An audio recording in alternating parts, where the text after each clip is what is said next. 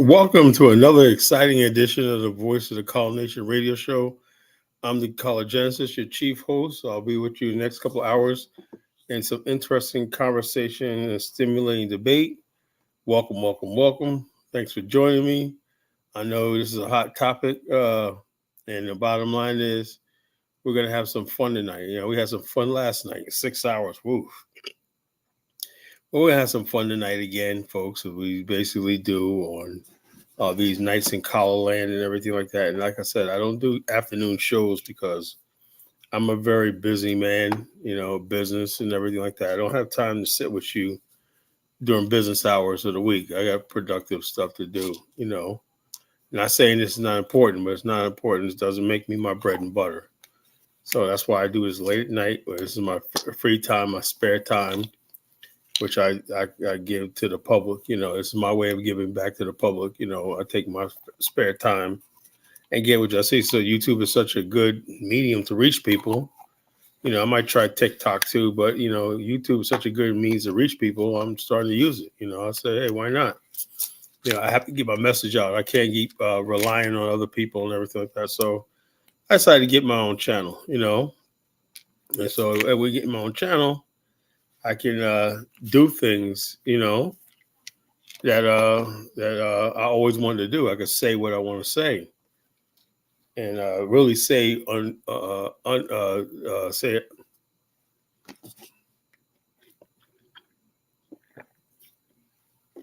say unadulterated comments without having to be, edited and told what to say. I could say whatever I want in this channel, and I let people say what they want to say.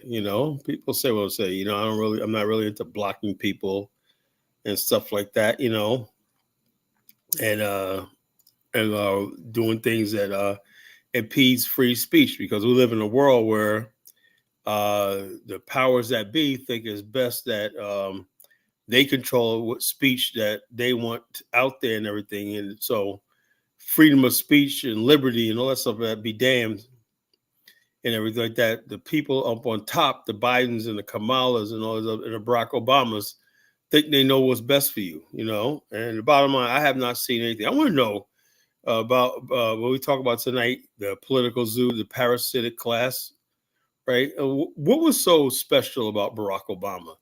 They had this thing out there. It's about, oh, he's so educated. His mother used to read to him at night books. Barry was such a. What was so fucking special about Barack Obama? What was so intelligent about him? Because I feel like a fool now. We got caught up into this thing called the Obama effect, the Obama deception, and all this kind of stuff like this. And I'm saying to myself, well, what did he do to deserve the messianic thing that I just think, to be honest with you, right, it was just coming on the George Bush presidency. People were just so fed up with George W. Bush because he's part of that. Even though he's on the right, he's part of that neocon elitist, way of thinking and everything. And they thought Barack Obama was for the people and everything. So let's get a guy in there. He's black. He's person of color. He's one of us. Blah blah blah blah blah. Then after 8 years, we discovered that Barack Obama is no different from George W. Bush. Nothing. He knows even George W. Bush or Bill Clinton or not. But he sucked the life out of Black America, right? If he really didn't believe in race and also like that, why did he say so at the start? Why would that he had people up there? Why, if he really believed that it shouldn't be about race and calling anything, why is he having dinner with Jay-Z? Why is he meeting with Ludacris and rappers and everything? He absolutely did basically play the race card when he was running, play on the blackness and stuff like that, right? Except when it comes down to policy. It came down to policy and tangibles, tangibles and everything. Barack Obama was nowhere to be found. But when it came down to getting us out to vote and whatnot, you got him out there with Jay-Z and Beyonce, and then Beyonce and Jay-Z it up and whatnot. And he's talking like he's a homeboy, he's a brother, and all this kind of stuff like this. So, like I said, man, the political zoo, Tonight we're talking about the parasitic class, And what is the parasitic class? The parasitic class are people who basically suck the. What is a parasite? What's a parasite? Parasite is a leech or larval state, whatever, that sucks the life out of its host. Black America is the host, right? And so we got parasitoids, that just live off the energy and the blood of Black America. Parasites suck the blood out of its host, and that's what these parasitic class of Black people and white people do. They suck the life out of the host and leave us dry and bare, and think he did you a favor by relieving you of all that energy and fat content and nutrients you have in you. The parasite comes and sucks that out and say, hey, you don't need your vital organs and all this stuff like this. We're going to do that. You're going to die, but we're doing you a favor. That's what the parasitic class does. It feeds off the host. The host gets no benefit from a parasite, nothing. So that doesn't that describe the new animal we have right now in the political zoo, the black parasite, Vespus or the wasp, the parasitoid wasp, I can play some videos too to drive home my point tonight, that we have a parasitic class, that all they do is come around, right, and suck up the life out of it. They play on our emotions and everything like that. We get nothing for it other than basically just the pleasure of thing. Call on his FBA. Stop with that FBA shit. I'm not FBA. I hate the friggin' FBA. It's the stupidest movement I've ever seen. The FBA is another parasitoid movement. Nobody asked this movement to exist, but they go online. They have no following. Less than 3% of the Black population know what it is and everything. But they go around picking fights with immigrants and whatnot on our behalf. That's parasite. They're piggybacking off us to basically drive home their stupid, narrow, ignorant points and everything. They're another parasitic class. The ADOS FBA, so that's going to, oh, yeah, I'm ADOS FBA. What's ADOS FBA? Well, basically African American. We're satisfied being African American. Why are we suddenly ADOS FBA? Why? Because they want to use thing. I'm not pick fights with them, I don't pick fights with them. I said they're a bunch of idiots, How are you gonna be an FBA? What foundation do you have in America? Nothing, you know. Oh, I'm not one of you. Trust me. I'm African American. You guys are a bunch of weirdos. You guys are a bunch of parasites. You guys are bloodsuckers. And your leader, Tariq, is the biggest blood-sucking parasite there is. So we're gonna talk about the parasitic class, that now we got the ADOS FBA. They're another parasite on our community that does absolutely nothing for us. You know how you know you're a parasite? When you suck the life, you claim you represent the whole of Black America, right?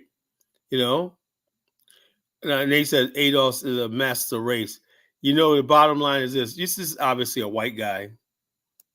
It's obviously a white guy. Let me, it's obviously a white guy. Talk about we're the master race and all kind of stupid stuff like this, I got to remove that comment. Maz, be on your guard tonight, folks. What's up, Great African? What's going on, brother? I got a real African leader in this. And I think my partner, my brother from Liberian brother, Liberian American brother, he goes back and forth from here to Liberia. He's doing a lot of great work in there. He's a great man. He's a leader, from the Ma tribe, of Liberia. Whatnot. These are powerful warriors, man.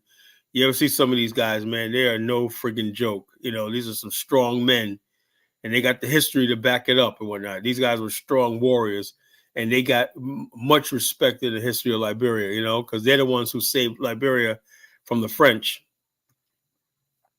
And so the bottom line is we pay homage to the Ma tribe here, we may pay homage to the Ma tribe here, and we call Mono, but they really the Ma tribe. He explained that to me. It's actually the Ma tribe. So we said the Ma tribe, but you'll see them as Mono tribe, but it's actually Mono. No means people. Ma tribe is the name of the tribe. So when people say Mono tribe, they're saying it twice, saying tribe twice or people twice. We Great African broke that down to me. So I'm gonna talk to him in a little while when he logs on. And the thing we start bringing the guests in, we're going to talk about what's going on in Liberia. how Liberia has a parasitic class in Liberia, it's sucking the life out of Liberia, the parasitic class, the people basically want to do like this.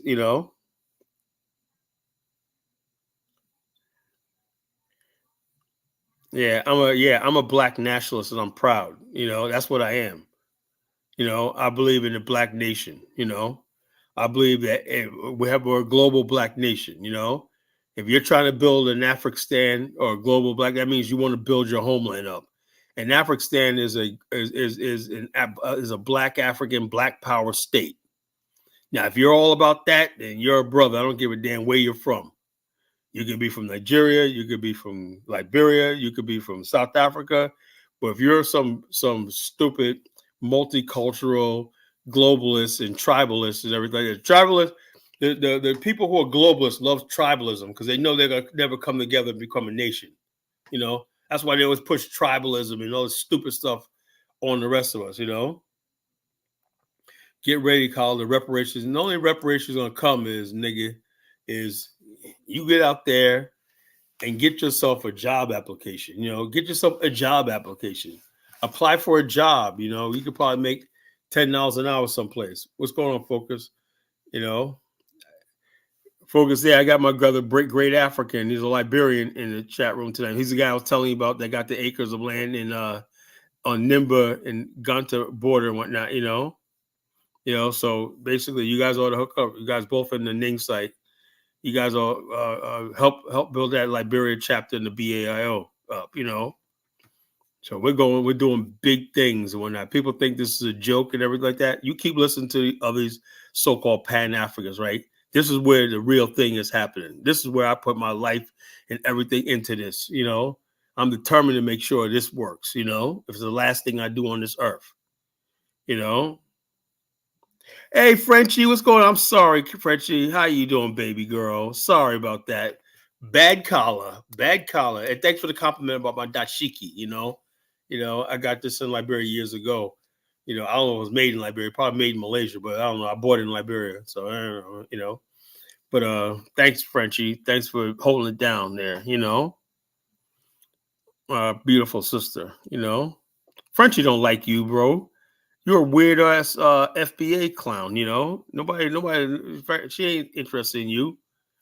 Frenchie likes real men, real black men, Don't want your FBA. If you don't want no parasitic class, people are parasite, Oh yeah.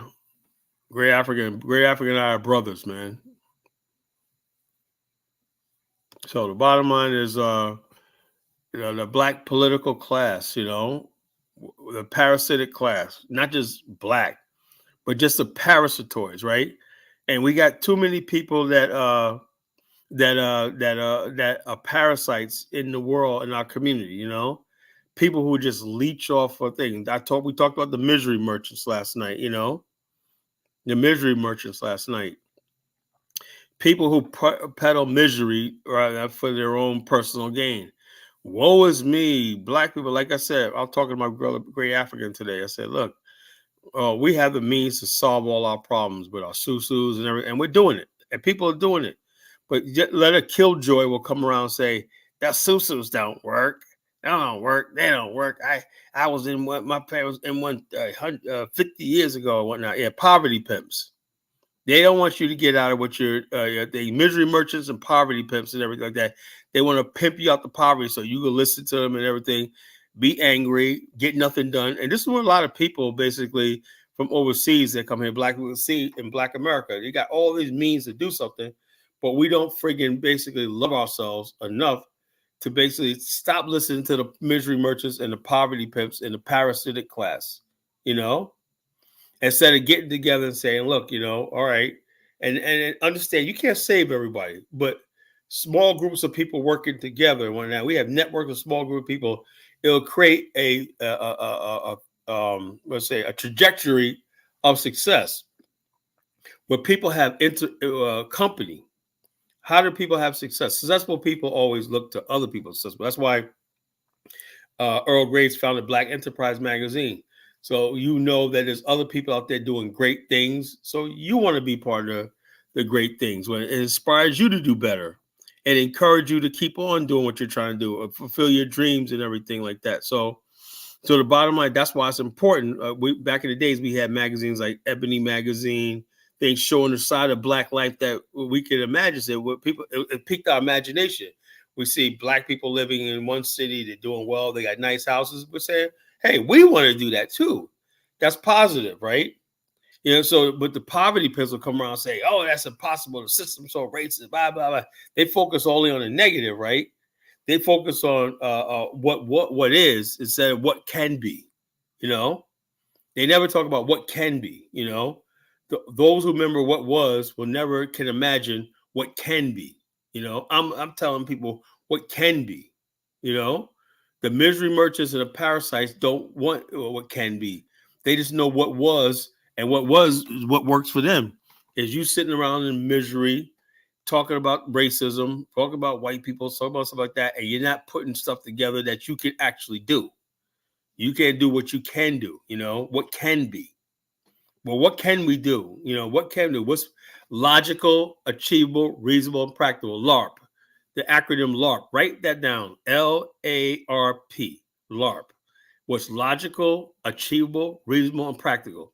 If everything is LARP, right, and say, look, so long as I'm a LARPist, LARP, LARP, LARP, LARP, LARP, LARP, LARP, LARP, I'm a LARPist, right?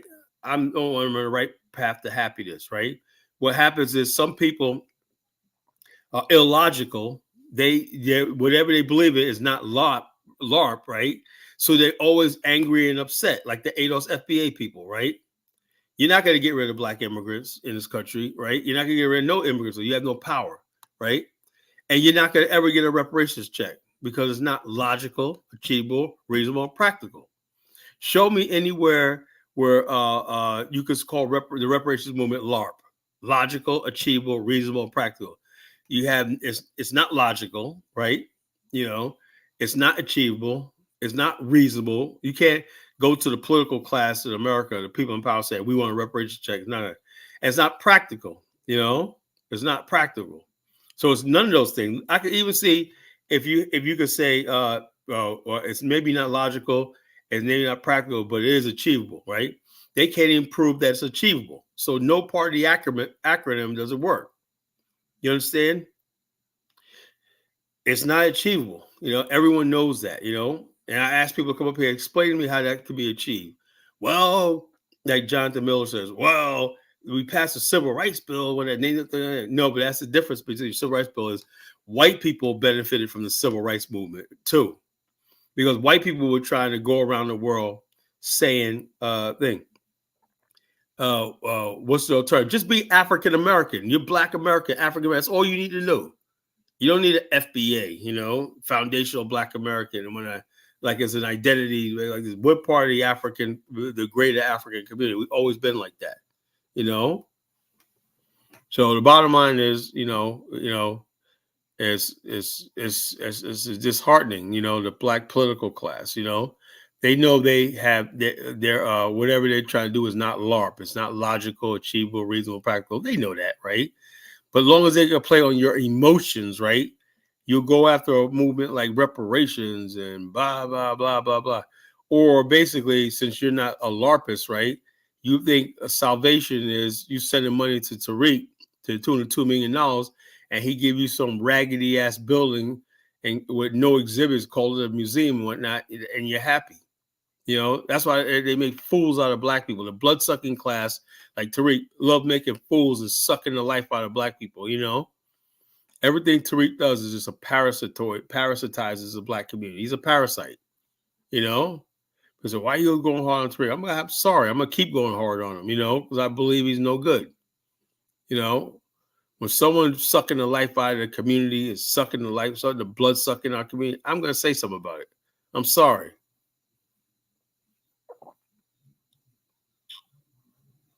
So the bottom line is, we're going to talk about that tonight. I was waiting for some more people to come in the chat room. And I'm going to start putting the link in the chat room for people to join us on the live and everything like that.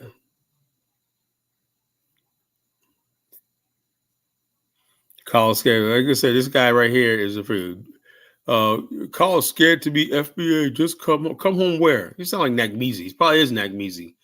Mabisphere is probably Nakmeezy. That's his other name. That's Nakmeezy. You know, FBA. FBA is a losing team. It's a losing concept. Black America don't embrace it. You know, I go by what Black America wants and needs when that. And the bottom line, that shit is this. You know, who is that? You, Nakmeezy. That's you. All you guys are weird. I can't believe that somebody else is a weirdo that got the same talking points as Nakmeezy. I can't believe there's two of you out there. You know, so it has to be you.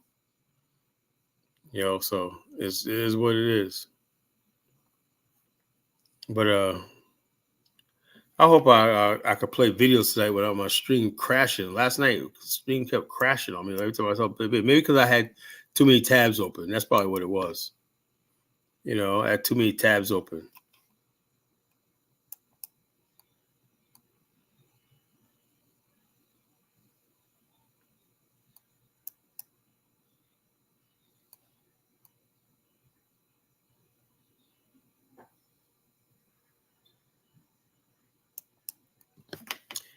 All right. To give you an idea, parasitic fly.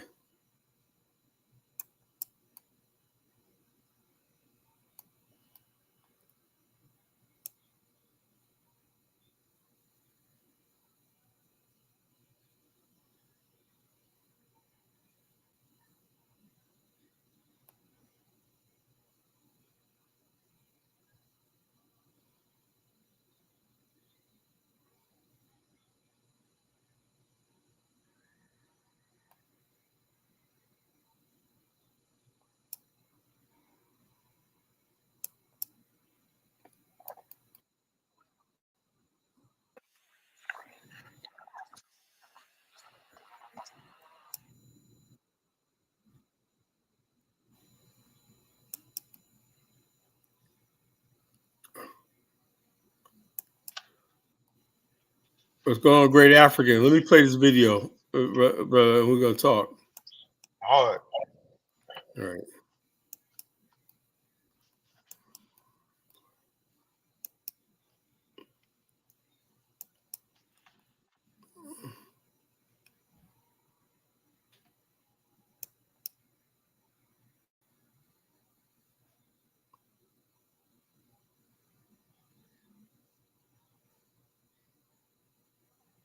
Okay, hold up.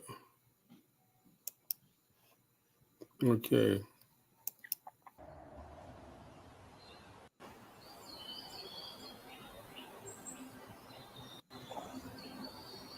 Our story starts here, in an allotment in England.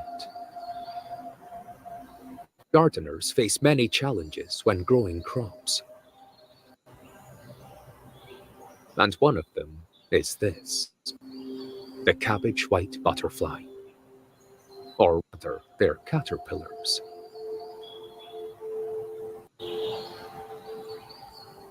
These insects have a voracious appetite and can easily strip entire plants of their leaves. But the smell of the caterpillar's saliva, when mixed with chewed up plant matter from a cabbage or radish, will attract visitors.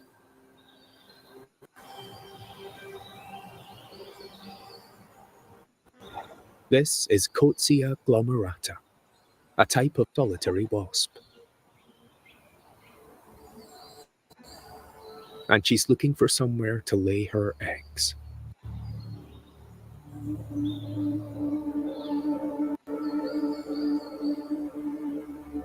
Caterpillars like these do not make easy prey.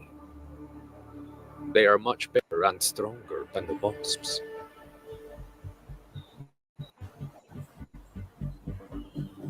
As well as being incredibly aggressive.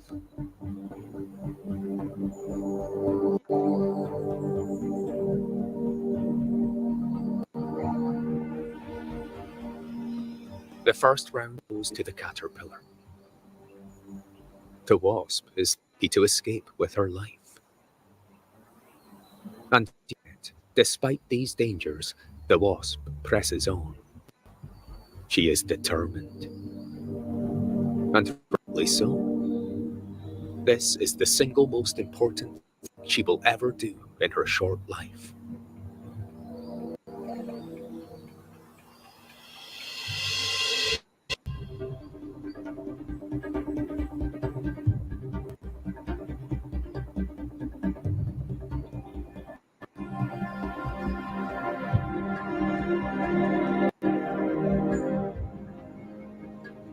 All she needs is a few uninterrupted seconds in which to lay.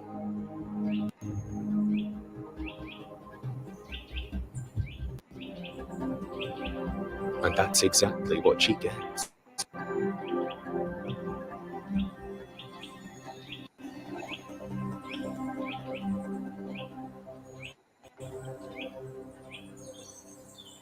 And just like that, it's over. The wasp has taken a beating, but she has been successful.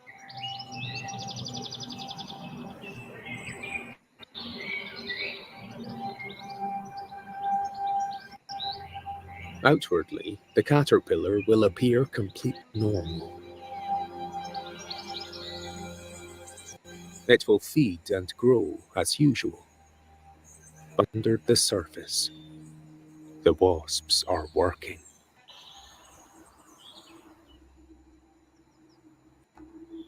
For 2 weeks now, they have been feeding on the caterpillar's non-essential tissues. And now they are ready for the next stage of their lives. It's time for them to emerge. The larvae release a chemical that paralyzes the caterpillar.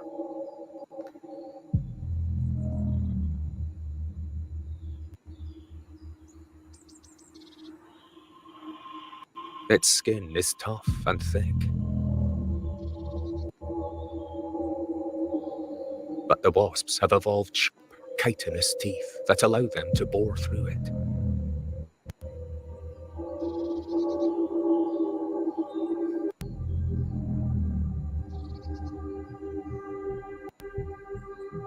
Once they're through to the surface, they begin waving contractions of their bodies from front to back.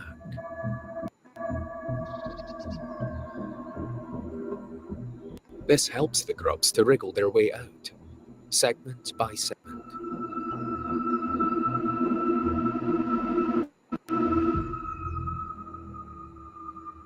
A female wasp can lay up to 50 eggs in a single caterpillar.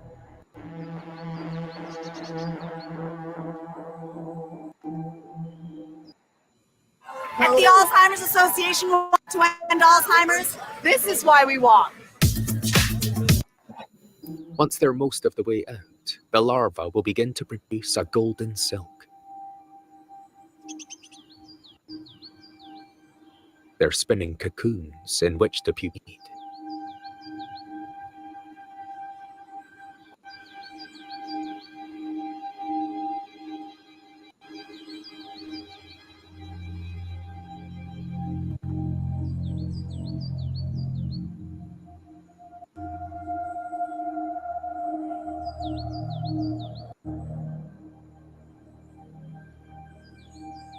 They extract themselves, the wasp grubs do not spill a single drop of blood.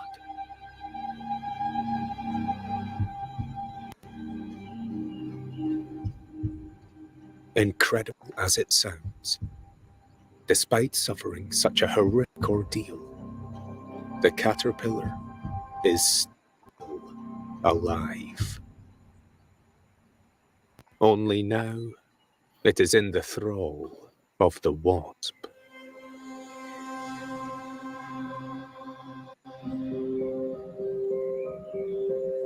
Using its own silk, it will reinforce the wasp cocoons.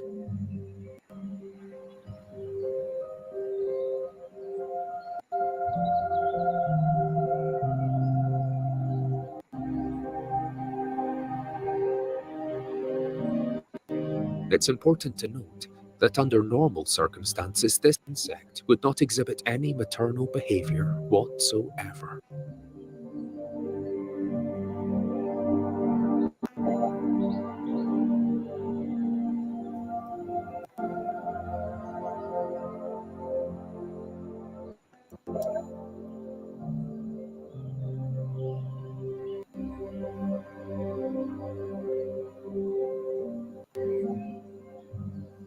Once the caterpillar has finished spinning, its watch begins.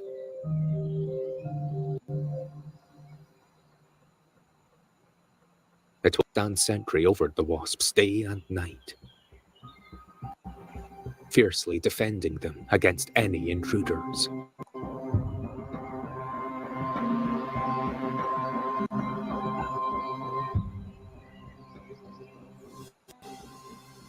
It will continue to do this until it starves to death.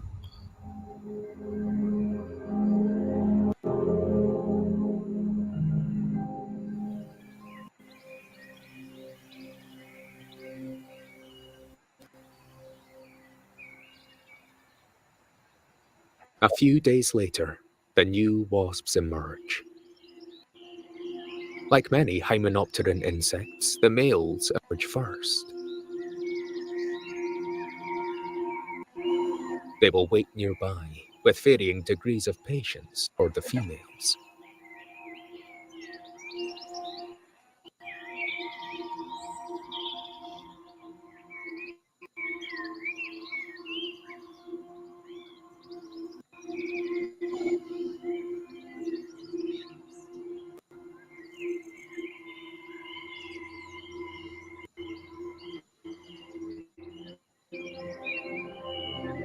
Thus, the cycle repeats itself.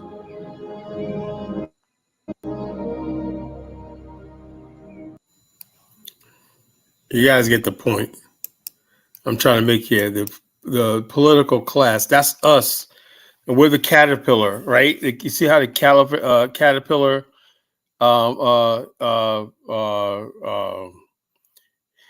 when he's been parasitoid, he doesn't bother trying to worry about himself eating or that. He's trying to protect what's killed him. The maggots that's inside of him.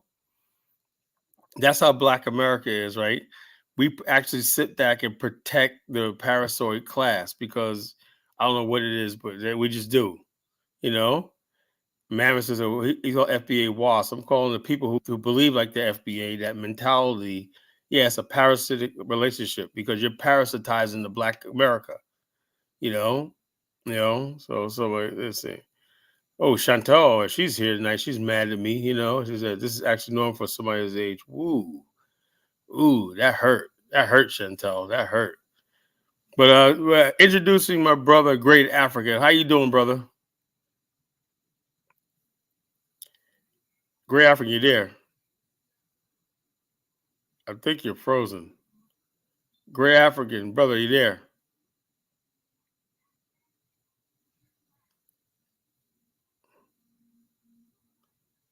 I think Great African, unless that's a picture, that's a live camera or what. But I don't know. Great African, I'm waiting for him to come on, and everything like that. Just give us a rundown about what's going on in Liberia. And so here we go. Yeah, let me go. Get rid of this.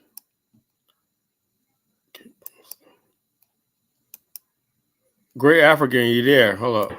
Yeah. I'm here. Okay, I was frozen out. Yeah, I saw that. You know what I'm saying? So, what do you think about that video? Is that fitting to the point I'm trying to make about the parasitic class? Oh yeah. We get I nothing. think one of the first books I ever read was the autobiography of Malcolm X, and he had a similar analogy where he said that Black people worldwide, we're like a dog, a trained dog that the dog would do everything to protect his master and be very, very ferocious. But when you see that same dog by itself in the streets, then you just stomp your feet and it runs off. Yeah. Right. So that's what Malcolm X was describing in that situation. So it's similar to and the entire, you see, when you say Black Americans, let's just look at it as Black people, because we don't basically behave or act in our own interests. Exactly. Right? Yeah. So the colonized African is similar to the colonized caterpillar. right? Yeah, yeah, yeah. And that's what it is. So you've been to Liberia, you've been to Africa in general, and um, that's just sometimes the mentality that people have. We um, we will. Another guy, Mugabe, he said that the Black South African, will support and defend a white man, but will kill his brother. You Yeah. understand what I mean? In going even staying in South Africa, there was a South African young lady who was forced to get out of the Miss South Africa pageant because her And father, they brought a white lady in. and she won, right? So there's examples of this parasitic behavior where we don't act and behave in our own interests, but we behave in the interests of the oppressor, Right. right? Now So it's like, and then you're a Mhm. Liberian, right? And Correct. you can see things clearly like that living in America. Why is it that I got people like this guy Zongo, he'll probably call in tonight, and Mike, when they'll come in tonight, they'll tell us we spend too much time talking about race and stuff like that. What is going on with that situation? Why so many people who choose not to see the obvious? So you told me a story about your son and the skin Mhm. color issue that he had. When you said you got to get him around, you always encourage your kids to go to historically Black universities, Right. and stuff like that. Can you Right. tell us about that? So yeah. So when it comes to like especially like my son is about to graduate from Howard. Um, he's my Congratulations. oldest, and part of it is I want him to even though where I live in an area that is predominantly white. So we go to Black churches because I want to make sure that my children are exposed to Black culture, whatever culture that we're in, right? And also not to be afraid of Black people, right? Yeah. So um,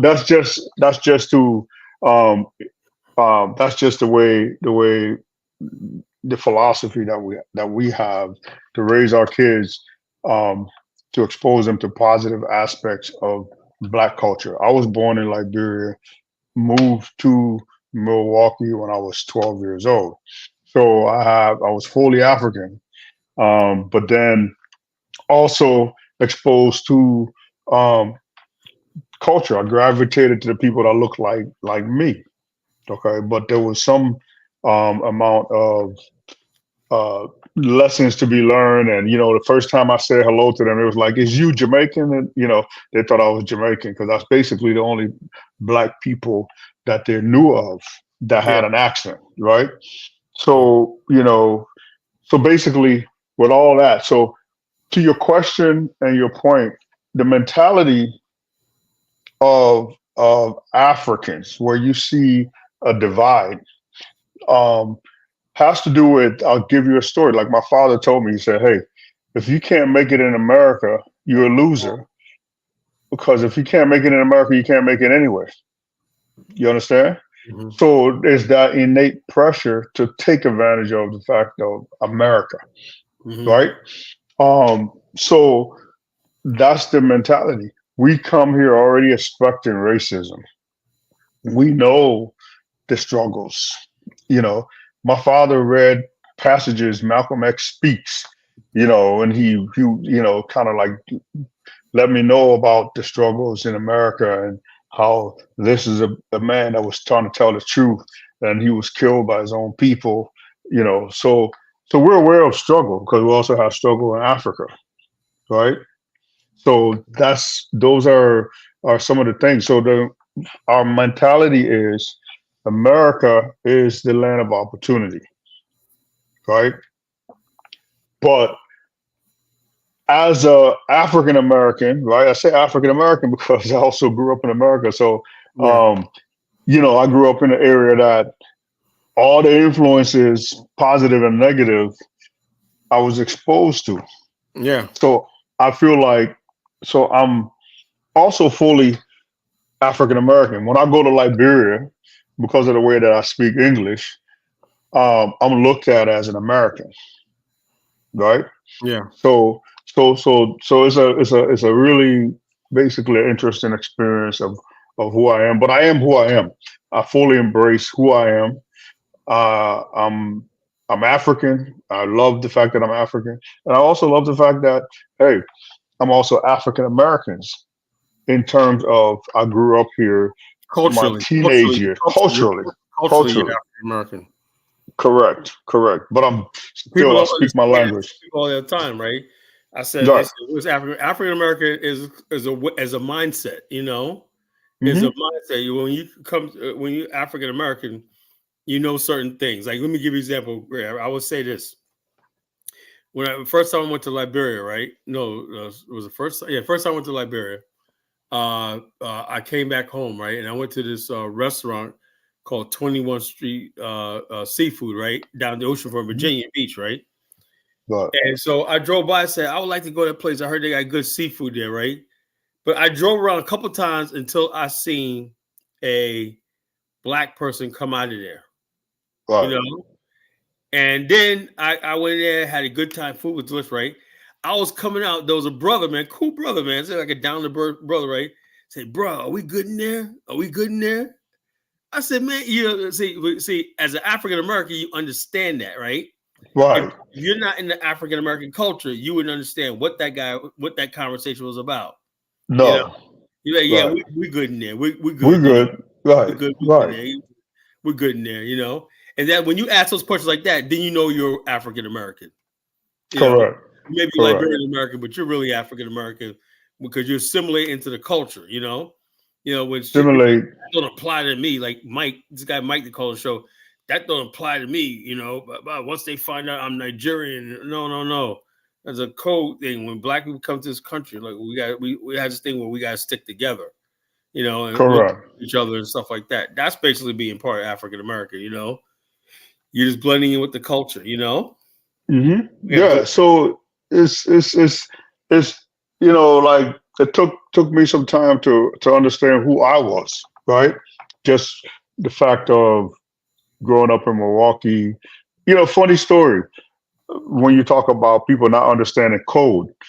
Okay, one of the first when I was just a kid, I was on a bus stop. So these guys, I was with one of my guys, African American guys, best friend, Mike, and so I didn't know some of these things. So these dudes roll up on us. They're like, "Who you riding with? Who you riding with?" So I was like, "I'm riding with the 76 bus." You see what I'm saying? So I didn't understand who you riding with meant which gang are you rolling with. Yeah. So they just looked at me and they looked at me confused and laughed because I didn't know. I didn't know what the hell you mean by who you riding. I'm riding with a damn bus. See what I mean? So those are just like codes, things that you learn over time, Mhm. but it doesn't mean that you're not black. Yeah. It doesn't mean that you aren't. Because like for example, my brother Colic, when you come to Liberia, there's certain things that you have to also learn to be Exactly. on code in Liberia, right? I So just said, there'll be but when I don't know, I just be quiet. You know. right, Yeah. exactly, But I try as best to understand how the culture works and stuff like that. How people haggle and stuff like that. You know, certain ways of doing that. But like I said, people always tell me, my wife was like, "You're just too nice." You know, right, they said you got to learn to start telling people, stop, no, and everything like that. You're too nice. You know, right, well, right. So we have to embrace who we are. So my wife is Jamaican. right. When we go to Jamaica, I don't say anything when it comes to buying anything because when they hear me speak, they hear an American. So the price is going to be jacked up. Does Exactly. that mean that they don't like Americans? No. Does that mean they don't like Africans? No. Check They this out. just say, hey, This is what I'm talking about, brother. right, This is my Nigerian moron friend. He says Kala wants us to come to America and learn black criminal codes. Did I say anything about being a criminal? No. no, Like no, this. no. See, that's what he thinks of Black America. Yeah, like you say, you went to a black church. So in other words, there's a wealth of black. I think what it is Mike probably got rejected by Black Americans on site, and he's got to, they probably looked at him and said, Right. Yeah. So we You got see, we got great African up there, good, tall brother, handsome, real fit, and everything like that. People like, hey, look, man, you could come and join us, but it's easy for somebody like him, Right. He's a good-looking man, we're like that, People like, okay, when you look at Mike, it was like, oh no, hell no. That's why. No, hey man, I started getting played because I'm aging myself, man. I started getting played when Michael Jordan, You told me about that. came on the scene. Yeah, Michael Jordan made it cool to be dark skinned. You know what I mean? I shaved my head. I was bald. You know what I mean? So it was like, it was a popular thing because back, when I was coming up, people like Albie Shore, all the guys with the Jerry curl. Right. That was the code. And then Jordan changed it all. Right. Timac with the Last Dragon, whatever. Correct. All of that. But the thing is, the thing that for me, I had a specific a mission. I want to be successful, right? And I wasn't exposed to some the negative, like when my father came, what my father told me. He said that he watched a video, like some kind of orientation video, where there's an African guy asking for direction. He went to the white guy gave him the direction, but he went to the black guy robbed him. You understand what I mean? So it was like it was a programming to project a negative image of Black Americans, right? But if you're not, Liberians tend to don't look at that stuff. They don't care. They don't buy that stuff. But Nigerians, all these other Africans do. Yeah. So like my Nigerian brothers, right? Okay, so you have to learn to look at people as individuals. There are some aspects of Nigerians that I admire, right? So I look at it, I'm like, if you look at the statistics, the richest Americans are Nigerian Americans. They're richer than any group, Indians, Jews, I don't care what it is. They're the wealthiest of all ethnic groups that are people living in America. So it comes with a certain level of confidence and arrogance. So even a Nigerian criminal sees himself as doing something good. I've known you understand what I mean? Yeah. Yeah. So they have hook or crook, they'll make that money, man. They're gonna make that money. They will, and there's some things that we can learn from them. Yeah. In the sense of, what? Okay, this is a racist country, but I'm getting my money. Yeah. Period. You know what I mean? So that's one aspect. Something about Nigerians that we can all look at and say, okay, these are people that look like us. A huge percentage of Black Americans, whether you like Nigerians or not, you have Nigerian blood pumping through your veins. Unfortunately, I got most of Congolese and Angolan blood in me, but I do got some Nigerian, Cameroon actually, Eastern Nigerian Cameroon blood in me. That's the same thing. Nigeria, Cameroon. Yeah, it starts to blend. They're right next door. It's like saying Liberia versus Sierra Leone. It's the same people. Right. So if you look at like when I the first time I visited Jamaica as an example, right? 2004, I visited Jamaica, and I told my wife, I said, but these people are like Nigerians, based on my experience. You understand? So it turns out a huge section of Jamaica, when you look at the DNA, are of Nigerian descent. My wife is Ghana too. Yeah, Ghana and Nigeria. Yeah, my wife is 56% Nigerian. Her grandmother's sister, who's still alive, is 90% Igbo. Right. So do you see like so you just start to see all of these things. So we just have to look at people and embrace a lot of the positive aspects. So you have to look at it and say, okay, if I was in a situation where I'm a black person um, in this oppressive system, in the belly of the beast, and we've had some of the wealthiest, some of the most successful black people that come out of this particular system, you have to look at those positive and learn lessons from it as a black person. Yeah. Okay. Liberia was a system, a situation where it was founded by Black Americans, right? Later joined by Caribbean Americans.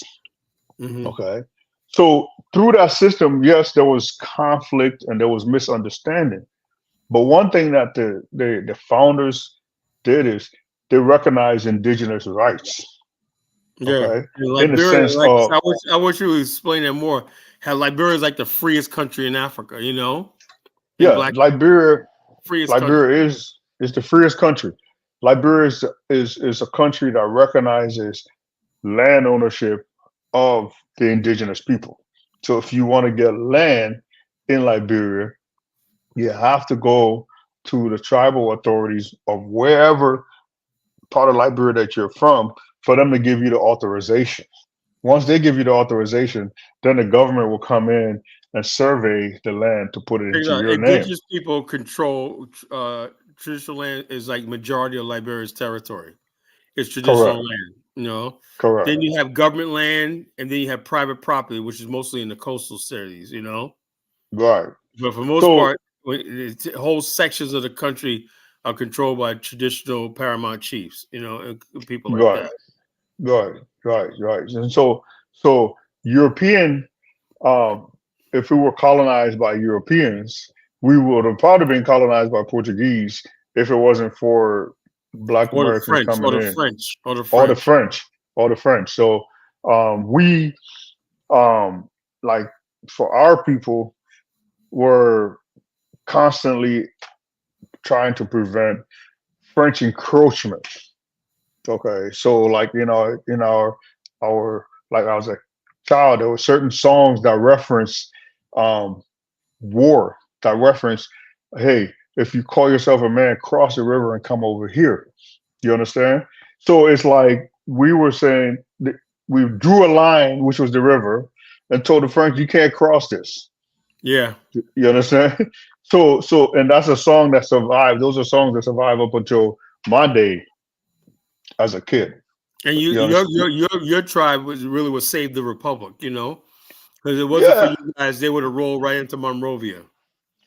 yeah. I mean, I wouldn't put it that simple. It's not simple because okay, so Liberia is what makes Liberia a little bit unique is this secret society that the majority of Liberian indigenous people subscribe to. It has multiple tribes in it. Yeah. Okay, so if for example I left Liberia before I was initiated, I go to Liberia today. If I go among the indigenous people, they'll give me respect because they believe that, yeah, if a child washes his hand, he can eat with elders. But I haven't gone through the initiation. So I don't have as much sway. So whether you are a white colonizer and come in and you say, hey, you know what, this, that, and the other, if you haven't been initiated, they're not, you're like a kid in their eyes. Okay. So it was difficult to break that Liberia, to break into Liberia, to colonize it, the Portuguese tribe, but the decision is actually made within the tribal council. Okay, so that to me is why Liberia was preserved until the uh, African Americans came when they were black people. So we're like, okay, yeah, come on in and you can have a seat over here.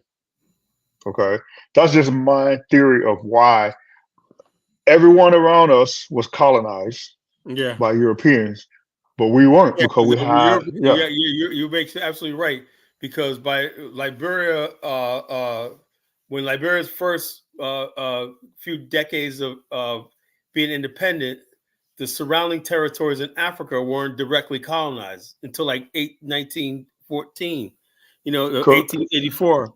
1884. So therefore, so what happened?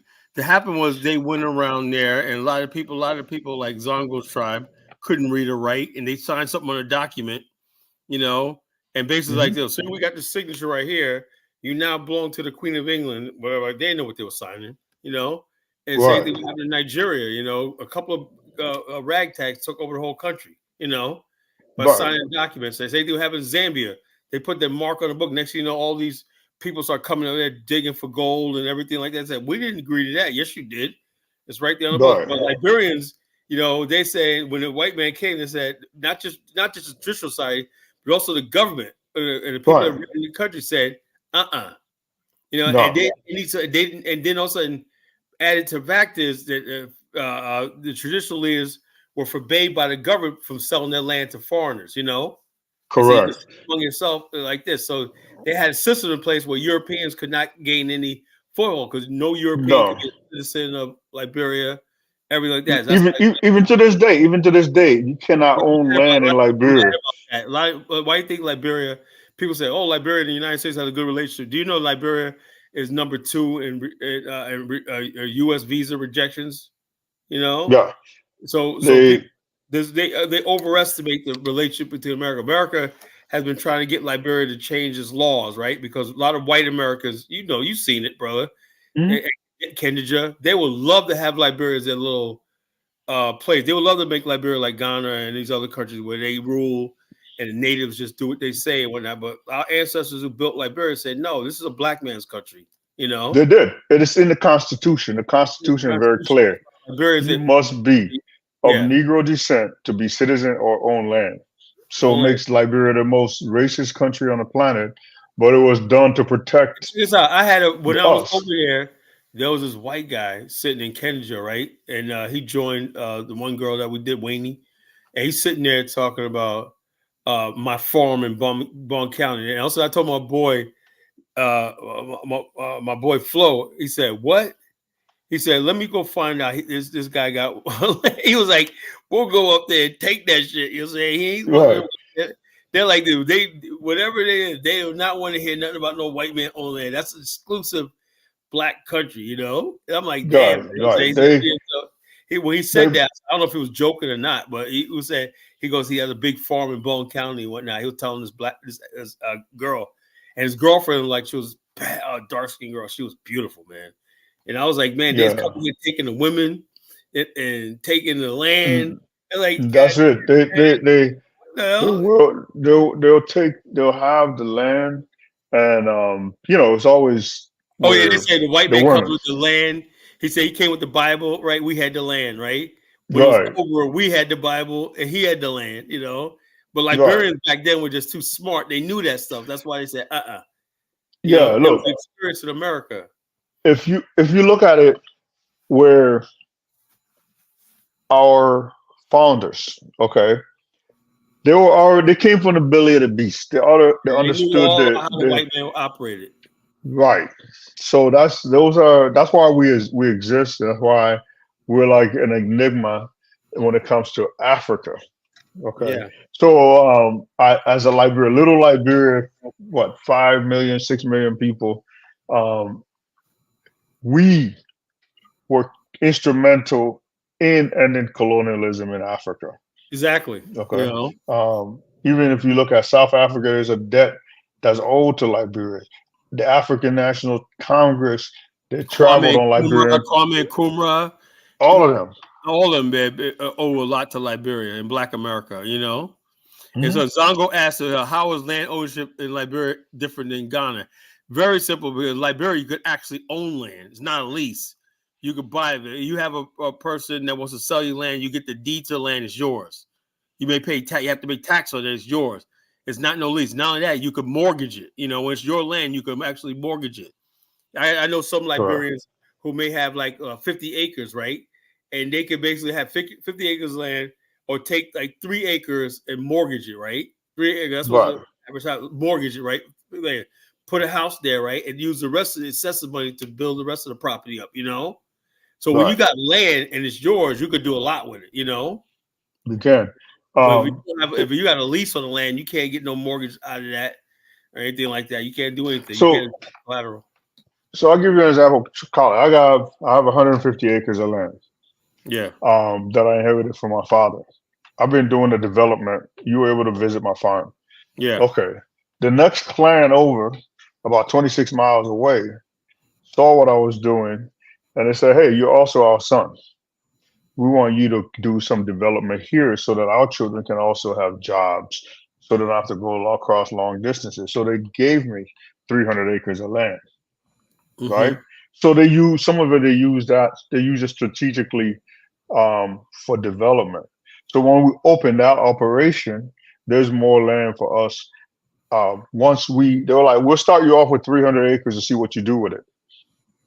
You see what I'm saying? So, Mm-hmm. so it's I'm sure that can happen in other African countries, but Liberia, I seriously there's doubt it. I seriously doubt it. yeah. You know, Liberia, because man, I go there. People basically giving me land. I'm like, no, no, no. You know, my boy Gray African got the land, and when he gets ready to do something up there in Nimba, I'm going to be right with him. So we can't be stretched too thin. You know what I'm saying? So when So you get ready to build that the African territory up there, and we're going to do it. You know, so I get how easy it is to get land and own property in Liberia, just being Black American. It's so freaking easy. You know. right, It's so easy, but it's like I said, but it's a lot of money in maintaining it and stuff like that. And, it's not easy. Are you ready to right. move there? I'm not. I got a business here. I can't move there right now. So what am I going No, to do? no. Yeah, it's tough when you look at it. We're in here, you know, children that that are going to school and just a lot of things. But it's good to be have your foot in two places, Yeah, yeah. I right? want to get it like that. That's why we got to get organized, man. Like you Yeah. was talking about tonight. We got Mhm. once we get organized, then people will be able to have 2 foot in one place. Right. But Because America has its points. I like four seasons. I've gotten used to, you know, looking out and seeing yeah, I like snow. America's infrastructure. I love the infrastructure Yeah. of America, right? If Right. something I like being able to go to the bank when I know the bank is shut down because the power generator's out, whatever like that, and Right. just basically knowing that shit works. You go operate. Right. I have a business, right? And people say, "Why don't you do remote?" I say, "I can't. I mean, I would love to live in Liberia, right? But I gotta have constant electricity. I gotta have constant internet and stuff like that. We're not there yet. One day we'll be Right. there." But we're not Right. just there yet, and so therefore Mhm. let's use both countries for the time being. Now, what Liberia could be is that have the advantage they have over America is being a manufacturing hub. You've seen the labor, Definitely. right? The labor. Mhm. We talk about you got people working for you. I see Right. your work. Oh yeah.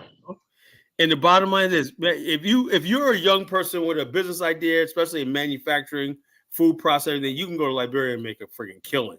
You can. Because you got the labor there, hard working. Liberians work harder than anybody I've ever seen in my life. Those are hardworking Yeah. people. Yeah, Yeah. I like what It's they do. I say I can't do that, man. It's like shit. You guys are working all day and all night and whatnot in the heat. I'm like, hell no, man. I was like, hell. it's so Liberia is the Wild Wild West. Okay. It was founded as a refuge. If you want to read something that will make the hair on your back stand up, read the Liberian Declaration of Independence. Oh That's yeah, you know Hillary what I T. mean? By Yeah, Hillary T. read that. You read that, and you like literally the hair on your back will stand up. You know, you might Well, not be born in Liberia, I but mean, you'll see it. he really stuck it to America in that declaration. You know what I'm saying? He said we Yeah, were neglected, our humanity was there. Now we're here to reaffirm this land is about us reaffirming our humanity to the world. right, And right. that right there is lost in history because Black people in America, That's they're going to be in America and not have their humanity affirmed. You'll never have that until you have a land of your own where you could declare yourself whatever you want to be. You're still right, waiting. We're still waiting on the civil rights and everything like that, and white people to change their minds and all stuff like this. The gradual stuff. On day one, Hillary T said, "From here on, we're men in this land. hmm I'm a king. This land, I'm the boss. This land here, right, that was more important than anything in the world. Having a land where we're the master. right. And it's when he talked about the injustice that they face in America, when he talked about the grievances that they had while living in the land of their birth, okay, with no, like no justice. So they took it upon themselves to take this great risk and come across. It's crazy, man. That is the most patriotic thing as a black person, when you read that. Yeah, Okay, and I when quote you in my novel, I had one of the characters quote Hillary T. in Journey to the Promised Land. right, He's mentioned in my novel, by a character named Marshall. He was basically like, Hillary T, our founding father, said this, whatever, like that. So this book is really good. It just shows you there's a balance for you. Your sister, even though she's mad at me right now, she loved the book. She said it was brilliant, Carla, and she's like yeah, me and her aren't seeing eye to eye right now for right. Well, but it's the bottom yeah. line, she's the number one authority on Liberian history that I've seen. Oh yeah, She's yeah, the yeah. number one authority on Liberian history. Yeah, she's definitely well researched, on those things. And seriously, Liberia is overlooked. Um, if you are a black person from anywhere on the planet, you need to look at Liberia and look at how that country was actually able to survive, um, being taken over by France. We lost some territory to France. We lost some Yeah, territory to the England. British. Yeah, Yeah, yeah, but we still remain, because when you look at it, that's where and we that's are. plenty of that's still a lot of territory up there. There's still a lot of territory, Still a man, lot of bro. territory, even though we Our lost like half the country. It was like twice the size before. There's still a lot left. There's still a lot left, and our minerals haven't been fully discovered or exploited, Right. So right? when I So, look at Liberia as that lush farmland, you've been up to Cape Mount, right? oh, Cape Mountain is beautiful. Do you see Mhm. how beautiful when look over there, you see the cactus trees and the Right. greenery? Tell me, I had to stop there on the bus. I said, I gotta look at this, man. That was Yeah. so freaking scenic and beautiful. And they got little tiny mountains right there in the hills. I was Right. like, oh my God, this is like heaven. And then overlooking Lake Piso, they got little islands out there. I'm like, this is Right. freaking heaven, man. No wonder our ancestors. Imagine what they felt in the '60s when Lake Piso was a attraction, and in Robertsport. I was hanging in Robertsport. I was like, this was like the 1940s in Black America somewhere, And Right. I was like this. I'm like Mm-hmm. the narrow streets and everything. It was at Nana's Lodge. I said, man, this Yeah. place Yeah. Yeah. was a paradise back in the It days. was a vacation hub. It was Yeah, nice. it Yeah. was nice, man. And you All that see, beautiful. when you look at, so some of the names, Liberia, Cape Mount. Mm-hmm. Cape Mount is it's a Portuguese word. Yeah, Macerado is a Portuguese Macerado's word. Cape. I think. Cape Palmas. We were trading with Portuguese long before the transatlantic slave trade, right? They were like, we were trading, and those were Portuguese uh, trade hubs. But it's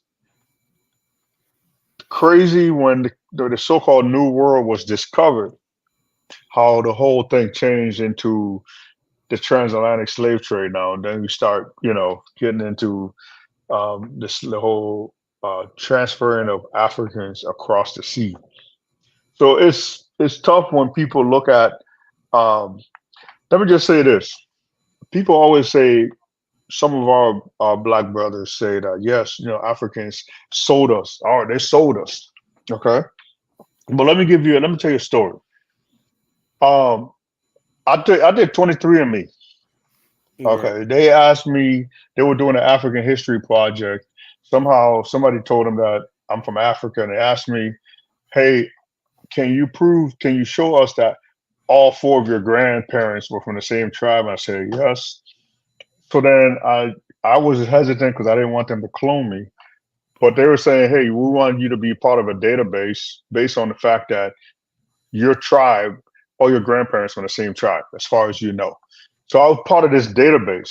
Right now, more than 1,000 African Americans are my DNA relatives. Okay. So which means that obviously most of it is from my mother's side. So somebody in my family along my maternal line was captured into slavery, Mm-hmm. sold into the Americas, and her DNA spread across to the extent that just within that little thing that I did, more than 1,000 Black Americans are like my fourth cousins, fifth cousins, like that. Okay. So there is a professor at Carnegie Mellon. She's an African American lady, and she wrote a book called Deep Roots. This is before I did this 23andMe. In that book, Deep Roots, she talked about the African origin of Black of rice production in the United States. Mm-hmm. So basically, what she said is the slave traders, what's now known as Liberia, Sierra Leone, and Guinea, was known as the rice coast. Okay, because the first wave of somewhere in South Carolina, these African women that came braided rice grains in their hair. Okay, and as a Liberian, and you know this, if I haven't eaten rice, I haven't eaten. You understand? Yeah. So these slaves started to grow rice for their own feed, to feed themselves. The slave master said, "Oh wow, this is a good grain." So then they figured out where it was being grown. So then they started exploiting more people and capturing more people and bringing them in and growing rice. And South Carolina became the richest colony. Yeah. Okay. All right. So that's a long story, but I'm gonna bring it back to you. I bought that book. I connected with this professor on LinkedIn. And then 3 years later, I do a DNA test. And guess what? She's my fifth cousin. Wow. Wow. Yeah. Okay. She's my fifth cousin. Why is it that she wrote a book on the African origin of rice production in the United States? Why? Because in her family, there was a story of a woman that was captured in probably present day, somewhere in the rice coast. Okay, so that story stayed in her family for generations. They're like, yeah, well, our ancestor, just like how some people say, yeah, you know, my grandmama was Cherokee, full-blooded Indian. Yeah. In her family, it was like, okay, this lady was captured by Portuguese in a rice field. So when she wrote a book about rice production in West Africa, she visited Liberia. She visited Sierra Leone because Sierra Leone is in the middle of Liberia and Guinea.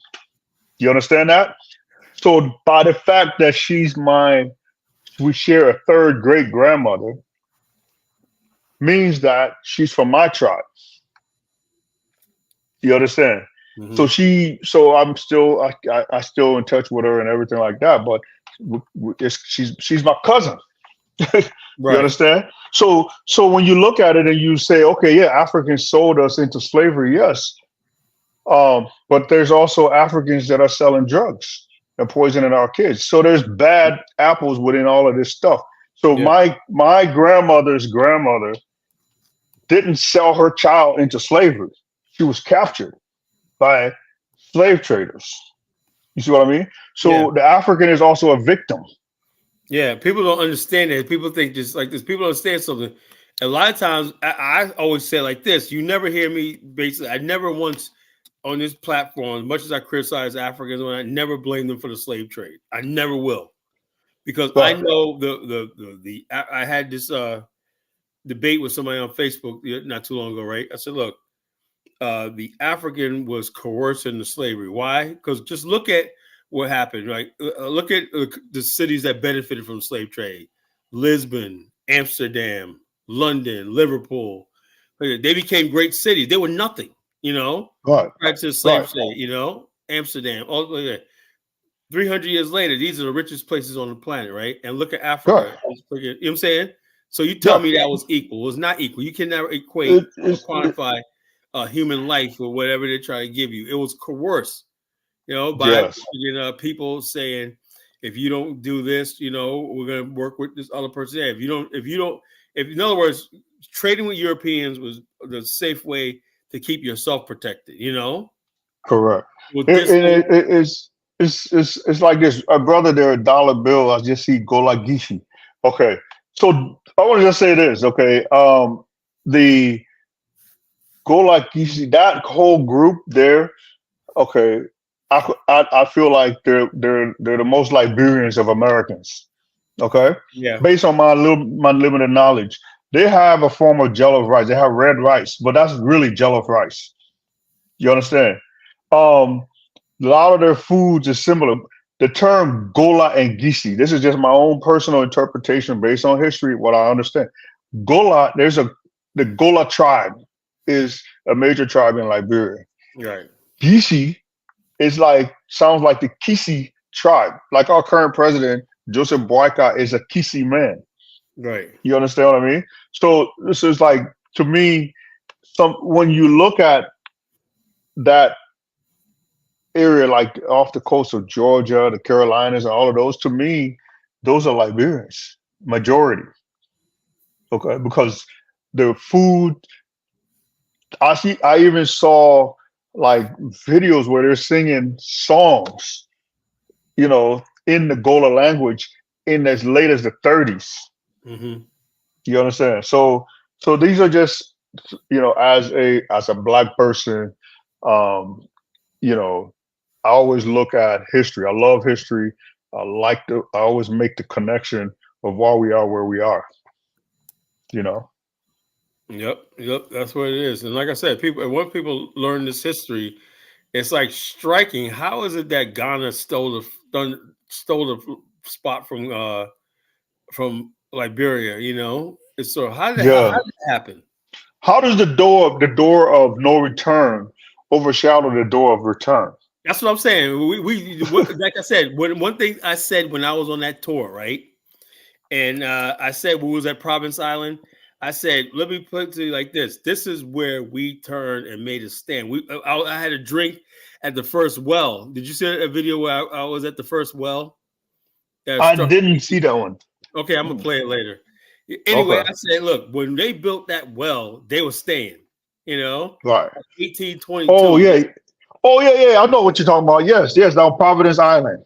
Province Island. Did you see that Oh video? yeah. No, I didn't see that video, but I know Providence Island. I know Right. they I'm gonna play it it later. used to be called. It was first it was called Perseverance Perseverance. Island. Yeah, Perseverance. It's Because they like persevered. it's crazy because the first ancestors that I came to Liberia went to Sierra Leone, Freetown, and they were rejected Because of the British. The because of the British. British, British and they said, had to go. Black Yeah, Americans, no, yeah, yeah. y'all can't be around here. Remember that movie No, Django? He said he can't be around. yes, You can't bring him around my niggas. He's like, no, exactly. And it's like it's so when you look at it, honestly, you can make a movie about it. yeah. You understand? It'd I, be like, I have people, several like Lionsgate, want to make a movie about Journey to the Promised Land, right? But they want me to come up with the money for the screenplay, and that's going to be like $15,000 minimum, because they but want. that's something that we can do, man, bro. We could like because listen, when God has a plan, the devil is also busy, right? So it's like to me when I look at it, it is a story of freedom. The Yeah, black story isn't being told. When you look at Sierra Leone as well, right? Because black Americans also settled in Sierra Leone. yeah, Okay, those black Americans that settled in Sierra Leone went to Sierra Leone by way of the American Civil War, the American Revolutionary War. They were yeah. freedom fighters. They fought on the side of the British for their Went to freedom. Nova Scotia first, and then Yeah, some of them came from the islands, Caribbean, and some of them yeah, came from England. England, it was a good place to send unwanted black people from England, right. to Sierra Leone, and So so it was like I think it was I don't know if it was like 14 ships that left Nova Scotia and eventually went to Sierra Leone. You know, and those are people that fought for their freedom. yeah, You know, they fought and left America. So those are interesting. A lot of history. but like I said this last night. I said we don't know our real history. All people want to tell us, like the misery merchant will tell us, is how the only thing they want us to focus on slavery. I said, look, the idea that black people sailed like the majority to the I wrote this book just for that reason. You know, Right. I said, what about those of us who took our destiny to their own hands, and not just in Africa? What about the story of the black people who settled out west to places like Nicodemus, Kansas, and stuff like that? You know, do you know Right. there was a little Liberia built in Baja, California, Mexico? You know, I didn't even know that. oh yeah, check this out. Most of the people wanted to go to Liberia. Like 90% of Black America wanted to go to Liberia, right? But the thing is, there was no means to get us there. The government, when the Civil War ended, the American Colonization Society collapsed. It ended. They didn't have no reason because they needed us to do their labor for them in Reconstruction. But Right. in my book, talked about the Liberia Exodus Company that was created in Charleston, South Carolina, where it said we're going to buy our own ships to do this, right? Because Right. people were like, okay, well, and people don't understand something. Liberia was not created for slavery. It was created to get rid of free blacks out of America, you know? Right. Right. Free blacks were a threat to the institution of slavery, you know? Correct. And that's what it was, you know? So therefore, in the process of going to Liberia, they became a people, you know? It was like, okay, I'm going here, then we become a people, you know? But the free blacks community, you know, some of them stayed back because they say they couldn't abandon our slave brothers and sisters and everything, which was probably true.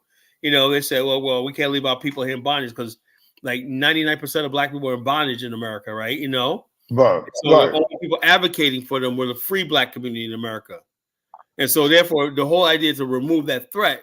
You know, like so that's why history we always look at Liberia as a portrayal. When I know we should have found a way how to after slavery how to get majority of us over there. You know, that's comfortable in America.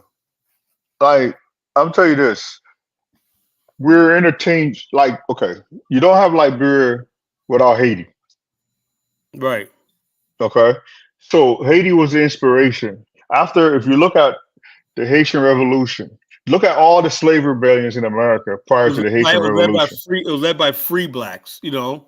Correct. Who had education, they could read maps and everything. You have to. It's like separate the head from the body, you know. Right. The Haitian Revolution was actually done by Haitian black Frenchmen, black French elite, who basically had some sort of kinship, even though they were Frenchmen living in France, right? They were loyal to the court. Toussaint Louverture said, "I'm a Frenchman. I'm loyal to the French crown." Blah blah blah blah blah. But somehow he led this thing because he thought Napoleon and all these other people were wrong for the conditions of the African people. Basically, his conscience kicked in and said, "How can we basically promote something that degrades people, you know, like this, you know?" Right. And so the slave rebellions in Haiti, and they're always led by the elite among the educated. It was elite. America, let's get rid of this black elite, you know, send them overseas, whatever like that, to get rid of them. You know, that's why they initially supported Liberia, but Liberia turned that into a black nationalist movement. You know, correct. What started as a place to dump black people that they didn't want in America and recaptured slaves, became a black nationalist movement and became nationhood. You know, I explained that. But I was thinking and say, look, these dissimilar people say, look, let's forge a nation here out of many different backgrounds, many different things. If the white man can do it, we could do it, you know? Right. And so this Mike O says, Colin wants to recolonize Liberia. Why, yo, Great Africa, you know me for many years. Does it seem like I want to recolonize Liberia? What is he talking about? No. You know? No, that's a false statement. When you talk about recolonizing Liberia was never colonized in the sense of colonization. You don't colonize a place and then let the natives own the land. Yeah. Okay. The most important. Let me tell you something about the Mono people, right? The Ma people. He goes correctly, Ma people, right? Those are some strong friggin' people. I can't imagine trying to colonize these people. Those are some tough, strong dudes up there and whatnot. And when you go to Nimba, when that's the most beautiful place on the planet, Mountain Nimba, you see a new hotel they got there on Mountain Nimba? You know, I mean, beautiful. Yeah. I can't wait to go there when So the bottom line is, you know, and Nimba, the reason why I love Nimba so much is unlike the people on the coast and everything like that, they basically stayed up there And to me, Nimba is the most developed part of Liberia. The highways are freaking nice, modernized, whatnot. The electricity is good. Everything up there, they got everything. People seem like they're happy and whatnot. It's like, geez, this is like being in upstate New York. I was like, damn, man. I'm saying, I'm because you always think when the further you go into an African country, the worse it's going to be. No. Nimba, it's like, whoa, man. It's like, they got to kick pumping up here. They're doing better than the people in Monrovia. I'm like, dang, Yeah, like Jackie's Resort. You ever been there? Jackie's Resort? Yeah. Oh yeah, Jackie's. We got Alvino. We got different. So like Nimba is across the world. Is okay. Well, where you went, Ganta. Was it Ganta? Right. Which is it's on the border, so it's not far from the Ivory Coast. It's not far from Guinea. And so because of that trade, Senegal is where the Organization for African Unity was founded. I was at that side. Did you see my picture? Yeah. Such a picture. I was at where they signed the OAU. Yeah, the OAU. Right there. So let me just tell you a quick African American connection to the foundation of the Organization for African Unity, which is now known as the AU. Right. So there was a guy, you're familiar with Kwame Nkrumah, and then you're familiar with Marcus Garvey's United Negro Improvement Association. Yeah. Okay. Garvey had disciples. One of his disciples was Kwame Nkrumah. Okay. There was an African American brother. His last name is Stewart. I'm not remembering his first name. It was Stewart. Yeah. Okay. So Stewart knew Kwame Nkrumah. Yeah. When Marcus Garvey died, Stewart became the head. He became the president general. He relocated the whole organization to Liberia. Okay? Because that was Marcus Garvey's dream.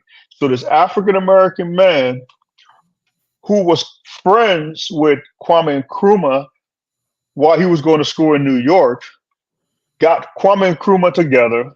He got President Tubman of Liberia together, and then President of Guinea, Sékou Touré, together. They went to Nimba into Senegal, had a meeting, and decided to form the Organization for African Unity. That was in 1959. 1959. Okay. That organization was also instrumental in supporting the independence movement that they call the Wind of Change, that helped to free. Also bringing down the apartheid regime in South Africa. The apartheid regime in South Africa. So South Africa, like the ANC, Nelson Mandela, all of them were traveling on Liberian passport. Liberia was the only country that made it illegal for any white South African to step foot on Liberian soil. That's how militant that was in terms of freeing the rest of Africa out of colonialism. Okay. Without James Stewart, probably, I think that was his name, the Organization of African Unity would have probably been delayed by decades. Yeah. But because of the connection that he made. That was a bold move. Think about it. So when people come up to me now in the chat room, Colin, you can't build anything, let's go. That's how they felt, insecure about themselves. We don't know. Sékou Touré come down here, Kwame Nkrumah, and then you got three brothers. One, Tubman of African American slave descendant. You had Kwame Nkrumah, and you had Sékou Touré, and all the differences set aside. Said this is a brotherhood. We want to free our. Only one mission was to free our people on this continent. And so correct. They worked together. They worked together. So bottom line is, they didn't know how it was going to turn out, but then it caught on the rest of Africa. Okay, let's talk about this Organization of African Unity, and say, let's talk about it. But if they would listen to people like Zongo and Mike, they would never did it. They were like, no, it can't be done. It can't be done. Like this. It'd be like James Stewart wants to colonize Africa, colonize Africa, So generation of Africans like Zongo and Mike are weak, they're not like strong like the past generations. Yeah, so you look at it, think about it. Marcus Garvey, a Jamaican. James Stewart, an African American, Kwame Nkrumah, a Ghanaian, Sekou Toure, a Guinean. Those four got together and formed an organization that basically freed Africa. Yeah. That's Pan-Africanism. Yeah, working across. Everybody had their own spot. Kwame Nkrumah's main concern was Ghana. That's acceptable, you know. And the Liberians had to worry about Liberia. We get that, you know. Everybody did. But the bottom line is Pan-Africanism is saying that, you know, look, we're both black. Let's work together across, you know, line because we're black. That's all Pan-Africanism means. It don't mean I forget who I am as an African American. It don't mean brother, great African forgets who he is as a mono brother, you know, from Liberia or not. But we're still brothers. We're still brothers. We're still brothers. We talk about Africa and stuff like that. How we could all benefit because we're the same race. Yeah. You know? So Carla, when you were on your way to Nimba, I don't know if you had a chance to stop at BWI in Bone County. You know something? I think I didn't stop there, but I drove by it. I saw it. You know, BWI. Yeah. Yeah. You know, BWI is a long ride. You know. Yeah, that's Booker Washington Institute. It's in Liberia. They call Booker Washington Institute in America is now called Tuskegee Institute. Okay, but the collaboration between Liberia and an African American, the president of Liberia at the time visited Booker Washington Institute in Tuskegee, and he said, "We need this in Liberia." So they formed. And that Booker Washington Institute is a technical institute that teaches agriculture, that teaches carpentry, different things. The Ricks Institute, you know. Correct. Colleges and stuff like that, you know. So, like I said, we have a lot to be proud of in this country. It wasn't perfect, right? But at least it wasn't perfect. But at least we could say whatever you see in Liberia is what we built on our own. We built on our own. We didn't have settlement. There was no white settlement and nothing like that. What we have is ours, you know. So exactly. So country. Where all the imperfections, that's to me it is the fact that Liberia exists is a testament to the will of Black people, the strength of Black people. The end of the myth of white supremacy, you know. White supremacy have us thinking stuff is normal, failure and poverty is normal. No, it's supposed to be the natural state of man. It's supposed to be success and everything like that. So when we look back in history, say Liberia was a success, it did this or that, this like this. Let's build upon that success. You know, they got it so like that. Oh well, this happened over there but you forget about all the success Liberia had. You know, up until the 1980 coup and the Civil War and stuff like that. Forget about all that. And basically, forget about the good stuff that you don't see Europeans just walking around free. Now you see Chinese, though. I disheartening when I do see Chinese. You see these chinks there in Liberia. You know, they're walking around. And I don't know what they're doing. What are they digging for gold? They're everywhere. It's like a new parasite again. Exactly. A new scramble for Africa. Yeah. You see. And so, like those of us that are here, we're trying to reconnect and develop. Because if we don't do it, other people are going to do it. Yeah, I know. You know? I saw that over there. If we don't get a thing, that's why I said I'm just basically like, hey, look, I'm gonna do the best I can. We had the business conference that was over there, and they're excited about the idea of Black Americans. What transpired was the president is now in Atlanta courting Black businessmen, you know, and that's a direct result of the work we was doing, you know, in Liberia a few months ago, you know, and you know, stuff like that. So the bottom line is Liberia is like, hey, look, but the thing is, you know, we just got to make sure, you know, when people get on the ground, and also people got to understand something. Liberia is a developing country, right? Everything's not going to be perfect, you know. No. Perfect. Right? You know, but Liberia is making strides. I heard they completed the road, Robertsville Highway Road. You know. Oh yeah. That's we're getting, once we start to get connectivity, again, infrastructure wise, we're not on the level of Ghana. We're not on the level of, you know, obviously Nigeria. We didn't have the quote unquote benefits of Yeah. colonialism. Right. We didn't have a zaddy. Yeah. You understand what I mean? We didn't have a colonial master. We didn't have like a powerful European country. We were known as America's stepchild because we were like an inconvenient situation where, you know, they were like, okay, you know, you're going to solve this small problem for us, but now go away. Like the United Yeah. States didn't even recognize us for a long time Right. as a country. Okay.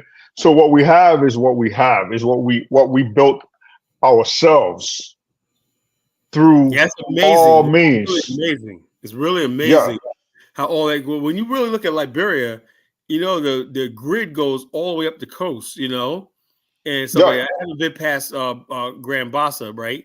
But I Mhm. see power line. When I see power line, something I look for is power lines. You know, and Right. transmitters, and I see power line, miles and miles of power lines, those tall power lines going up and down the coast and whatnot. That means everyone could be connected to the grid. You know. Right. You know, so So that's the thing, you know. yeah, look, our the in all the presidents of Liberia, my favorite one was Talbert. Um, Talbert had a slogan: "Total involvement for higher heights," and he had a movement to move the people from mat to mattresses. So some of the stuff he was like, he straight up, he wasn't perfect, but he had a vision for Africa. When he Right. was assassinated, when he was overthrown, he was the head of the OAU, the Organization for Organization. African Unity, Yeah. right? And he made a fatal mistake speaking out against Palestinian oppression.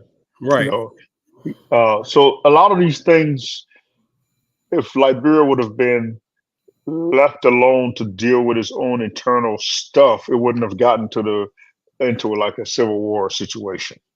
Yeah, it Okay. just collapsed. It just collapsed. You know, it collapsed. Yeah, Yeah. we were in the '60s. Our economy was growing faster than like Singapore, all of those Japan places. was faster than Japan. Japan, Mexico, everything had a high standard of living. Yeah. And Why so, do people keep using terms like if Black America recolonized? Look, bottom line, we're gonna work together to build Liberia and colonize. We're gonna build the country, you know, and we want to build Liberia. um, I'm sick and tired of people saying things like it said if Black America is recolonized, will we produce the interest of Liberia? But our interest is Liberia's interest, you know. yeah, yeah. And So first Liberia, of the bottom all, line is Chukwu, you can say all you want. Liberians know who we are. They know the average Liberian don't think we're colonizers. They don't think none of this stuff like this. They basically no. know we're like one and the same. They Liberians listen to our music. They know who are, or they know stuff about us, you know, that Let's more put it than this. Let's put it. Look. The when I was a kid, they used to call Liberia Petite American. You understand what I mean? Like that was like the French speaking, you know, Africans. They look this. It's not because we are who we are. I say I am who I am. Liberia is what it is.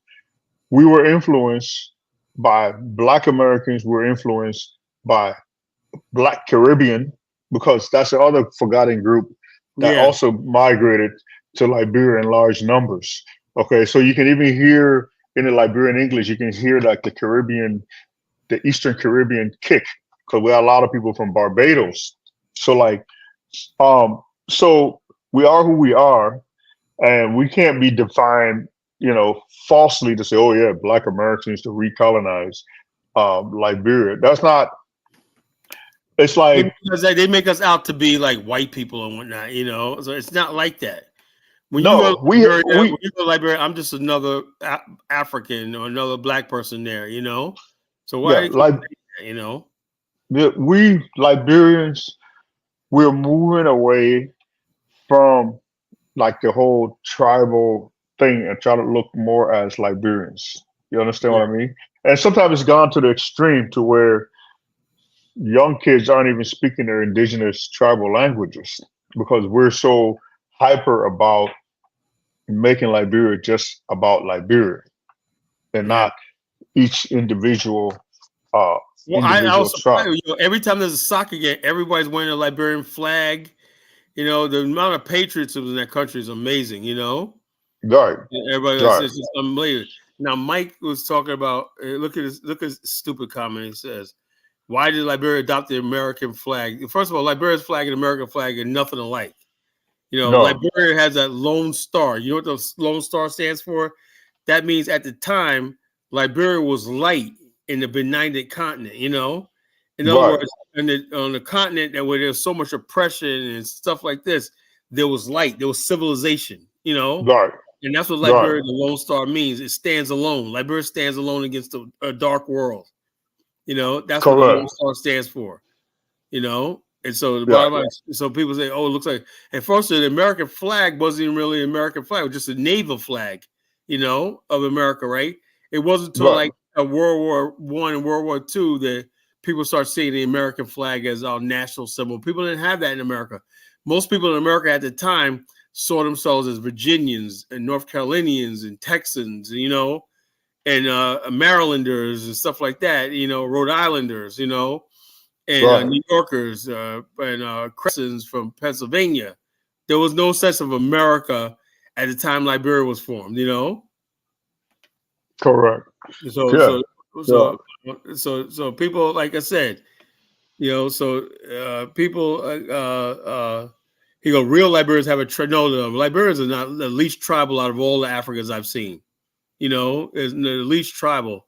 You know, you'll have somebody that's a Bossa dude, a Vi dude, whatever like that. They're all working in the same place, eating each other's foods and everything like that. Liberia is not tribal at all, to tell you the truth. You know, Yeah. It's you know. it's not. It's like, and now, by the way, we have the best food on the continent. Yeah, the Liberian Yeah. food is the best, man. The best food, you know, best food in the world. To tell you the truth, because I got Black African American food right there, so that's my favorite food, soul food, right? Liberian Right. soul food and African food mixed together, you know. So I got everything, Right. you know. Right. Like this, you know. So, and by the way, Mike, I know you're Nigerian. I just want to let you know that Liberia has the best jollof rice. Yeah, Nigeria they can't do. compare. Check us out, man. My wife Isabel's Jello rice. Oh my god, that's so freaking good, man. You know, yeah, the best jollof rice, man. I never tasted nobody else's, but god damn. You know, he Yeah. said video where Bomani was eating a jollof rice. He was like, "Damn, it's the best shit I ever tasted." I'm gonna play a video. Hold up. Let me see. Let me see. I'm gonna play a video.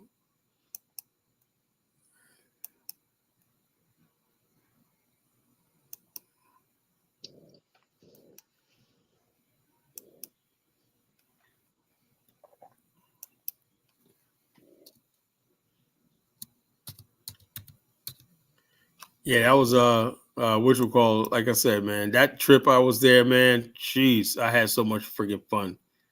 You know, I had so much fun there, brother. You know. Yeah. Okay, I want to get the video of Bomani eating the jollof rice. He ate the first time he had Liberian jollof rice. It was at Nana's Lodge. Oh You know, yeah. it was at Nana's Lodge. You know, he was like, "Yeah, man, it's the best jollof rice." Hey, but I like eating my jollof rice. Isabel makes ours with chicken and shrimp. You know, Oh yeah. Yep. and chicken and shrimp. Man, God, that's delicious. But mine's like a vegetarian, whatever, like that. He just likes the rice. I'm like, and you gotta have shrimp in it, something like that, you know? Yeah, Oh shrimp in it, yeah. chicken or shrimp. Yeah, Isabella makes that shit. It's like shrimp and chicken, man. God, that shit's spicy and good, man. Jeez, I can't find. I'm trying to find these. I don't know where the playlist. I gotta find his playlist. Why the playlist never? Okay, playlist.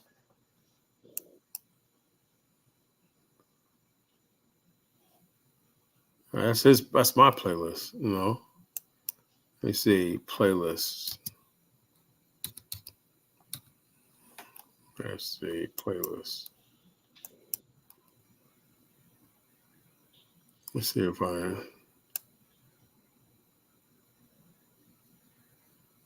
culture and Marshall. I'll keep playing with this. I don't know. I can never find shit when I need it, you know. I don't know if I Yeah. can find a playlist on my phone. Okay, wait a minute. Here it is. playlist. Boom. You know, okay, boom, here's a playlist. Liberia tour. Okay, Africa tours, Liberia playlists. Here we go. Boom. Come on, load up.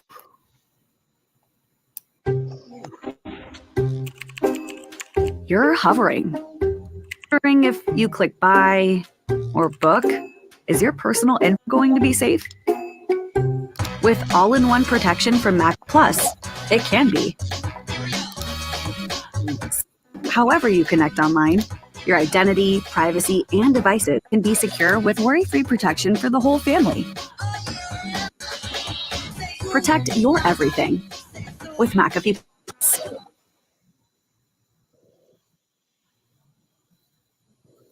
Size large. Okay. Let's go now, it's time to get busy. Let's go now, it's time to get busy. Come on, let's go now, it's time to get busy. Okay, here we go. Here we go. This Bomani had trying that. Look at that, man. Look at that friggin' lobster we had. I was like sitting there like I had no appetite, man. Even if food was there, I wish I would have tore that lobster up, man, you know? Yeah. What kind of fish is this? Look like a kingfish or something. Is that Fish, dear family. That's what you call it, Liberian jollof rice. Yes, jollof rice. The best jollof rice in the world. Liberian jollof rice. Exactly, 100%. To say it, family. He I've said, had all Bomani kinds of said, jollof rice. best jollof I rice in took the one world. taste of this. I was like, this is the second time I had it, and it's just still the same. Yeah. Whether you're in Georgia or you're in Liberia. So you finally get the jollof rice? Yes, man, the best jollof rice you're gonna have in life. No way. Hey, what's better than Liberian jollof rice? I make mine myself. So the Philadelphia, Delaware jollof rice is better than Liberian? No, because I wouldn't go out and buy it. I would cook it. Okay. Hey, I'm gonna send you to a Chinese restaurant and we're gonna rotisserie the dog. And some people like dogs, you know. It's kind of like something like lobster. Did you see the sun come down? Did you catch it? Yeah, have you been in Nuns Lodge, Gray African? In the morning, I'm good out there in Yeah, Skinny Dip. definitely. You met the guy, what's his name, Musa? When I was there, Yes, I don't Carly, think ready to Musa jump was there. Okay. He But made sure, he I took hope they are. care. And what time? And Isabella sitting there. Excellent family. Before we do this, family. So the journey continues, and we're gonna enjoy this beautiful lobster seafood dinner here at Nana Lodge. You know what I'm saying, family, it's worth the drive. nice. Everybody complained about that long drive. I never heard the end of it. That long drive. They're like, man, Carl, you told me this, man. You can't satisfy me. SketchUp for iPad is the most complete. Man, I thought they were gonna lynch me, man, because that ride was long. Going out there. Yeah. What was it, about 4 hours or 3? We're not. Well, it's 4 hours, but the thing is, had we got up on time, right, and got through the city, right, we would have got there in like 2.5 hours, 3 hours maximum. You know what I'm saying? But Right. We didn't leave till 11, and then we stopped along the way to get refreshments and everything up there. And so ride through the city. You got to ride through the city to get across St. Paul Bridge and all stuff like this, and that's where all the time came in. Right. You have to leave early. Like if you're trying to get out of Monrovia, you got to leave like I told him, 5 o'clock. We have to leave. I said no later than 9 o'clock. Even 9 o'clock is Yeah. late, but no later. 9 o'clock is late. We got to be like this, but because we were going to Nan's Lodge, we're taking our luggage with us, right? It wasn't backpacking. We were moving out of Nan's Lodge. The way Bamine does his tours, like we go to another resort, we're taking everything, and we're not like backpacking. So people had to get their luggage down and all stuff like this, and it was just a real clusterfuck. It was really cluster, But everybody's mad at me, boy. Colin, you told us. You know what I'm saying? I was like, dude, man, I said when I was there last year, it was only 2 hours because I was at an SUV. We just zipped up there, Right.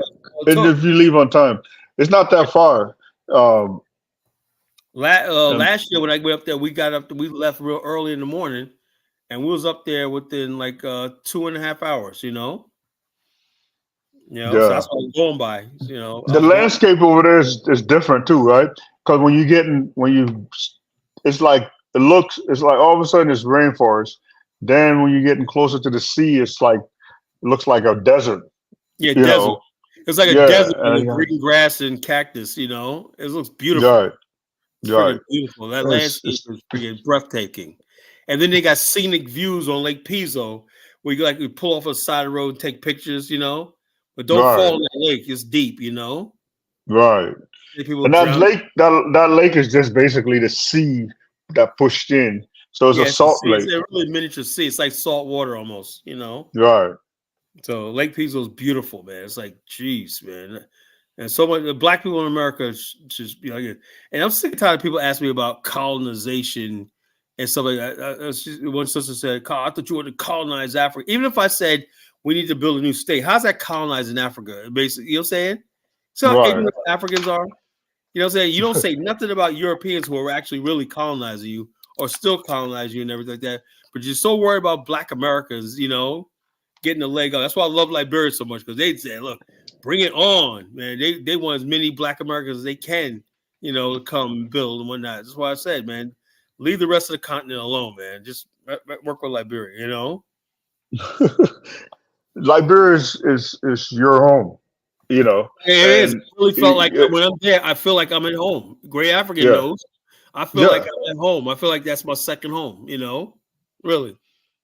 yeah. I have to make a pilgrimage to like see my Gola Gishi people, because those are Liberians in America, Yeah. as from everything that I've seen.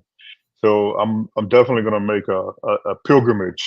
It's beautiful You down there in know. the low country in South Carolina. It's beautiful down there. Just Mhm. that people down there don't take. There's a beautiful culture. The Gullah Geechee culture in South Carolina is beautiful.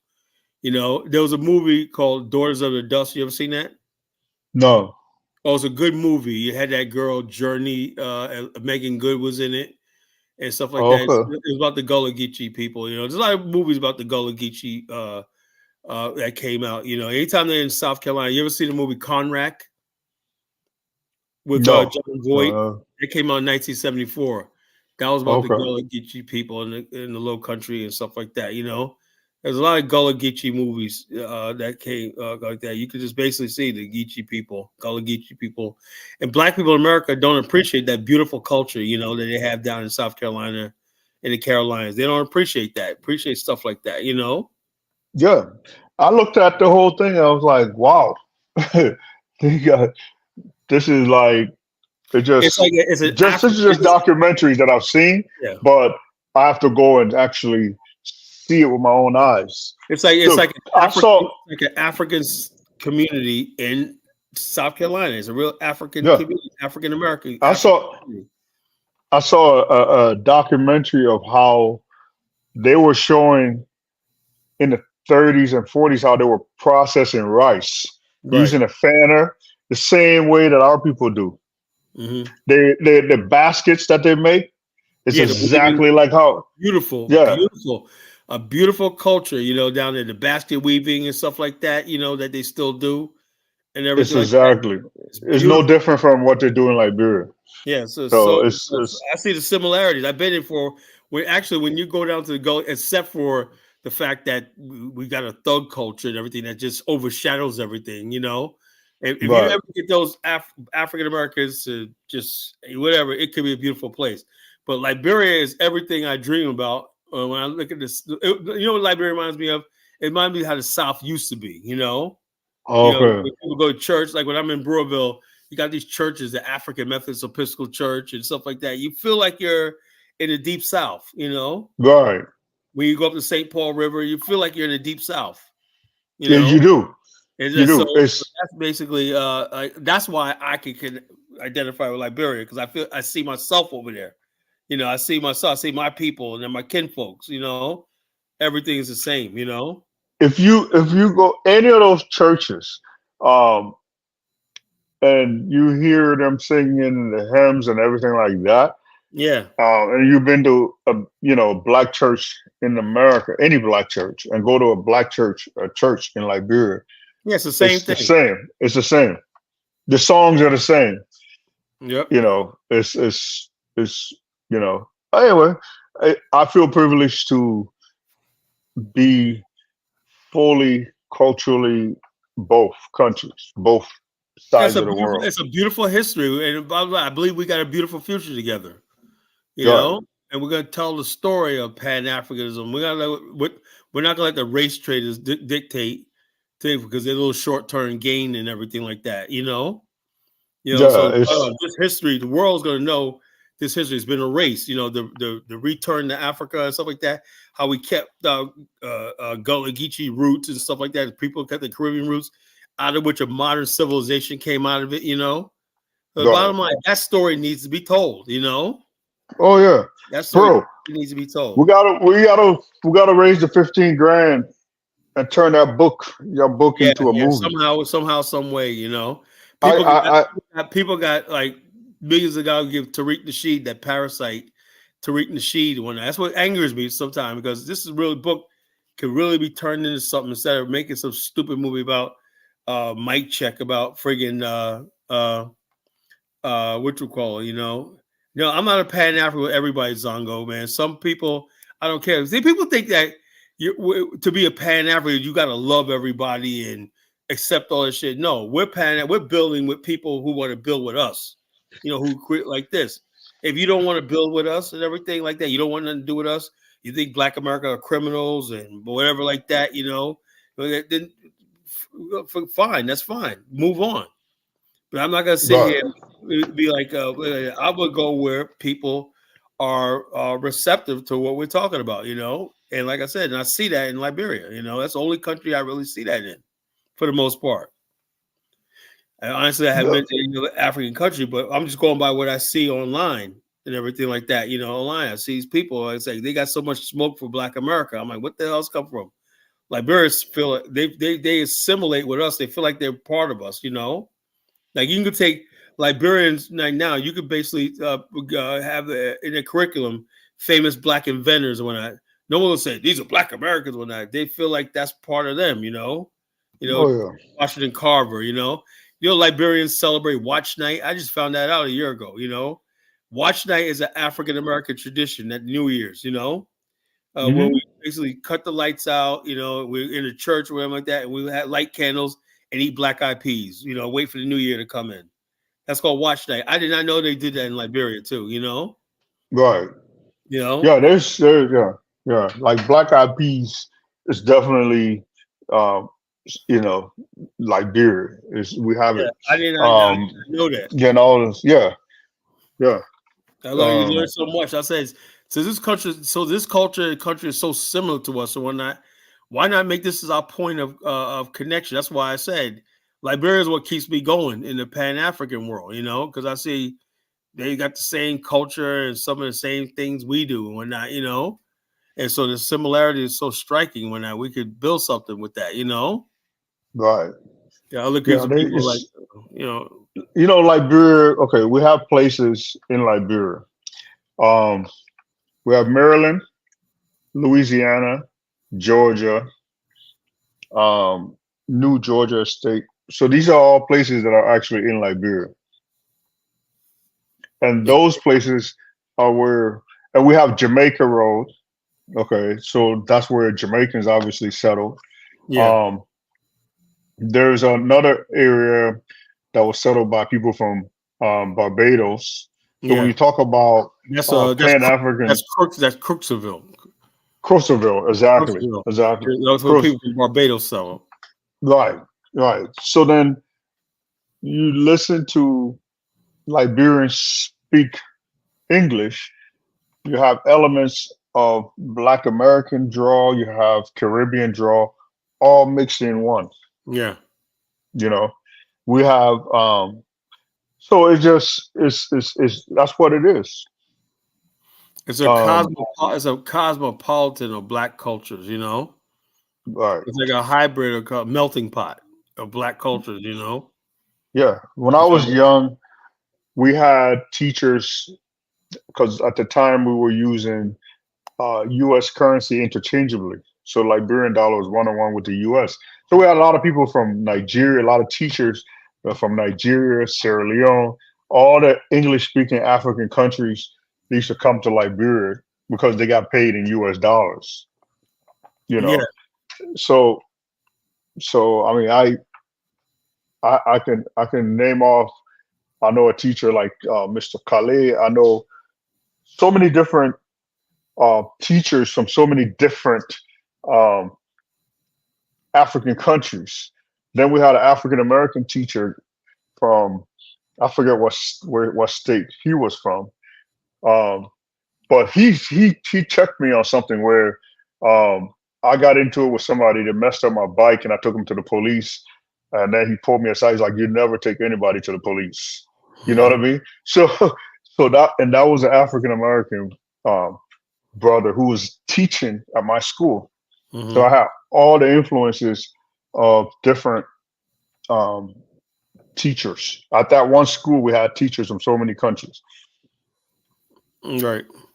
Now, Yeah. Zongo says Kala is a colonizer. He shouldn't be allowed nowhere near the continent. You know what I'm saying? I'm so glad he's in Ghana. He has nothing to say about Liberia and whatnot. There's nothing he can do about it. When I just keep sitting there, because you give us another 10 years, nobody's gonna be going to Ghana. You know, nobody's gonna be going like I'm gonna do everything I can in my power and influence to end Ghana's reign and whatnot, and make it secondary. And the only people that go to Ghana are old passport grannies just looking for long show Kwame. Looking for long show Kwame. No, You know, that's all that goes to Ghana. Whatnot, you know, these women out there. no, I mean, we love our Ghanaian brothers. They hosted a lot of Liberians during our darkest Yeah. hours during this. Now, what do you think about that? They're closing down their camp. The camp when I know Buddha Bar. yeah, the Yeah. Ghanaians are good for closing down shit and kicking people out with no notice and whatnot. I noticed that, right? You know, I say, what is up with that? You know, the Ghanaians like this. When Ghanaians come around, you gotta look like you're miserable, right? Then they'll leave you alone. If you over there happy and whatnot, they're like, what the hell y'all niggas happy about, right? And Liberians probably got too happy whatnot, you know. Liberians love to party and everything. Nobody parties like Liberians, right? They're probably No. happy whatnot. Talking about we making money with Hitler. Ghanaians say, we gotta get rid of that, man. And next thing you know, you got 72 hours of vacate whatnot, you know. Right. You know, it's I don't know, that whole Buddha Bar, it was like a temporary camp, so they had to reclaim that land back. But a lot of people were born there. You know, it's the same xenophobia that you have. It's a xenophobia. Why is it that land was sitting there for like thousands of years and suddenly you just want it back? I mean, I hate that. You know, people went in there and they built businesses, they built communities. I saw that. The Liberians were building shops, businesses, and made a life for themselves. You know, and then somebody said, "Oh, that's our traditional land." You didn't do nothing with it. That's why I love about Liberia. There's no land. We have no land disputes in Liberia. Yeah, property disputes here there, but you have really no land disputes in Liberia because there's so much land. It's more land than anybody could, do it. You know what I'm saying? So nobody's stepping on each other and everything like that. I don't know why Ghanaians are like, somebody goes to build something, and next thing you know, well, I see you built these up and whatnot. You cleared the roads out and everything. We want it back, you know. Yeah, there's like, I'm not sure how true it is, but I've been told if you want to do a business in Ghana, you have to have a Ghanaian partner. And also get money up front. Let's say you Africa want to build a factory. You said the total cost of this is going to be $300,000, right? That's an investment, right? Well, the Ghanaians say I got to own 1/3 of that, right? They say, well, you can buy me out by giving me $100,000 right now, you know. So you got to come out with all that money to give him just to get your business to start. It ain't worth it, you know. No. Liberia is going to rise. Yeah, it's going to rise. You know, I predict it's going to rise. It's founded on a good principle. It's founded out of the struggle of Black people worldwide.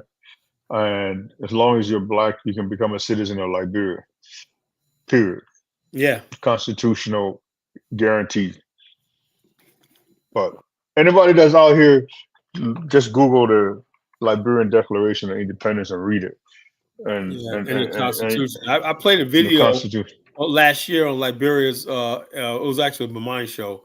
Liberia's independence. It was like somebody did a video thing of Hillary T reading that thing was powerful, man. Even Mamani was shook up over that, man. You know, Yeah, it was right. a Hillary T Declaration of Independence. That really spells out why they're there. There was no question about it. You know. Hmm. You know what's Yeah. about. That's why people come in now talk about. Well, why can't we Lebanese? Well, when Hillary Teague, the founders of the Republic, were talking, was he talking with the Lebanese? No, we don't give a damn about, you know what I'm saying? We don't give a damn No, about Europeans or anything like that. This was clearly a space for Black people, you know, a safe haven for Black people, you know? And that's what it was. exactly. They stuck to that, you know? And the bottom line, the Yeah. world didn't like it, but hey, we'll get by. You know, I tell Liberians, just don't give up. You know, because that's what they want. They want to break Liberians to be like, okay, we're changing the Constitution. And so yeah, Liberians think like that. And we change the Constitution, all these people are gonna come and start investing and stuff. You know, that ain't gonna happen. But every time they put it on as a constitutional amendment, it's failed. Yeah, It's failed. It's like it's better if we don't develop it, let the next generation develop it, than to have other people take it over. yeah. You know, that's Bottom the line, bottom line. they'll have Liberia over my dead body. They'll pry it from my freaking hands. Like I made that when I was there. I said, "You'll have this country over my dead body." You know, we're gonna fight for what our Yeah, ancestors built. You know. exactly. You know, so 100%. bottom line is Liberia is worth fighting for. And Black man in America, the problem is he don't have nothing, no place to stand. Liberia is definitely part of the global Black African or Black nation, you know. And the bottom line, that's a place where we can stand. You know, Hillary Teague, you know, all these people, J.J. Roberts, and all these other people, great people on both sides, you know, built a country where we could stand as men. You know, Oh yeah, no other place in the world where I really feel like I'm a man. You know. bro. If we do the movie, you can play Hillary Teague and read that Instant Yeah, I can play Independence in it. Hillary Teague. Well, I could be. Yeah, I can. Yeah, when he's talking about Hillary Teague, that could be me. I thought about that, man. I could play You myself. can you can play him. Al I'll Jensen play. as Hillary Teague and whatnot. You know. I'll play the Mandingo chief, Chief Bozwan, the one that No, I have you a. know. I need a young. I need a young. One guy, Prince Massaquoi. I need a young African guy that's going to play him because Okay. he's married. Like you remember the Massaquoi married into the Johnson family. You Yeah. know. Yeah. Elijah Johnson. That's Elijah Johnson's. He married Elijah Johnson's granddaughter, Hillary Teague's Okay. daughter. You know, and so Right. therefore, one of King Massaquoi married her, and so the Massaquois and the Johnsons became one Right. indigenous, one settler class. You know, that was his vibe. Right. You know, and so like I said, I would look for. I said, who would I get to play? Yeah, I guess it was the girl. I forgot her, Philia. She was said to be real beautiful and everything like that. Her and Prince Massaquoi fell in love and whatnot. You know, there's really a lot Right. of romance in the book too. You know, Oh yeah. really good book. Get it, Journey to the Promised Land, Voyage of the Bark Azor by Dwayne McCullough. You want to read something really good? You know, I made this book for you, the public. You know, so Yeah. history. I'm You know. gonna. I haven't read it. I'm gonna read it definitely. Yeah, your sister got it. You know, if you Yeah. don't want Yeah. to order the book, just get it on Kindle or something like that. You can download it on I, Kindle. oh, I'm gonna get it. I read. I'm one Yeah, of the like few people that. yeah, no, but a lot of So black people. I didn't figure that when I did. I forgot a lot of black people don't like to read. You know, because make I it a got people movie that and then bought no. the book, right, and they're like they had it for like a year. Did you read it yet? Oh, I'm gonna get to it. I'm gonna get to it, man. No, I'm gonna read it. Just read the book, man. Had one of my guys, older homie, right? He's retired, whatnot. You know, he's like a BAO guy. He's like in his 70s, right? He read the book and then he had to do research on some of the stuff I put in there. He said, "Man, I didn't know about the Colfax massacre." I said, "Well, you think I was lying in the book?" You know. So he Right. research. I said, "Dude, I ain't gonna tell you no fake history," you know. So he did a check on me and whatnot. I said, "Oh, so you follow up on me, huh?" I said, "Yeah." He said, "I never heard of Colfax massacre, so I had to go look that up." You know. Right. All right. So yeah, the book is good, man. So I don't know. Like I said, when I keep doing the show and it grows and everything like that, we get somebody interest. 15 grand it takes to do the screenplay. Then I could pitch it to different studios. I have studios already interested in whatnot, but they want me to come up with the money for the screenplay. Right. But That's that can 15 grand that can actually, be easily raised. check it out, 15 grand is actually half. They say they'll come up with half. So it's actually Okay. $30,000 to do a screenplay, to that studios, major studios will accept. But they said we'll cover half of it, right? Can you raise half? I said, nah, I don't have that type of money, stuff like that. I could. But Maybe we gotta figure it out. That's not $15,000 is nothing to raise. It's not right. But the time they you gave me know. the time period, right? Because they Right. do it in quarters, right? The second quarter is when my book got approved, and they said, okay, this idea. Now they move it into the third quarter, and I don't know if my book is going to make it into the finals again. My book went out over all these other novels, Oh, okay. You know what I'm saying? So maybe in the fourth quarter, I just wait until one of them call me again, and maybe I'll be. Main thing, if I can get done right, I get this done right. I could be ready whenever I get around to that, because even though there's people that are interested in the book, they'll say, well, okay, your time has passed, whatever like that. We're gonna put your book into the thing of circulation again, Right, And right, when they choose a book and say, yeah, this guy journeyed to the promised land is good. They said real good and everything like that, but I wasn't ready, right. Well, you never know, man. We can. There has to be. It's just something. I got a lot of projects. Crawling into somebody like Tyler Perry when I, and the bottom line is it has to be, when this movie was made, it has to be done right, man. I want Yeah. Africans to feel proud. I want African Americans to feel proud. I want everybody to have their dignity, and stuff like that, Right. So basically, it's done right. I don't want this novel falling into the wrong hands, No, stuff no. like that, But it's a movie. People have made movies about the Exodus. Um, this is And we've been the, hold on. the I don't think actual. we ever made a movie except for that Book of Negroes. The only movie I've ever seen about the Exodus from America. No, yeah, that's what I'm saying. I'm talking about the Exodus that's played by Charleston Hestings and all of that. Yeah. Well, This is on that yeah, level. yeah. This is on that level. Right. On that level, this is another this Yeah. is uh going in and saying, let my people go. And okay, if my people can't go, you can't let us, we just gotta bounce, Right. And Right. it's And you also, got you'll see in the novel, right, that there were forces trying to sabotage it. They eventually did, right? Because they only made the Azor only made one voyage, right? And right. the authorities over here seized the ship and everything. You know who came on the Azor? The grandfather of William Tolbert.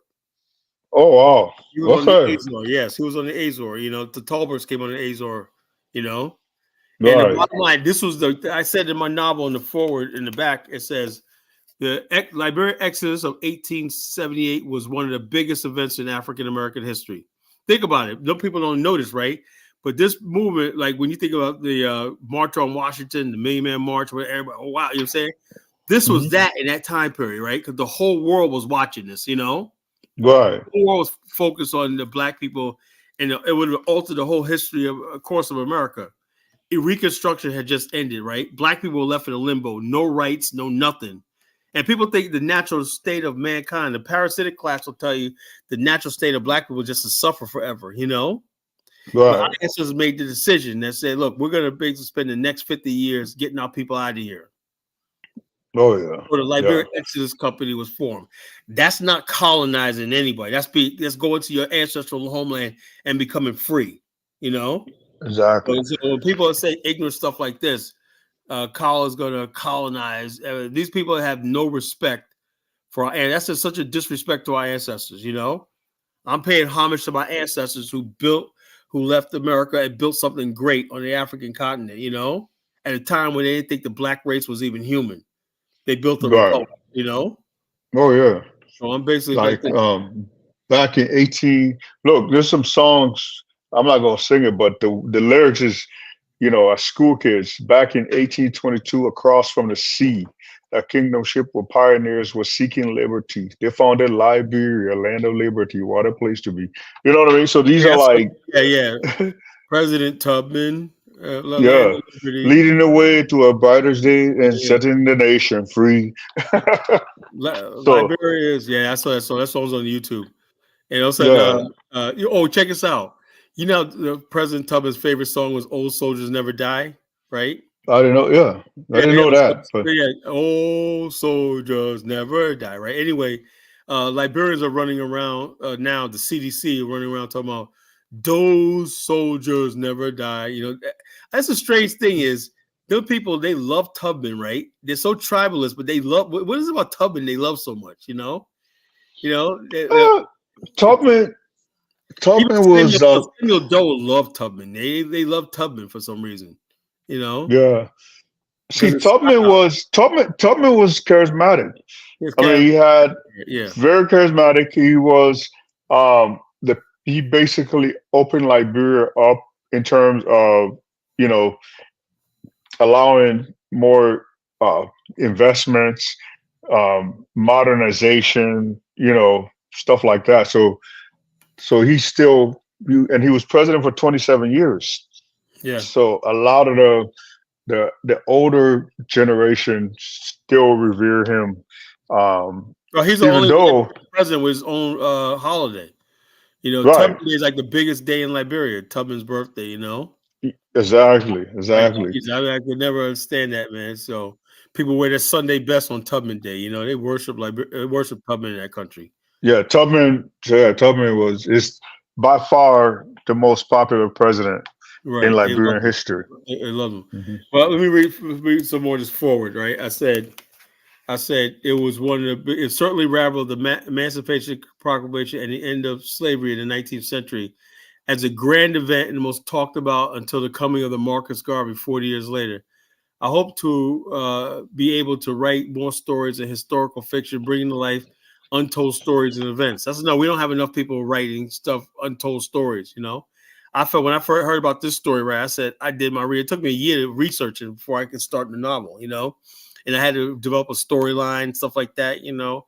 But I had to do a lot of research and everything. When I found out about this story, the Azor Exodus of 1878. Wow. I said, so these stories are part of the human experience. The characters of the book are not unlike any other people searching for freedom, dignity, and a better future. They found their version of America on the land of their ancestors. My next novel will be The Rise of the Mali Empire. I'm still working on that. I don't know when it's going to be, but the Mali Empire. I was going to do the Mali Empire, you know? Yeah, so, I studied before you do the Mali Empire, you have to know all the things, you know, all the different tribes, all the different, like the Nyamakala, which I study, right? The craft group system, the Diula Kala, you know, those are trade group system. But all these things got to be known when you start doing history. Like I said, I had to study a lot on everything like that before history.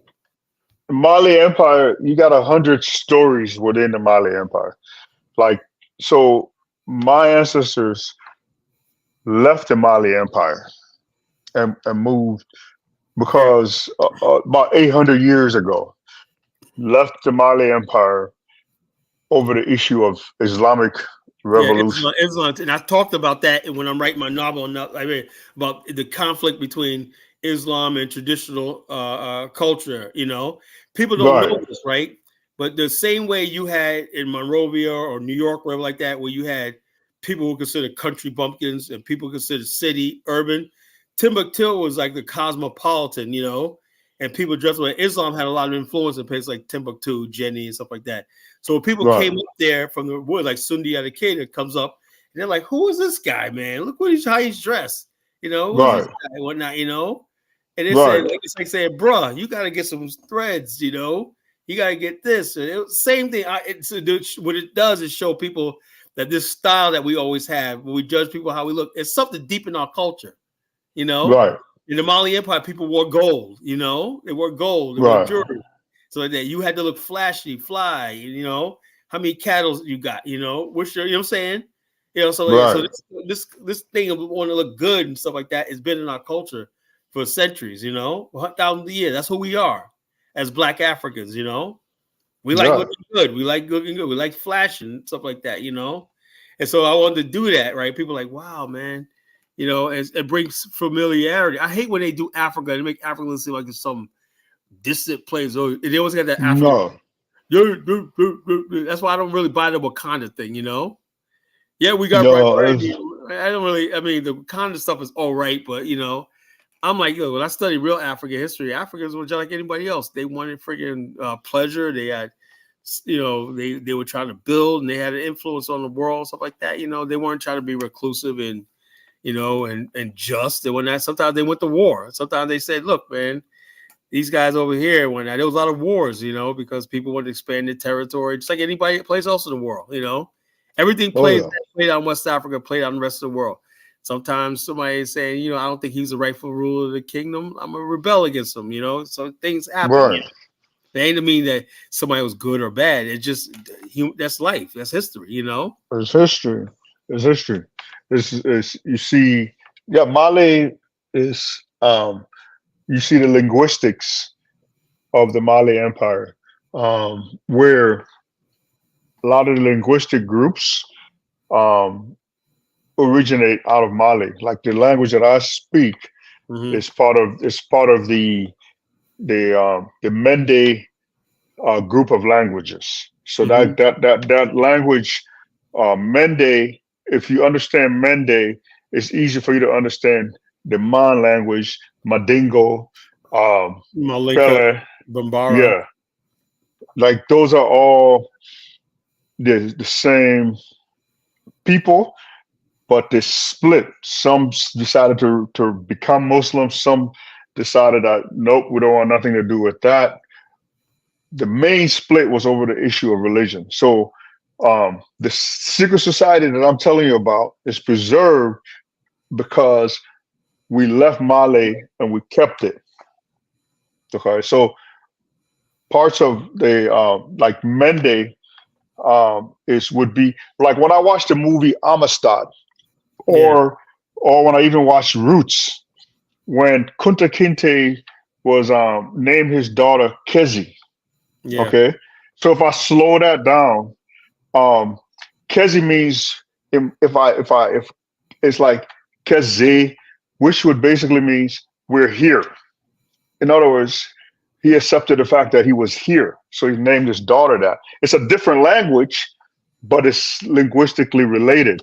Like he taught his daughter in that movie how to say tree and how to say water. It's exactly the same way that I say tree in my language and water. You understand? Yeah. When I watched Amistad, I was able to decipher some of the Mende that they were speaking. Not entirely, but I could pick up some words from it, because it's just like if you speak English and you hear some Spanish words, you can pick up that is similar to English because it's from the same linguistic. They come from the Latin languages. I get it. Yeah. Correct. So I watched two movies, two different tribes in that movie, but I was able to pick up some words from it because we come from the same linguistic group. When I watch a French movie, when I could, you could tell by the body language and stuff like that, or what the tone, what they're saying. Just a little bit. You don't have to know exactly, but they're arguing, and something. You know what I'm saying? You could tell. Then you hear something like no. You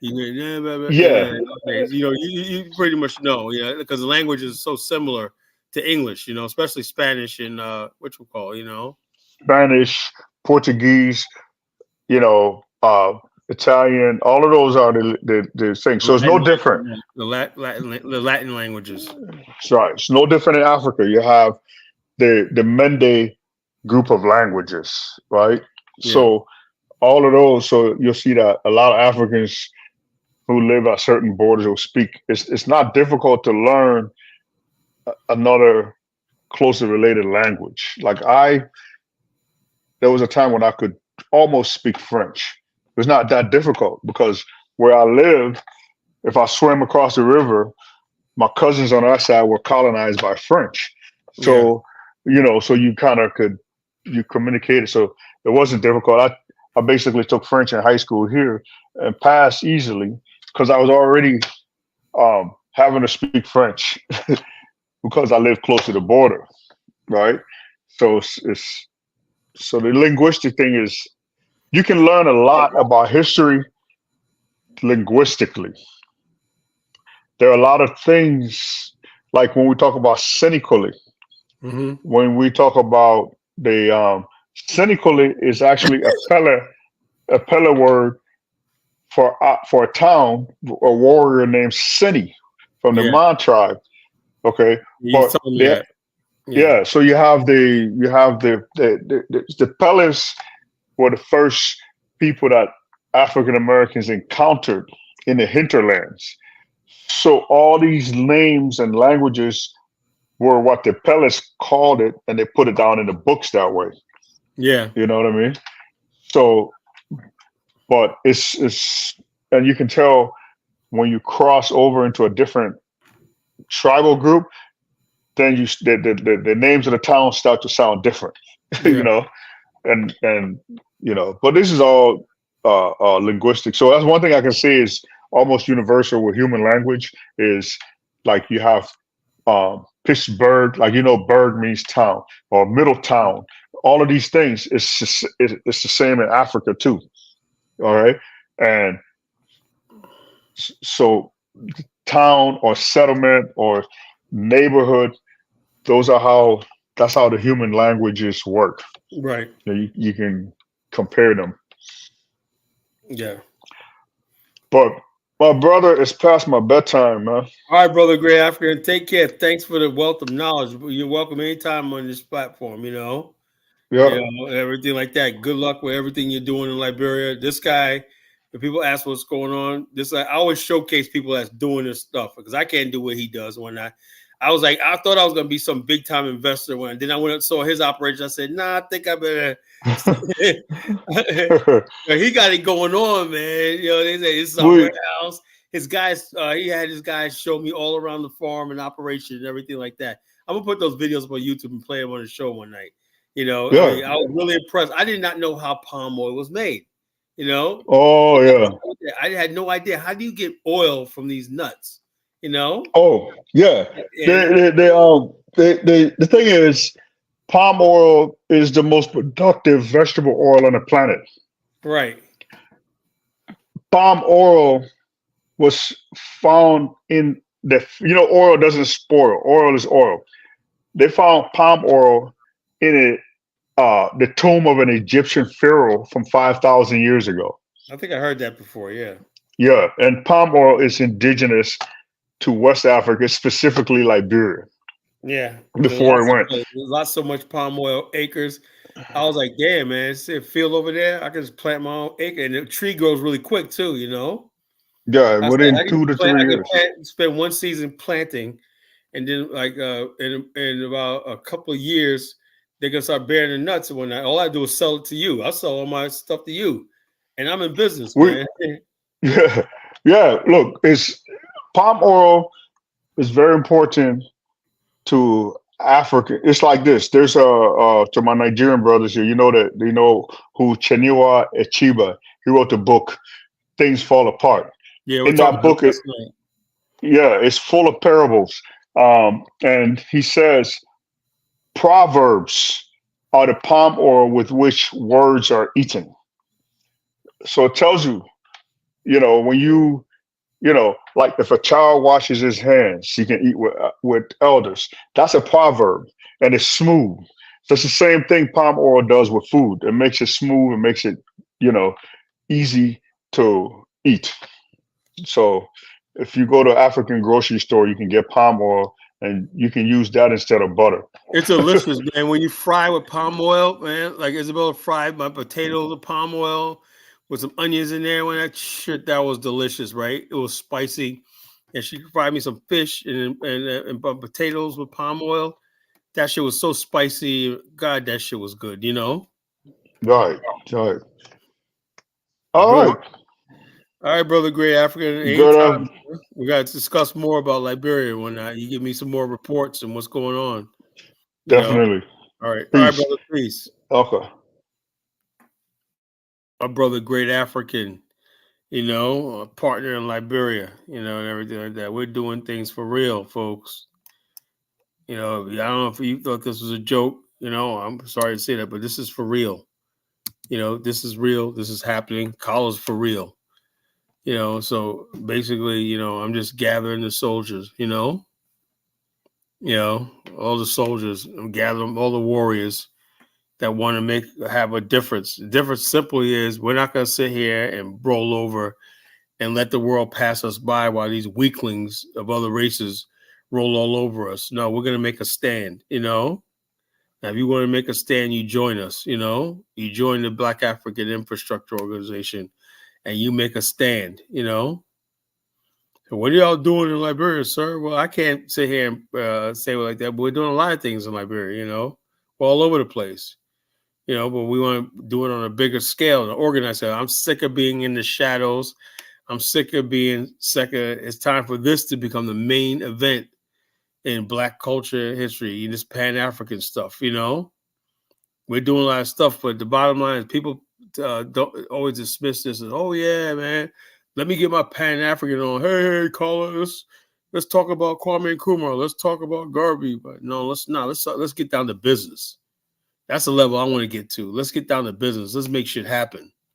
You know, we've done all talking. I've heard all the speeches. I'm going to speak.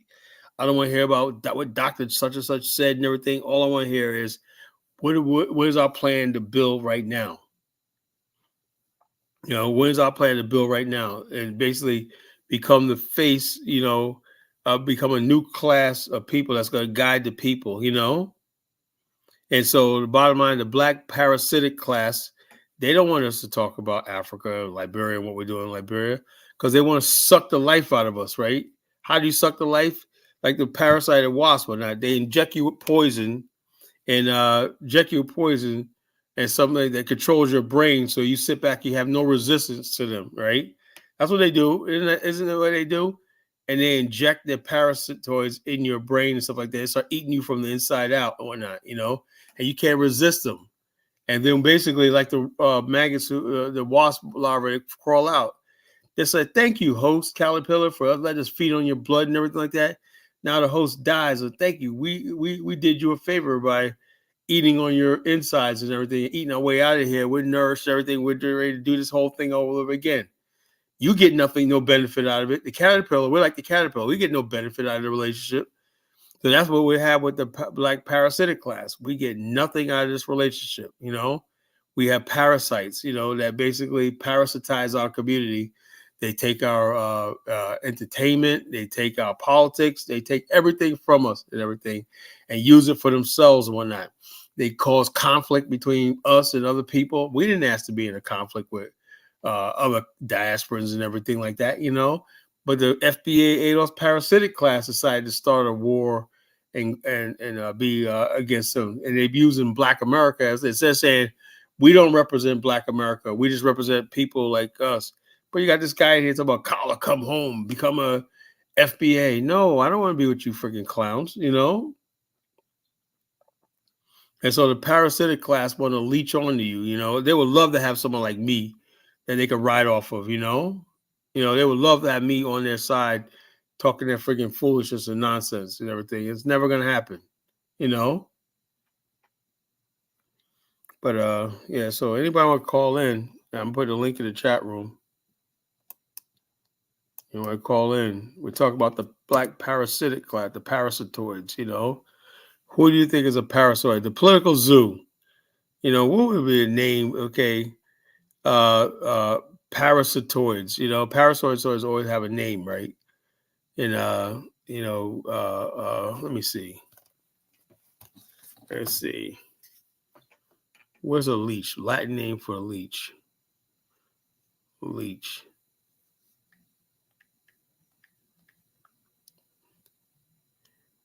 Latin name. Latin. Oh, Herodina. That's a leech, you know? So basically, you could say Al Sharpton, Al Sharp Herodina, you know? He's a parasitic leech, you know? All these people are parasitoids in our community, leeches, bloodsuckers, you know? Every time basically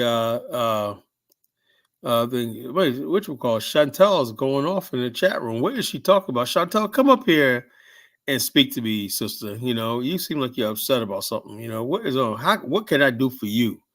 How can Uncle Collar solve the problem? You know, what can I do? You know, what can I do? You know, how can Uncle Collar help you tonight, Chantel? Maybe you just need a hug. I loved it, her. I loved it, my Chantel. Let me get up there and hug Chantel. Chantel, this hug is for you. You know, that's for you, Chantel. You know, so hope you can get up here and tell me what's on your mind and everything like that. You know, hopefully. You know, I don't know what's on your mind. Why you so angry at me and whatnot, you know. Wow, Chantel's happy on Aphrodite's channel compared with Chantel. Woo. Now, Chantel, that makes me really upset, you know. You know.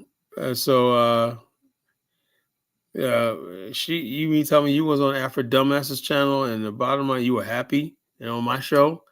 Man, that really hurts, man. That struck me to the core, man. I am really hurt right in here. Ooh. You know, I mean, here I am really hurt, you know. Oh, here she is right now. You know, let's see what's Chantel. Is something wrong with your Obama phone? Okay, hold up. You know. All right, Chantel, what is on your mind? Hello. Chantel, you gotta speak. Yeah, can you hear me? I can hear you now, yes. Okay. Like I said in the comments, respect is a two-way street. Everything begins with respect. So if you don't respect adults and you keep harping on adults 24/7, you can't expect to get respect for your agenda that you're pushing. Let's build Liberia, because you're disrespecting adults. No, I say build Black America. There's people, you don't have to go to Liberia if you want to, but what I'm saying is this. Let me ask you a question, right? Now I'm like this. Me and Great African today was talking about susus, right? You know, a lot of Black immigrants have susus and whatnot. That's why they have money, organized stuff like that. We were talking about susus, right? A couple years ago. I was one Black American. We raised like $4 million in like 3 months. And I said we need to do more things like Black Wall Street and stuff like that on real estate. One of the things that came out of that was a Tulsa real estate fund. Now, the founder of that attacked Jay Morris, even though now we're a dollar bill. Maybe he wasn't the person to do it, but on principle, she attacked the very idea of Black people trying to be independent and owning businesses and you know, like this, that we could finance ourselves and build ourselves. She said that was impossible. So how can I look the other way on that? I'm sorry. You saying, who said this? Yvette? It's Yvette Carnell. Where would you at? You guys follow people and you don't look at their background. You saw what she was doing with Dr. Claudette. She made them out to be, she so disrespected him, made him out to be a fraud, you know? Really? Because Yes. they're on the same page. They both talk the same. No, they're not. So that's why I said when you don't read between the lines and know what's going on, you'll think they're the same. They're not the same thing. She attacked him vehemently about his powernomics. That don't work. Her whole thing is we should be trying to wager for white folks for reparations or whatever, redress or whatnot. And Dr. Cohen said we don't need to do that. We got the money inside of our community to liberate ourselves. She's just like, no, we can't do that one night. And who the hell is she? She's not an economist and everything, but she was basically attacking him all over. If you don't believe me, want me to play the video? Sure, but people can have disagreements. Like No, disagreement. No, that's not that is. I believe that she was a plant in our community to basically stop this whole idea of Black liberation. You know, people like her about Black. That's why they want to identify American liberation, American descent of slavery. They don't want to give up that relationship as a slave in America. Well, Black liberation when did it start? It's been around for a long time. How do you think we got where we are? It's about liberation. No, it's not. Yeah, that's what I know. You know. I mean, explain. Hold up. Why do you think? Hold up. Why? Let me ask you a question. Why is it that? Like I said last night about the misery merchants, right? you know, versus Dr. Claude Anderson. Dr. Claude Anderson. Okay. Why is it that? So what you're saying is you're being a misery merchant.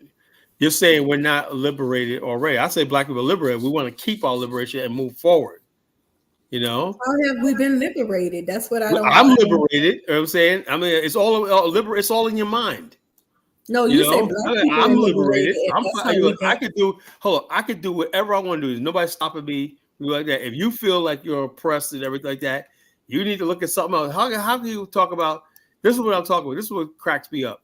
You guys say that you're Americans and all stuff like that, but then you say you're oppressed, and you say, okay, well, if you're oppressed, then why don't you look at something else? They're like, I'm not going nowhere. I'm not going nowhere. You see how stupid that sounds? Okay, so again, I mean, I don't know about this black people being liberated thing since when? I'll say, well, it says now. Well, like, are you in chains? No, but you were saying that's how we got to the point where we are today because all of us were Well, but yeah, working the bottom line is together. black people, you can go to get education any place you want to. You can leave America if you want to. There's nothing holding you here. Okay, so what I'm saying is that I'm familiar with black Americans doing Oh, all of you say you're oppressed? No, what I'm familiar with is black Americans establishing everything here for black and brown people. I'm not familiar with anybody else Establish being what? Establish what? There's involved nobody in gonna that establish. establishment of Nobody gonna establish anything civil for you rights in movements. America. And You know, the bottom line is everybody's an individual. The laws that say there's no laws preventing you from doing anything. no, All right, all you can move right. as an individual today because you can move as an individual For today here, because of what was fought for So, as so in a other success words, basically, scholar, what you're saying is doing the because thing, doing the because somebody work, else on there's the people panel or out there something. that are ready to so-called go down to and out. You another don't know what the level. situation is. Maybe people just don't That's right. have it in them. You know, there's always going to be winners Just and want to losers give in this everybody a world. little bit chance.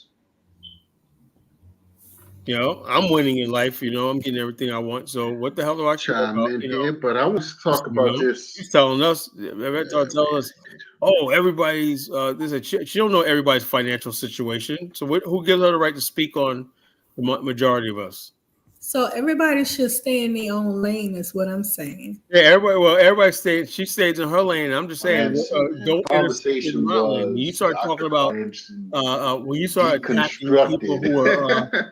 who are trying to do something in the community, like And what I wanted to whatever like suggest that, and you know, then I can have a offer and problem with that. That's encourage, being a parasite. first and foremost, But is that's like dealing Martin with Luther King and Malcolm autonomics. X, right? They did Oh, it. They that's did I it. think it's a very fundamental, well-researched fundamental difference. analysis. It Martin Luther King, covers Malcolm X. several Martin different Luther King was a civil rights spheres and guy. Malcolm was a fields. black nationalist, right?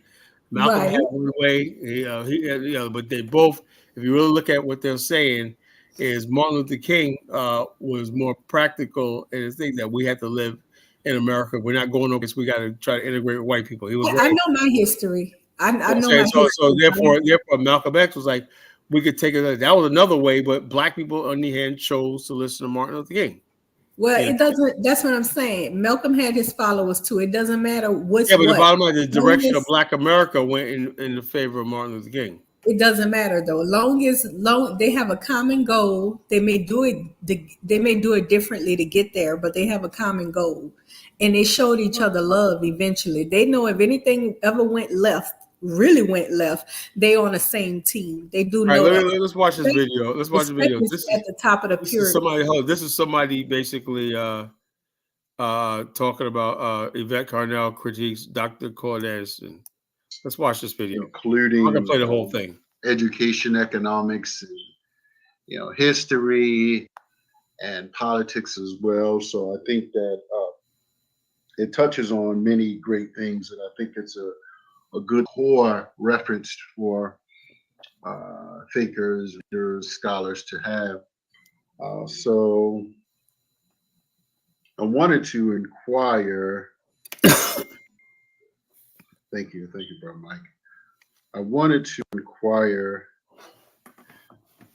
or offer that Miss Cornell's positions that she offered, I just wanted that she fully read the full book. That's what I'll ask first and foremost. Did she read the full chapters of Dr. Anderson's book, because he does certainly discuss the role of economics, but I'll get into some of her ideas or what she actually went into saying. For those who may not know, I've promoted the work of Dr. Claude Anderson over the years in different spaces. You know, actually, I got some of the mayoral candidates in Baltimore to actually get the book. Now, I didn't go back and, you know, make them read it, make sure they read it. I mean, you know, these people, they have what they perceive as their education. They have what they perceive as their ideas of what, you know, how to make things better. So I don't necessarily rely on their interpretations of anything, but you kind of listen to what they have to say, and you know, you kind of get out there, you synergize with people. But so Yvette Carnell's thing was that, you know, Dr. Claude Anderson shouldn't be fooling with Dr. Boyce Watkins, or he should be kind of like on her side. And my thing is, this is the glue, Miss Carnell, is that you don't position yourself to where Dr. Claude Anderson would even know you, right? Have you actually asked him to join you on your show? Or are you just kind of venting because he's connected to Dr. Boyce Watkins now, and you don't feel that they have anything in common? Actually, I think many of you all have some of the same things in common, and I'm going to try to explain that, because I think that many of you, although I respect your theories that many of you have, your implementation, you know, and your organizational strategy, it's very limited.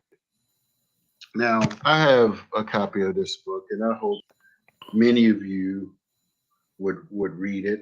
This is Ron Walters and the Fight for Black Power. It would have been nice if Ms. Carnell was aware of this, and several others, but for those who may not know, this Baba elder was instrumental in many of the movements during the 60s and 70s, from the various nationalist conferences, the major conferences, you know, working with SNCC and working with several different organizations, as well as several different campaigns, political campaigns, a little later in the 80s and 90s, several different mayors. You know, I mean, anywhere from, you know, organizing major conferences. He's always had a type of pragmatic. I'll get back to that later. But welcome, Dave. You know, the problem I have with What's up, seen so far is that, you know, Yvette Carnell comes out. First of all, who is she? No, I remember when she attacked Claude Anderson, right? I remember she was on him. She was like, I mean, you know, that was a vicious attack. Yeah, real vicious. I remember that was real vicious. Basically, basically calling him a criminal. She didn't even want him to implement. She didn't even want the powernomics plan implemented in the Black community, because the bottom line is that Yvette Carnell is like a friggin' gilded mulatto. She knew, because you got to remember, we was in that time with Bob Black, Black Wall Street, you know, Wakanda, Black Pan-Africanism. He hated that. And she was just there to divert it, you know, bring up this crazy argument, just attack it. Oh, no, y'all ain't got no money. You ain't got no money. Y'all ain't got no money. Y'all ain't got no money. Black people ain't got no money. You know, what's buy black gonna do? You know, what's buy black gonna do? You know, what's that gonna do? You know, and all we was trying to do was trying to be independent. That's what I'm saying. It was her wrong. whole She was thing trying that to she be came out because independent. of the white people that bred. She's a member of the white nationalists. She's affiliated with white nationalism, and that she's like a lesbian that's cooked up with white nationalism. And I'm not saying nothing about her lesbian, so that's irrelevant. But she's with these far right groups and whatnot who basically wonder about black people losing interest in the political process in America. That scares them more than anything. Yeah. You know, But that we scares was, them more than anything. but we was losing interest. Obama killed our interest. Obama did it, man. After Obama, everybody was killed just like, our "Yo, interest. we're done with this place. We're done with this." And You know. then Trump got in office, and people was like, "Nah, we got to do something for ourselves. We got to figure out a way."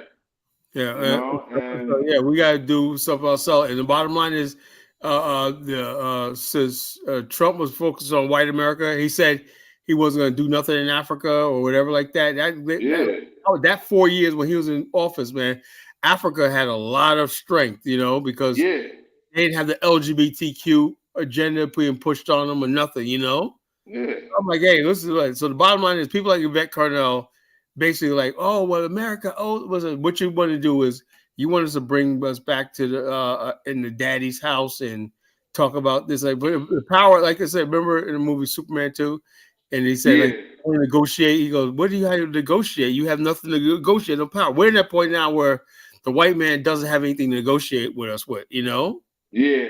Mm-hmm. And once we start turning towards Pan-Africanism, nation building and stuff like this, buy black, what did they have to negotiate? Nothing. Nothing. With the ADOS FBA movement, all they want to do is put white people back in charge of our destiny. So we hold out for reparations check with that. No, you know, it puts white people back in power. You know what I mean? Yeah, and really quick too. Oh, go ahead. Go ahead. No, I was gonna say on that Yvette Carnell, you're a little off on that. It's not about her being a plan or anything like that. That's no.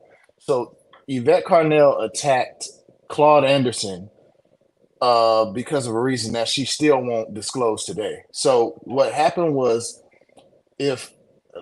unfortunately, I don't have my library. My library is in storage. I only got part of my books. But Claude Anderson wrote a book.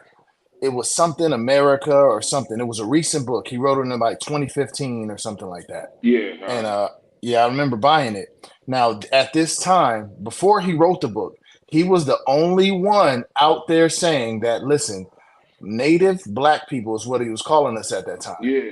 Referring to African Americans. He was saying Native Black people are being cheated out of these things. They're trying to prioritize immigrants and blah, blah, blah, blah, blah. He was going into that. Way before Tone Talks and Yvette. They watched what he was saying, probably read his book, and then they came out and did this whole same thing, redressed it into different words, and then tried to erase him from history so they could get all the credit. That's what they're doing. I listened to Yvette Carnell on it's this goofy dude who's always fighting. He's on the Joe Budden podcast. What's the damn guy's name? She did an interview with this guy, Queen's Flip.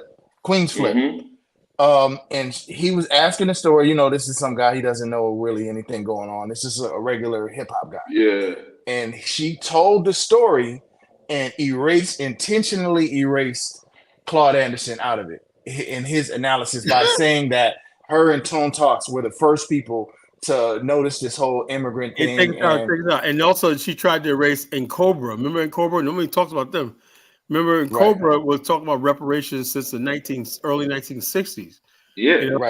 And she basically said, and Cobra is just a bunch of old people. They ain't gonna do nothing and whatnot. But look, if they didn't come out, she would have act like they didn't exist. Her and Tone Talks are like egomaniacs. They want to try to make it seem like it's just them. Say what? Yeah, you're right. Exactly right. When the bottom line, she erased and Cobra and whatnot. They hijacked the reparations movement from them and made it their own and everything like that. And then her thing is, she took what Dr. Claire was saying about immigrants, which I agree on that part right there. That immigrants should not be prioritized. But we all agree with that, right? But she took it to some xenophobic level, like we're not really African and all stuff like this. Right. She's trying to take it right. That's what I'm talking about, Exactly. That's what I'm saying. I mean, they got the reparations moving a little more going in Cobra did, but you can't erase Cobra from the situation. and gone, bro. Well, they had a lot of attention back in like They just got 2017, attention 18. on it, but they Yeah. don't got no real legislators. No.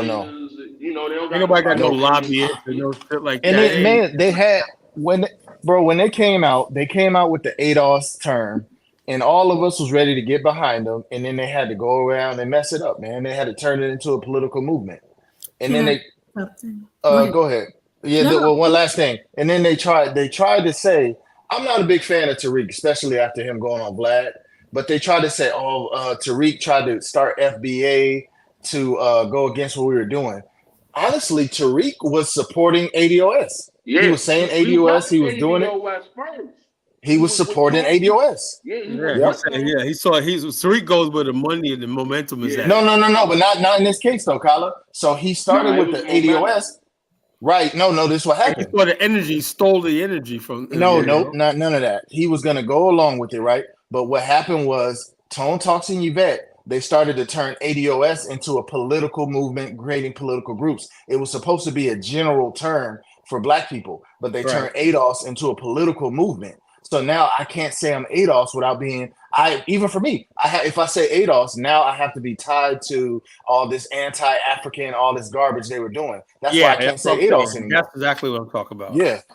How is anti-African? What was she saying that's anti? I'll let you guys handle that. If you don't believe it's anti-African, what was she saying that's anti-African? You can't be that naive, you know. I just want to hear it. I don't keep up with these people a lot. But what was she saying? She's anti-African. No, yes, can you list some things what she was saying to make her? Lord, it's too long to remember. Go watch her news feed from 5 years ago. You know. Now her stating that she believes that I'll tell you. Okay, this is how it all started. We know anti-African, right? She was on a blog called Breaking Brown, right, with Boyce Watkins and all of them, right? And that's when I used to listen to her. I said, "Oh, this good chick, Fat Cardell's not that bad, right?" That was like 2017, right? And then in 2018, right, I became friends with Dinah Samir on I think the movie Black Panther comes out, right? Everyone's talking about Wakanda this, Black Wall Street this. She attacked all that at one time. Well, y'all talk about Wakanda, man. Y'all can't even afford a ticket. It was saying with Dinah's, I remember Dinah's basically showed her a video of him in Sierra Leone, somewhere like that, Senegal, whatever. Yeah, but blah, blah, blah, blah, blah. Dinah said, I've been going there since 2011. What are you talking about? She was like, most Black people don't got passports. They ain't going to Africa, blah, blah, blah. You know, man. Remember that? Yeah, no, for sure. You know, look, I just searched my Facebook feed. African.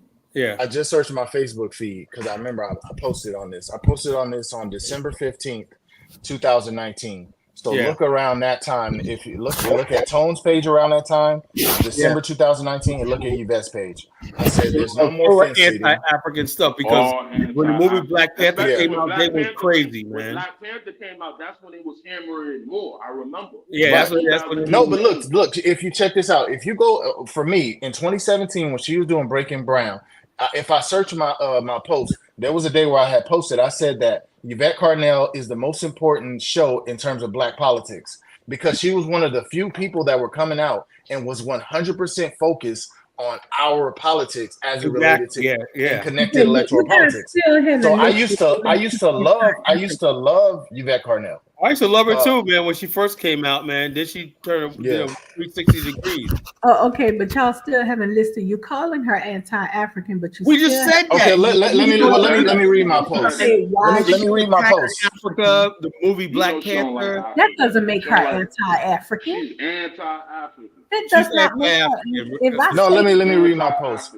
So remember when let me read my post real quick. I said there's no more fence sitting. Tone Talks and the ADOS movement are enemies of Africa. If you're African centered, it makes no sense to support them. We already knew this, but his latest anti-African video is a nail in the coffin. Tone Talk is even worse. They want to keep talking about one article of some lady with a slave trading grandfather. Remember they kept doing that trope? Yeah, I remember that. Yeah, they kept doing this, and they can't forgive Africa because of that, but they can sit here in America where there was the worst system of slavery in the planet. Carnell wrapped herself at the same time with the American flag. Remember that, Mufasa? Yeah. Yep, she wrapped herself in the American flag. Carla, are you anti-Black American? Because you say the worst No, things see, that's about what I'm Black saying. America. If you One the second, truth, sir. you're You say the anti-Black worst, It's a sir. black American, Can American. I How can speak? you be Can I anti-black speak? American? You You're guys black are speaking American. over me. I'm talking, please. Go I ahead. asked Carla a question. Is he anti-Black American? No, I'm Because he not. stood up here and he says the worst things about Black American women. Like what? What did I say? What did I Oh, say? you say things about us all the time, Carla. Like what? Come on, that's What did why I I come say? at What did I you. say? You Maybe say we tell me fat, something. we Let's this, say. we don't know how to cook, we don't know how to be women compared I to never other said women. that. I never Yes, said you that. have, sir. You have No, I said did that, not. No, I didn't. sir. You You misunderstand say what I'm our saying. communities, we shoot each other, we kill each other. You even made a statement saying Well, you yeah, wish that is happening. somebody You would know. shoot us all up. And I what said about that's this time, Tommy Carla? Sotomayor shit. So what Hold about on one what? second, sir. Sir, please, 1 second. So does that make you anti-Black American? No, I'm not. All right, she's not I'm an anti-African. Well, yeah, FCA. I'll explain it to you if I get it when She's that's my not pushing chance. no hatred. She was, but this is what she was Tyler was doing. pushing hatred of Black America too then. No, he wasn't doing. He's not Sir, pushing yes, he total was. narrative. Because when he Okay, speaks, when he speaks ill like that, he's talking about my family. And any real Black American, that's a real Black American, should be offended by that because they got Black American mothers. When he speak ill of the women of Black America, he is speaking ill What of am I saying? What am I saying against the women? daughters and same for their children. I've heard Colin, you have too, sir. Please stop the nonsense. What? no, Give me an I'm saying example. if you critique certain people, like if he says people out here killing each other, I don't get offended because he's not talking about me. Okay. So, You know what I'm anyways, saying? that does not make her anti-African. You have yet No, to okay. tell Let me me explain.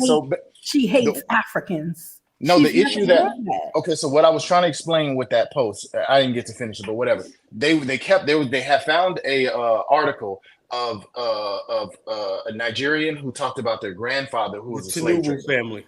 Yeah, the Tinubu family, right? So they constantly kept putting this narrative out there. Look, there's a slave trader. Look. They profited. They made money. So they were constantly running this. This isn't just one. This is something they're doing by mistake. This is propaganda to divorce Black people from their African heritage. Exactly. And they kept speaking negatively about it constantly from different angles. That doesn't make you anti-African, sir. It does. So Carlos sits up here. me Carlos sits up criticizing here Black every night on America, his channel, and he says shit about Black criticizing Americans. America don't make But me. that's just Black one America, example, right? No, he does it every night. Every night he going on Black Americans. So what about going the on time you Africans showing too? the videos about the Black? No, you can't level it out by saying I go in on Africans too. I go on You everybody. just definitely hate Black can. America. Yes, you So can. does that make him Mufasa knows me for anti-Black years. You've been American? listening to me Come on, y'all throwing like out 16 years, Mufasa, name right? calling people No, that- but you're College equal opportunity. Y'all name calling people that's not. Is what y'all call him? Afrodamus? Is he dumbass. anti-Black American? Is Dinus anti-Black America? He sits up there and makes stupid content every goddamn on day about Black America. He can't even focus on nothing else, just like Kyla, by the way. Anti-Black American stuff. What about them? Well, I don't know. I don't listen to a Afro dumbass show. Right. But, you know. All right. She's not. That lady No, has not said she but hates listen, Africans. they were She wish constantly they died. making. We shouldn't feed them. We shouldn't help them. We shouldn't talk to them. I'm quite sure she didn't say no kind of things like that, sir. What do you mean saying that we should? She's not trying to divorce us from our African heritage. Africans. Has she pushed an agenda? She's saying that we're not African. We're no longer Africans anymore. Yeah, that's not anti-African because I believe the same thing. And I'm not anti-African. We believe it. So there goes a split. I'm not anti-African yet. There goes a split. Those of us here, we believe that we're part of the African story. Yeah, okay. Let me ask her this. Let me ask you this. If I go around using an article of an African that had a slave trading African grandfather as propaganda for Black people to be mad at Africans because they slowed us into slavery, is that anti-African? Yes or no? No. How is it not? That's a ridiculous point. When sir, I just told you how it's not. Are you hearing me? I said no. You didn't. You didn't tell me anything about that. Kala and a whole bunch of other people. That's whataboutism. You have to focus on the. That's whataboutism. Simply because we don't want to join their agendas. Okay. No, but that's you have to focus on the point. You can't jump to other people. You're saying she's anti-African because she's pushing her agenda, her point, but they push their agenda, their point against. No, but don't focus on them. You're just talking to me. We attacked Africans and Black Pan-Africans first. She did that first. It don't matter Yeah, who did come on. it. She doing The all whole these point, the Pan-Africanism whole is point dead is points. respect. She did a video called Pan-Africa was dead. Remember that? Yeah, I remember that. That's Right. her agenda. That's what But she's I'm not even really tripping on that. That's one of her classes. I'll let y'all go for a second, bro.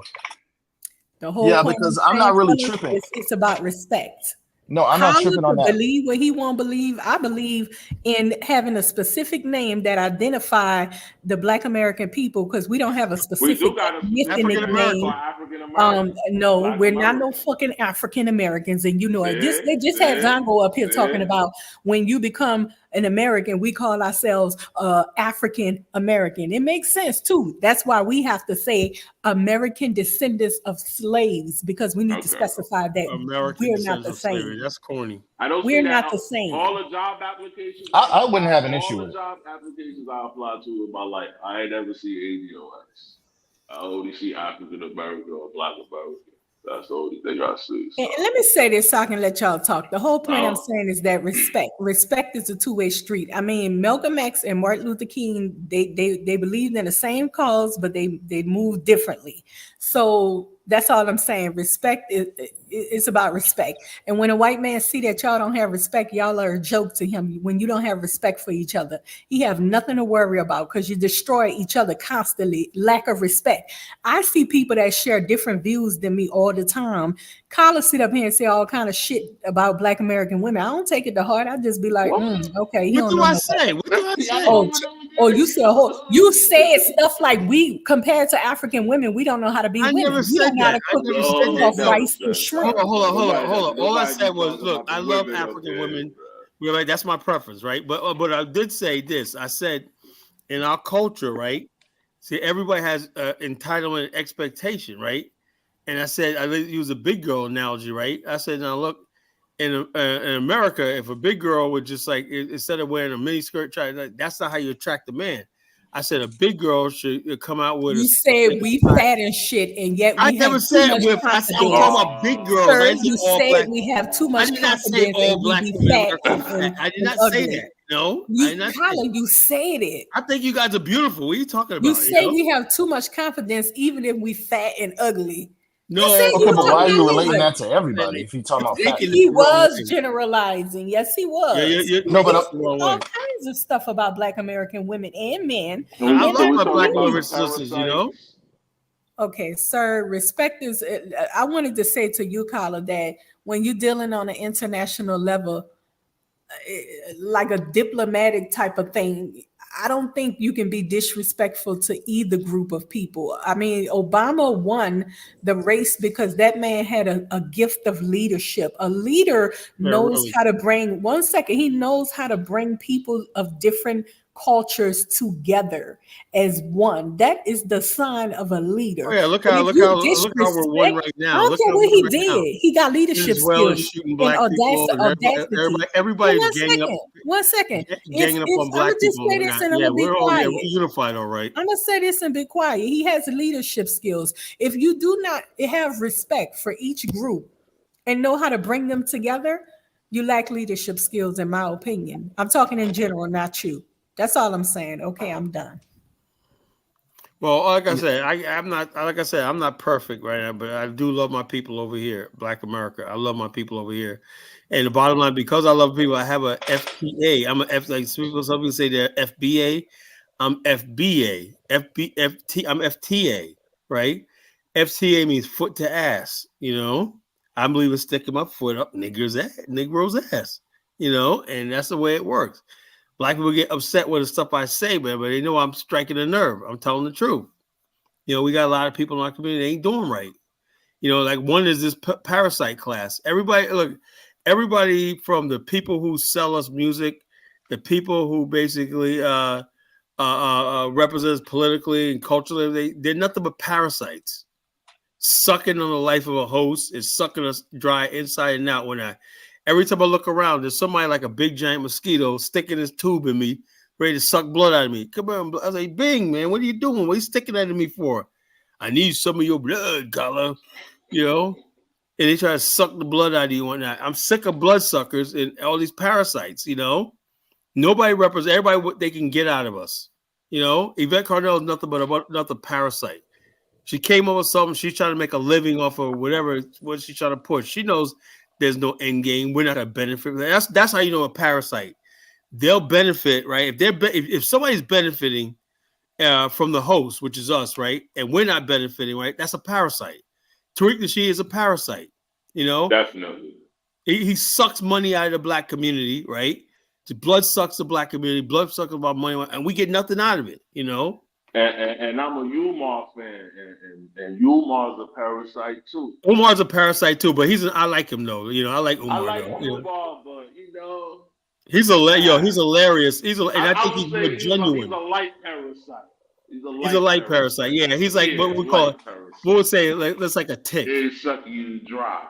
You know, no. What's a light parasite? A bed bug. He's like a bed bug. Yeah. Yeah. So Umar the bed bug. You know, Umar's a bed bug. Like Umar the bed bug. You know, Umar just gotta focus. So, yeah, he's got. Yeah. You know, Umar just needs to find himself a big girl, a black woman. They're gonna take care of him. You know. That Umar was sucking. He's probably has too high expectations. He needs to settle down with a woman. You know. Yeah. A bed bug. A bed bug is some. You know, you feel a little bite in there. A parasite too. Yeah, he's definitely a parasite. You know, he's a freaking full-fledged leech. You know. Barton, man. You know, he's a full-fledged leech. Joy Reid. Yeah, all these parasites. You know. Well, what do we get out of Joy Reid? I'm trying to get my father to stop watching Joy Reid. Hey, yeah, check this out. You know what Joy Reid said? Now saying Ricky Smiley, all these other parasites, Steve Harvey, and all these people saying, if you don't vote for Kamala, you're gonna be shunned in the family. We're gonna block you on Facebook. No. Oh wow, I'm scared. I'm telling you right now, I got half my family right now. My aunties on, they hate my guts. They don't hate me, but they're just mad at me because they're like, every time I go, yeah, I'm like, I don't care. I don't care. I don't care. Don't talk to me. Don't talk to me. You ain't gonna make me vote for that witch, Kamala. I don't say that. No, I can't vote for her. I can't vote for her. And don't make me say stuff. I'm gonna freaking if she gets in power, this country is gone. Yeah, and she's a parasite. You know, she's parasitizing black people for the first time is shaking off their parasites. You know, she's a parasite. You know, they do absolutely nothing for us. And this we're talking about Barack Obama. Barack Obama sucked the life out of us for 8 years. We got nothing out of him. He was a major parasite. He was a parasite that we didn't even know he was sucking out. Bro. Yeah, that's what a parasite does. They infect your body, and before it's over, you're dead. You know. At least some of them you could know.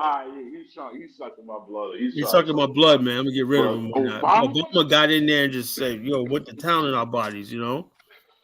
You know, and also, you ever notice that his second term, everybody kept saying, "Nigga," it had me for like, wait till he gets a second term in office, then he gonna do something like for that. You know, the second term. It's like, wait till your second term, he's gonna turn black. That's when all hell broke loose. That's what remember that? It got worse. It got worse in the second term, man. That's when Trayvon Martin happened. All this stuff, Michael Brown. Oh yeah. That was his second term, man. I was like, man, it's a nightmare. And not only that, in his inauguration of second term, right? Did he talk about the rights of black people and stuff like that? No. He said the next great challenge is gay rights. Yeah, I remember. I'm like, now how do you start? He did it on his second term, too. Second term at the inauguration. His inauguration speech. He know if he was going to do that on his first term, he would never got elected. He said, never got elected. He goes, Dave, why would I do my first thing? I would never got elected, man. I'm a Barack Obama, and I got a he was slick. That was one slick dude, man. You know? Yeah, man. Yeah. Oh man, the parasites. These parasites, man. Parasitoids, man. Everybody's a parasite, blood-sucking parasite. Now the parasites are angry because we're not letting them suck our blood. See how violent they're getting? You know? Hey, Bing, I want to suck your blood. No, man. Get the fuck out of here, man. You know? I'm sick of y'all motherfuckers drinking my blood every day and whatnot, you know? Gosh, man. It's so many of them, man. And so, Chantel has to understand something, right? She thinks we're lying on Yvette Carnell's name, right? No, she basically don't understand something. Yvette Carnell started this, right? She attacked me. She attacked Dynas. attack all of us for even talking about Africa, you know? Yeah, she attacked the She said she whole attacked me personally, you know? Colin, Like, man, blah, yeah. blah. You know? And then she blocked me on Facebook and whatnot and What, YouTube, she you know? blocked you? Yeah, she blocked me on Facebook, man. You know? I didn't say nothing disrespectful, nothing like that. All I did was make my case. I thought she was like want to reason with me and whatnot. And see what, man, next thing you know, I was blocked. My comments didn't show up. But I was like, oh shit, she blocked me, man. You challenge my ass, man.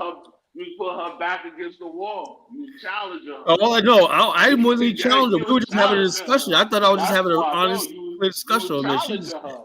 And it was going to be embarrassing. I think it was going to be embarrassing. She go back and forth with you. She had to block you. She had to block. She got rid of me, man. She got it. And then I was watching one of her live streams, right? Somebody sent her super chat for $500. Mm-hmm. Yo, you Negroes, man. These people are parasites. They're blood sucking you. $500. You're not gonna get right? nothing out of this. She said black people got no money, but why didn't she send back that $500 super chat? No, don't do that with me. No, she was taking that money and living good with it. But the worst thing about it, the worst thing about these parasites, they're gonna suck you dry, and you're not gonna get nothing out of it. Yep, exactly. They're gonna suck your body, blood, your blood, vital organs, everything, and you get nothing out of it. Nothing out of it. So that's what I said, man. The parasitic class. Let's be honest. The whole FBA ADOS movement is supposed to be, the main goal is supposed to be reparations. That's the end game, the main goal. At the end of the day, they're not working towards reparations. But check us out. You know, oh yeah, they'll get reparations. All the money they blood sucking out of us. Yeah. You know, yeah, Tariq got his reparations. They're gonna build a goddamn blood bank, but let's be honest, like, no reparations. There's no because a parasite doesn't care about this host benefiting. You know, it'll tell the host, "Well, we're sucking your vital organs, but don't worry, you're gonna get a reparations." You know, the whole end game, the whole purpose of pushing the movement, ADOS and FBA, is for reparations and reparations only. There's no reparations coming. I don't see no lobbyists. I don't see no sitting. You won't see that. No senators. I don't see no senators. Even if you talk about, like I said, even if you're talking about the reparations commissions in California. Yeah, that was a joke, man. But the white people in California were on the floor laughing, man. It was like, but Colin, all it is let me tell you something. Gavin Newsom is on the phone with the governor of North Carolina, Mississippi. They said, how do we get black people back to motivated? Promise them some reparations and whatnot, and that gets them motivated. It's all about keeping black people motivated to go to political polls for them. You know, they know they ain't no damn reparations. Ain't no reparations come. And you know something, Dave? I always thought black people had street smarts. You know, but how the hell are you gonna let these white people play you like that? You know, I thought black people had street smarts. You know, that we were the ones that slick and everything. White people, man, goddamn, man. You know, y'all outright lying, man. And somebody said, "What about the boule?" I don't know about the boule. I heard about boule. You guys show me some real proof, you know? Yeah, show me some real proof that a boule exists, you know? I do know when I look at certain people on social media, they reveal themselves. You know? I mean, these people, the boule exists. I mean, they're openly boule. Who's this? No, I said the boule exists. It's just but maybe it's not doing all the conspiracies. Identify him. You know, I can't. They self-proclaim. Roland Martin is self-proclaimed boule. Oh, I never heard him say. You gotta give me a tape of him saying that. No, but it's not like what's it called? There's a lot of people are boule. Yeah, it's not hidden. The only thing is now all the conspiracies they try to tie to him. That's the thing that they have to prove. That's what I'm saying. You know, I think the boule, when I say these educated class, but just too bad. The only problem I have with them is they basically are yard Negroes and part of the misery merchant class, you know? In other words, they go wherever the gravy's being poured. That's a Liberian saying. You go gravy seekers, you know? That's a Liberian saying. That means you go wherever the gravy's being poured, you know? I can just see Roland Martin there with his big turkey leg. Ooh, And Chantel getting mad at me too. I see her in the chat. She getting mad at me too. Criticizing other people. it ain't like criticize other people's They not organizations. We're gonna just do basically, nothing. hey, you know. We've been on the listen, we've been on the right now, if you look at it, we've been on a reparation movement for 5 years. I don't see nothing going on. Yeah, but that is not. Well, what's going on is people say, keep sending me money. That day, Yeah, I saw Yvette Darnell's show the when that. donation. Not The only only when thing I somebody see sent is the her $500, donation there button was being like clicked. a line procession of people sending her $50, $100. She must have made at least $6,000 in this one live stream. You know, Man, she a multi-millionaire, man. I'm like, God damn, man. So she got rich capping off this stupid stuff on ignorant black people and whatnot. You know. Look at all right, but look. And these people are mad at me. You know, I'm just one voice. Look at Tariq Riley.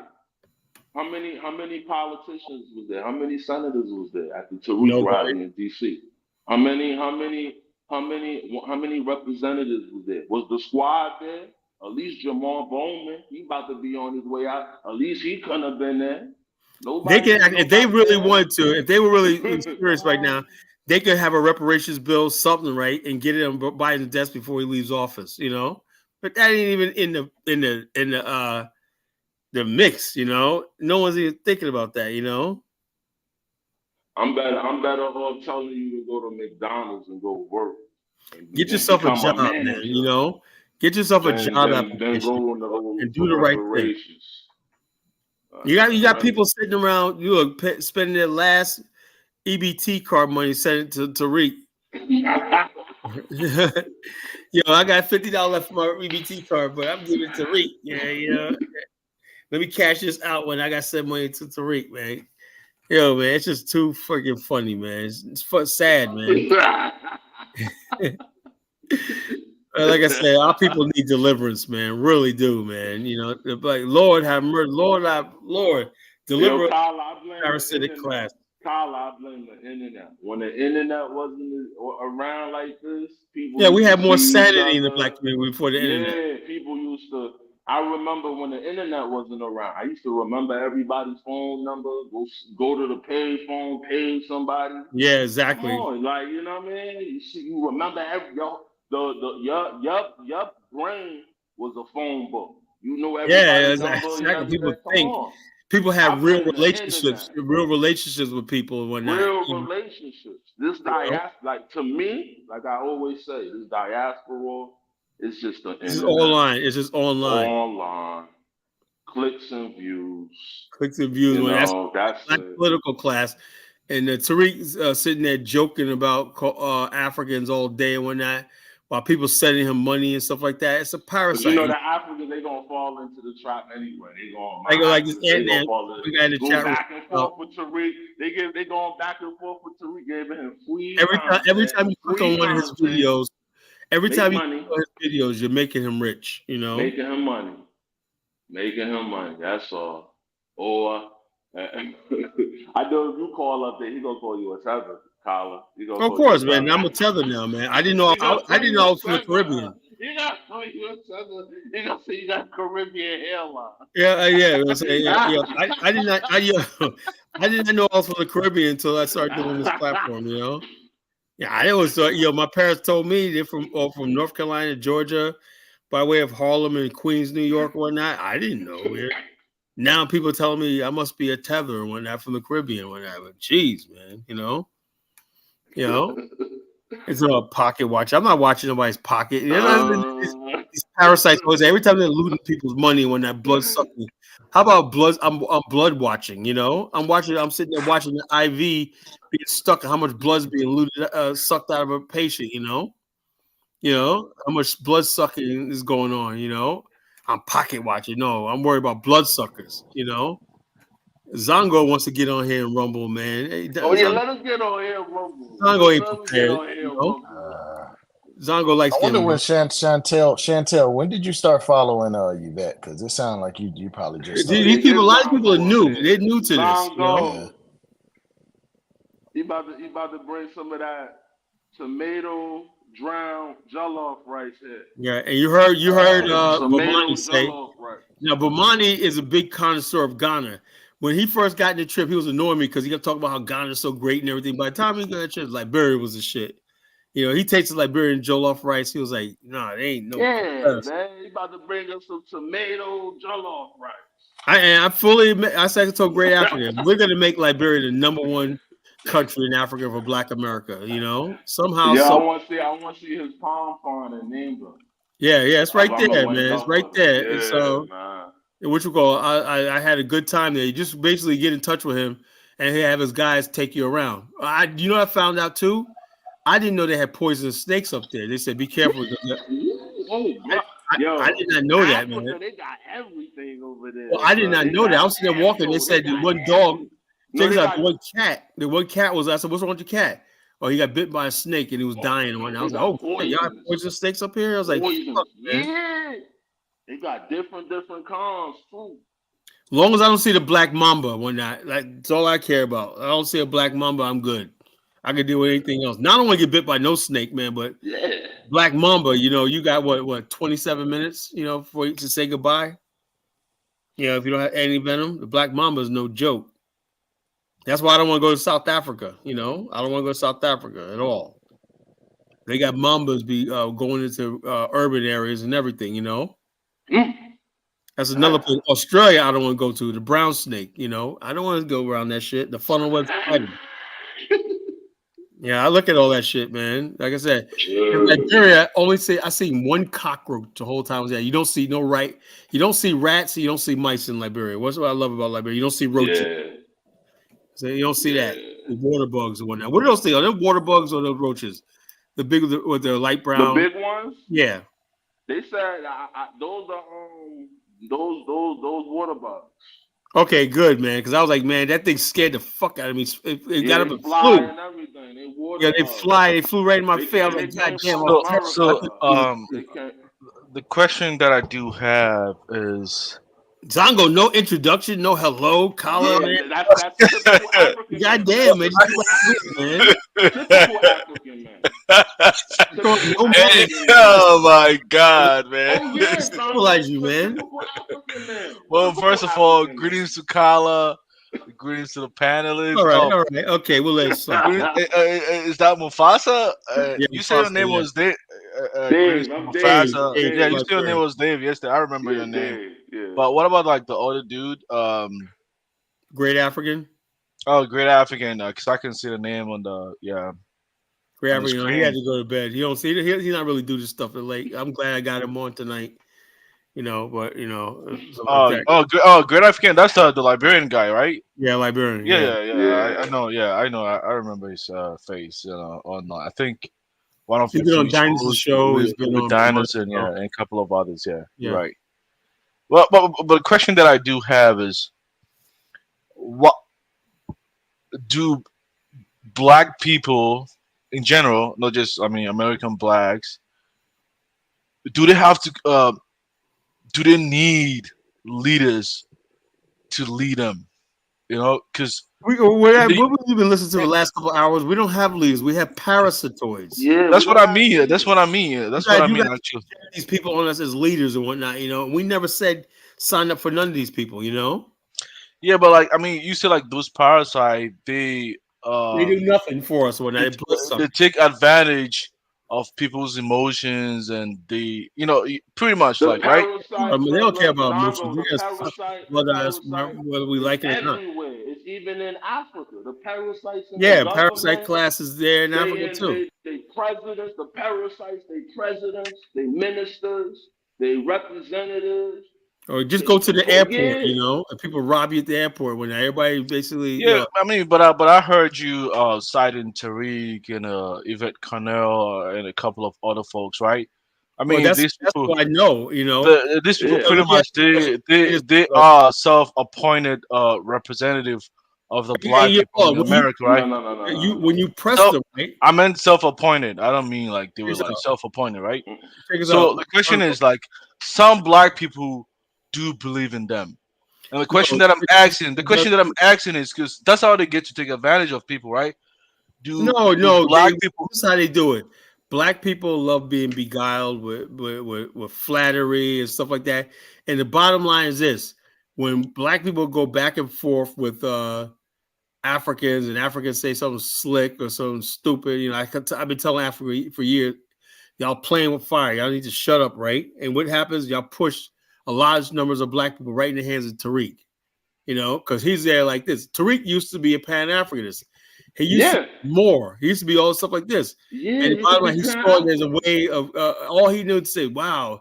He saw the numbers of people that were following Yvette Carnell and all them. So he decided to join in. And next thing you know, he said, I'm going to do my thing my own way, create the FBA. And so the bottom line is, with his FBA, he has YouTube channel. He can sit there and crack jokes on Africans all day. And he's making money, while the relationship between Africans and Black America is falling apart. He's for a him to parasite. just make profit. We didn't sign up for that. Yeah, but I'm trying to draw a parallel with regards to my question, right? Because you like other groups like the white people, Chinese American, and other groups in America. They don't have leadership within America. Why do sometimes? Hold on. Let They me say have this. leadership in The America. Chinese have the You don't see triads them. and Oh They man, have really? They don't have no They have leadership. What about Yeah, they Korean have Americans, leadership. man? Oh, criminals and got secret leadership. societies. What about Korean Yeah, Americans? they have They secret all have Oh, societies. these Filipino they have Americans. they're not even secret. These people have groups. Yeah, they have groups and Yeah, secret. but they don't have appointed because of white representative people They do. of their They do. They do. own They do. groups. elevate these people you don't know who a Korean leader is because people leave them No, alone. this stuff is open. I mean, you just go look up. They have organizations. Yeah, but they got they don't have a organizations. real Muslim reason. leaders and The all of that. organization is chosen They're by the crazy. people. You can't just have on the skirts of Black Korean America and say I'm a leader. Someone's putting you there. These people that come in and represent us, there's no social club. There's no organization that point these people. They just sit up online, and next thing you know, the media sees them a lot and whatnot. They get on. But you know what makes a black leader? Yeah, but the Zabo? thing is, you don't see them having leadership, like a whole institution to represent, like the Japanese They need people or to. the Chinese people. There's no such thing like that, I mean, some organization within the group might form some institution to kind of like bear their own, objectives about the organization. But you don't see an organization as a representative of an entire group or nation state from another continent in America. Well, because the bottom line I is just we have googled it. Black They got America. Asian Pacific American Advocates, Chinese American Citizens Alliance, Yeah. Chinese Newcomer Service Center. My homegirl Lisa here in San Diego, she used to be in the Pan Asian something nonprofit that she was working for out here. These people got organizations. Yeah, You I just mean, not in their spaces. You don't know what they're doing. but the same thing applies, right? Like, for instance, people can also make the same argument, with people that when they were going to college, they have like the Black Engineers Association, they have other association like that too as well. I mean, what is Yeah. like NAACP, And right? there's white These are organizations. Black organizations too, right? So we can also make argument for Black, but I'm saying people like Tariq, Yvette Carnell, that tend to make argument for Black people in America. Like, you don't see the same thing with other You groups do. in You America. do. Okay, what do you think people like what's that guy's name that did the Obama deception? What's the name of that Alex guy? He got Jones. Alex banned. Jones. Alex Jones and all these radio personalities. What do you think they're doing? What do you think I don't remember these people, Yeah, Dr. Young Laura, Turks and all these other people. Young Yeah, Turks, yeah, all parasite. these people. What do you think they're doing? Yeah, but They, Young they, Turk is a Turkish. He's not representing Turkish Jen people in Kruger. America. No, what I'm saying is he Yeah, but represents he's Turkish. an ideology of mostly Eastern Europeans. No, but he's a Turkish guy though. Like, he's not really advocate. Because I understand a little bit Turkish. Yeah, but And if when you he goes, wait, when he goes to Turkey, he's a huge fan of Erdogan. But the Western people never like Erdogan in America. He kind of Mhm. compares the Islamic Erdogan of Turkey to the right wing political party in America. He doesn't see no difference between them. Mm-hmm. But So he's the in point I'm making is that you just spend your time over here. If you go over there, bro, there's plenty of people doing this. There's plenty of Alex I Joneses mean, and yeah, smaller Alex but Cenk Joneses and Uygur is Rush not fighting for no Limbaughs Turk. and huh? You'd be surprised, Yeah, Zongo. but he's not fighting for no I mean Turkish people in America or Chinese You'd people be in America surprised how or in America. Japanese Let in me tell you America. something about American culture, Zongo. Right?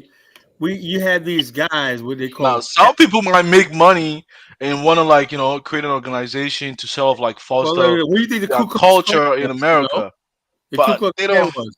They were parasite. They were Ku Klux Klan is Yeah, Ku actually Klux a Klan. parasite Nick on the white man. Fuentes. You know? Very What is parasitic. Nick Fuentes? What is he doing? He's a I don't know parasite. like You know. Nick Fuente. It'll say I so. mean, What? but a lot of the times people like Alex Patriot Jones. Front. Patriot Front, the Proud Boys, Yeah. Antifa, what They all they these people actually doing? hold on. They act like they represent a certain segment, and they only represent themselves. You know, and the Yeah, average, but I mean, which the average person, right? Yeah, You know, usually low life people like losers. They don't have anything else to do. That's why they do those things. So they're not really relevant well, people. I don't know. They seem like they're yeah, winning. but mostly like the That's I why their like group don't follow them. Their race or people don't follow them. The only people Yeah, who okay, it doesn't matter what they it's follow. As only long it's as only in you they guys make side where money and they you got see one influence. low life black person, probably a rapper or some dusty person, we start a movement. Everybody start following them. Do you think that hold up the skinheads talk about our movement's growing and we got you ever see watch these It's documentaries? only in you guys community that everybody start following some Yeah, but they random have enough. But they low have life enough. yeah, They got hold up. yeah, some random like blue light person. yeah, like Yvette came out, started moving, everybody start following her. Somebody, some probably little boost, you start something, everybody start following. I'm like, why you guys just follow anybody? Come on. You I know, mean, what is his track record in his community? What has he done? Like, yeah, do they just people start within his following. community Well, they can respect get him? people. They get We people. started following Charleston White now. I'm like, God, Lord. Yeah, he's just an Even entertainer. Like, Nature Boy started a movement. People started following it. Nope, nobody's following Charleston White. I mean, they're just watching his, yeah, his stuff. He's a yeah, it's comedian. for entertainment, right? But a lot of times, like you citing like Alex Jones and the others, right? Yeah. Even though like they do advocate for, I mean, the right wing white people in America, but a lot of the time their ideologies are linked to the political right wing party in America, right? In the case of like Tariq, you don't know where he stands. You know, it's not like it's like an ethnic um fight for the black identity in the No, but country. these are the same things they're doing. They're loosely affiliated, just like You know, most black you people know what say. always amused me? Like when this thing they're doing is fights. There's actually no hand game. Like there's no light down the tunnel in that particular fight or that they talking about Never, this. They would have you say ever we're figured out? leading, these people were There's fighting. never any end game And when. when you look at the fight they're talking about, you're like, okay, where's the actual victory line? There is none. It's just to create a bunch of drama online. That's what it's all about. Mm-hmm. Just to Yeah. create Oh, some it's kind clicks of and division and views. drama, a bunch Clicks of and views. arguments. That's it. So Yeah, I mean, non-productive, basically a non-productive ideology, yeah, of non-productive course. movement. That's what it is. Yeah, it is actually, and that's what like I was saying. Like you're citing like Alex Jones has his base, like they helping the right wing political party. Giving But the fake they news. don't celebrate. They don't support all those people. They Yeah, support Trump. I mean, They what I'm don't. They're saying. not with the That's what I'm Republican saying. Party like that. That's what Nah. I'm saying. I'm saying like the political class do not support him, right? But he's just amassing the general people at a grassroots level. I mean, so he's Yeah, but most of those people hate the government. These people got they're like yeah, but white that's not. I mean, supremacists yeah, but adjacent. that's the way to kind of promote the right wing political party because the end game is to make sure their party comes to power. That's the If you end keep game. saying right wing political party, do you mean the Republicans? Yeah, pretty much. Yes, that's what I mean. Okay, where do you see these people supporting Republicans? Like these are the people that are like a They, step away and from also Timothy Mufasa, check this McVeigh. out. You ever Yeah. notice that a lot of these people hate Republicans themselves? They hate Republicans and they hate Trump and everything. They just want to Yeah. argue just to No, argue. Trump is like the only exception. But outside of Trump, they hate the Republicans. Yeah, they hate the Trump is Republicans. the only exception that did. They don't like. I remember they said a lot of right wing people back in the days hated Ronald Reagan, and I was like, well, wow. No, you got to think about it. These white supremacists. These are the same people that fly planes into government Yeah, but anyway, buildings. I think you're Timothy moving. McVeigh. I think you're moving the goalposts, right? Considering the fact that we have black political parasite, right? I mean, it's okay to blame the ones who are leeching on the people. What about the people? Are they gullible enough to just believe Well, the anybody bottom that line, comes hey, Tariq got $2 claims million. to be supporting them? Think about this, Zongo. Let me speak. Tariq got $2 million out of Negroes in America, right? He bought a building, right? A raggedy ass building that, and he probably spent no more than $500,000 building. It became a night social club, and said it was a museum. And the black people just said, okay, Tariq, so what? So he pocketed like probably $1.2 million, something like that, in his pocket and everything like that. And black people happy. Next case. Let's bring some more. Who's a sucker? No, these people. Like, He don't care. He's a you blessing. got the lectures, man. Those guys, they always find it so easy to exploit like your community, man.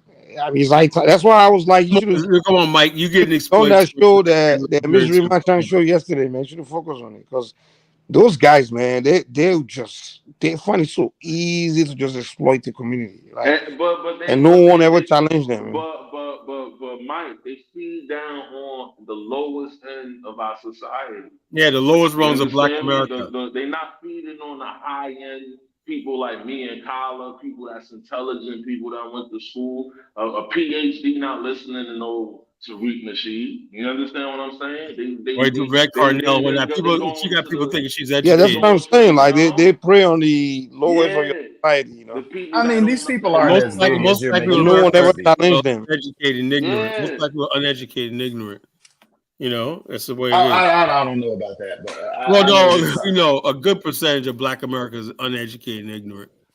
And gullible. A large side. I mean, it depends. Okay, but that applies to everybody, bro. We are Yeah. 85% of I all mean, people are just dumb and I blind. agree. I agree on The that. fact, It the fact applies. that Americans let something like COVID happen, and It whatnot, and applies to they got away everybody. with it. It's not just Black Americans; it's all Americans. America, don't ever estimate the ignorance of Americans. No, what I'm saying is there's no you can pathologize black people all you want, but what we're doing is no different. Everybody has little groups, little political movements. People have things they believe in.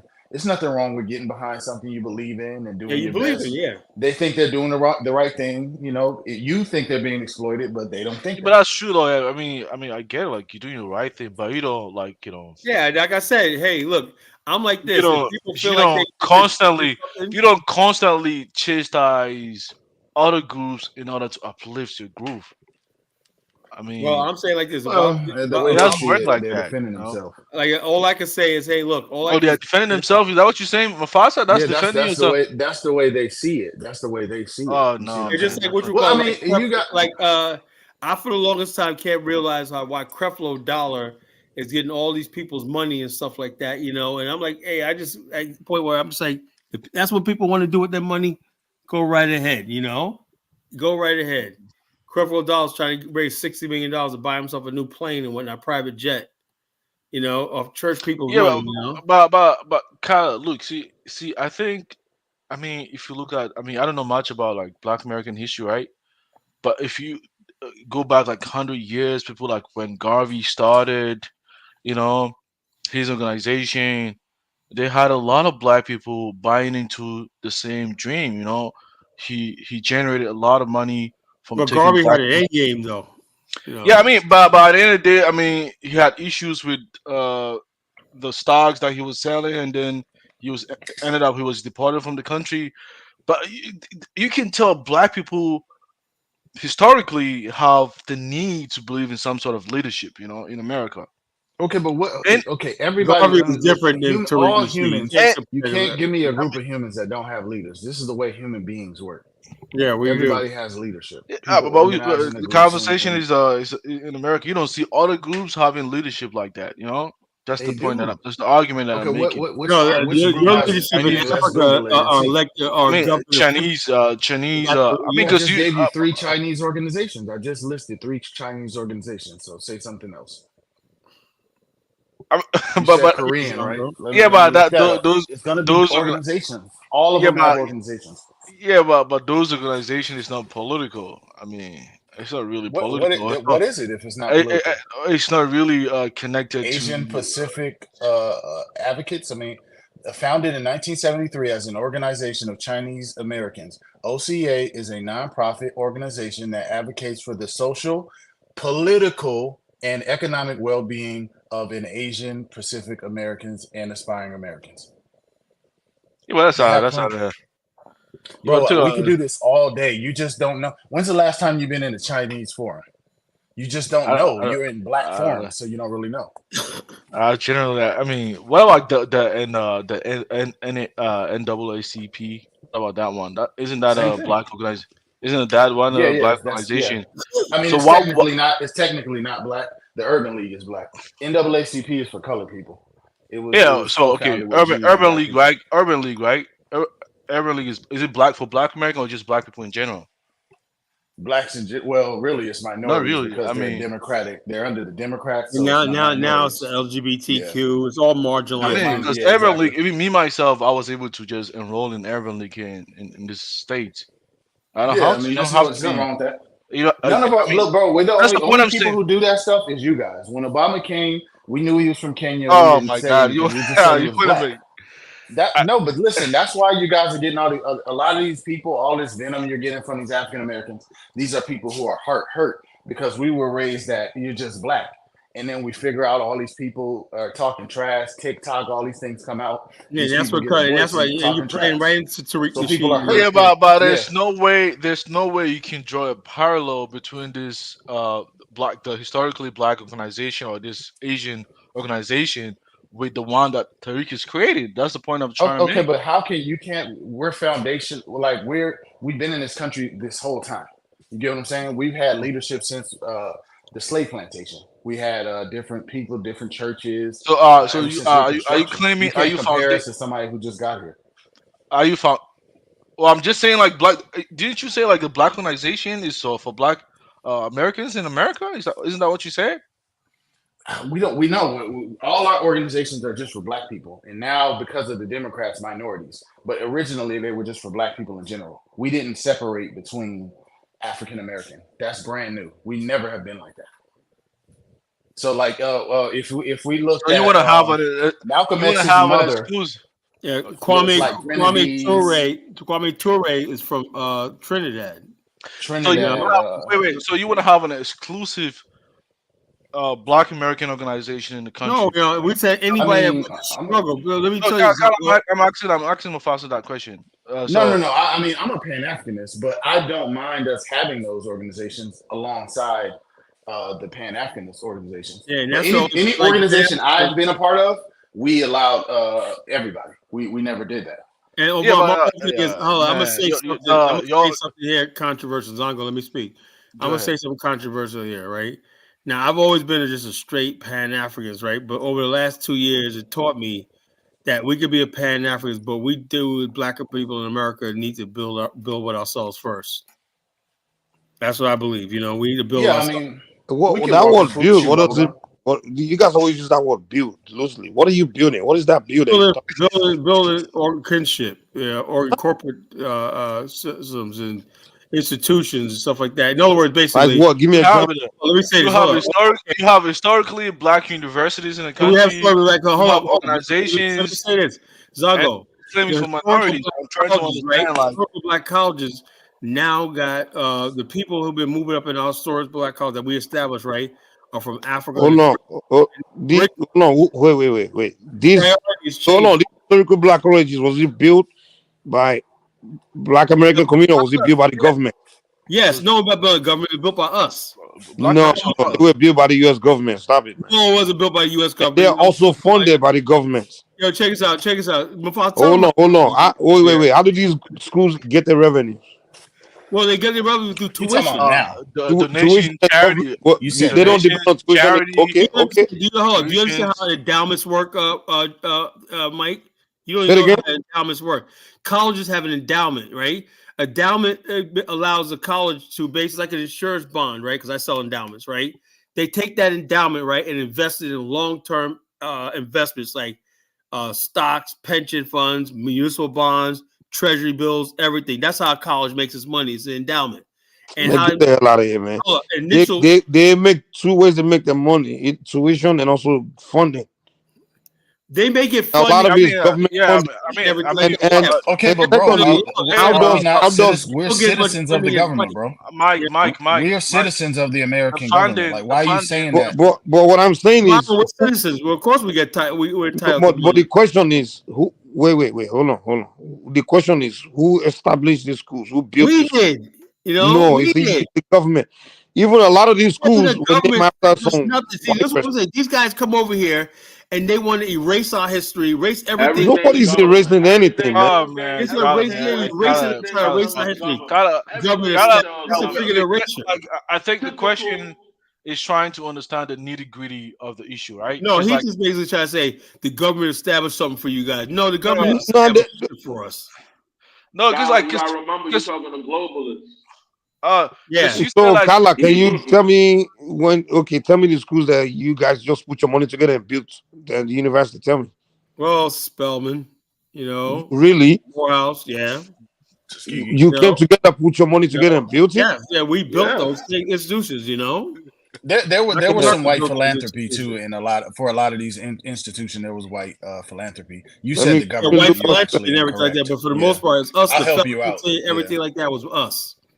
Yeah, that's what I'm saying. Like the funding comprised I guess Mike never heard of Tuskegee University. Charity from private individuals. So I mean, it's a host of different. Mike, I guess you never heard Tuskegee, right? Booker T. Washington's Tuskegee. Yeah, read up from slavery and tell me that white people. Yeah, so like have institutions, Black American institutions in the country. Why don't you go and occupy those institutions and have some sort of like authority over them? We have all institutions in America. What are you talking about? I mean, I'm trying to understand like the organization that Tariq is trying to create because I'm trying to understand. Like, you keep saying Tariq is not. I mean, that's what he's not trying. You keep saying Tariq, like it's serious. That's when people say that you don't know anything about us. Tariq is just a sideshow, a cartoon. Yeah, he's like a content creator. Carla, this idea that we come in here and then we kind of like just writing off you or something like that, or we come here to just try claim you, that stuff is not real. That's a fallacy, man. You're parasites. Come on, man. We literally here as hold on. You're not needed here. You're not needed here. You're by who?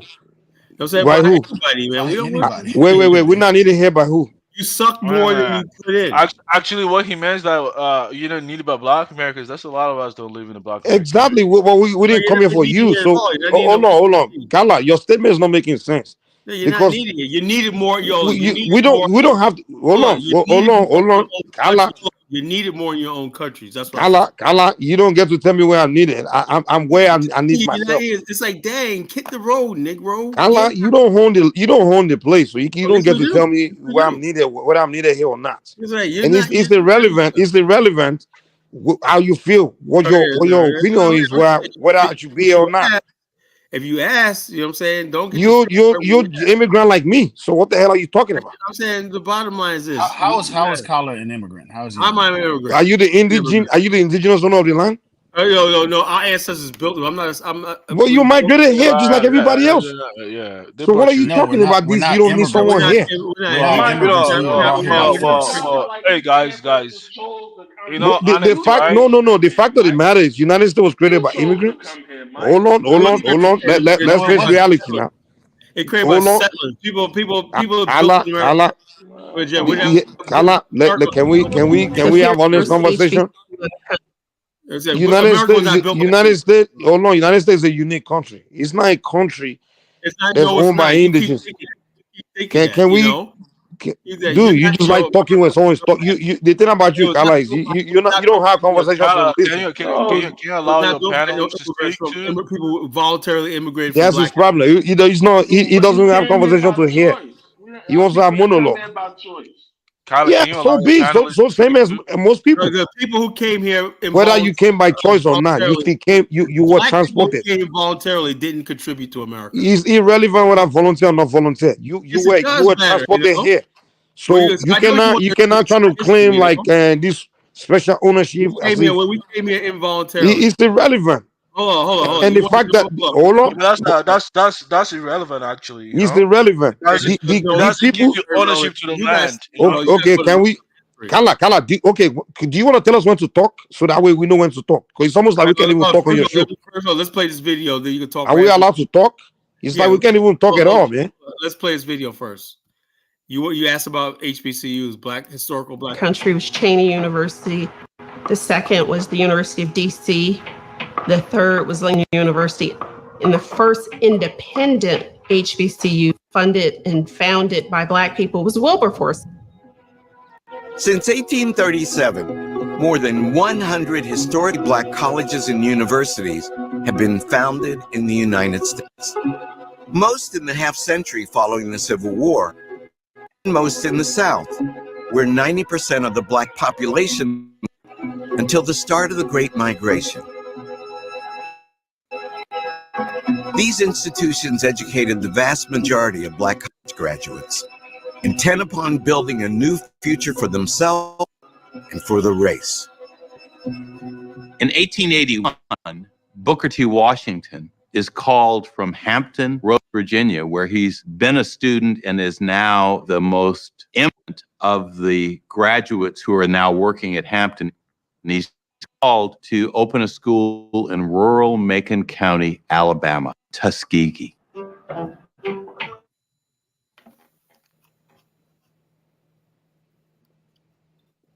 Okay, are you done? Can I make my point now?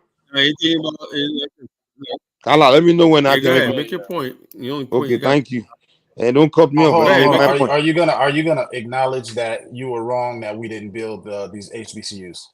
They're funded by. Now that you heard the white man, you built. Congratulations. Congratulations. She only highlighted. No. Now don't congratulate us. Admit that you were wrong. Don't congratulate me. Admit wrong. What did I say that was wrong? What did I say that was wrong? That was one college that was. Okay, anyway, let me make my point though. It was just one university. Here's the reality. Here's the reality. It's one though. It's one. Yeah, hold on. Let me just make my point. Here's the reality. Group of Europeans came here. Got a phone call. Yeah. Sorry. So I know this person. I want to make a point. Okay, anyway. So group of Europeans came here, right? They pretty much conquered the owners of the indigenous people, took their land, created a country.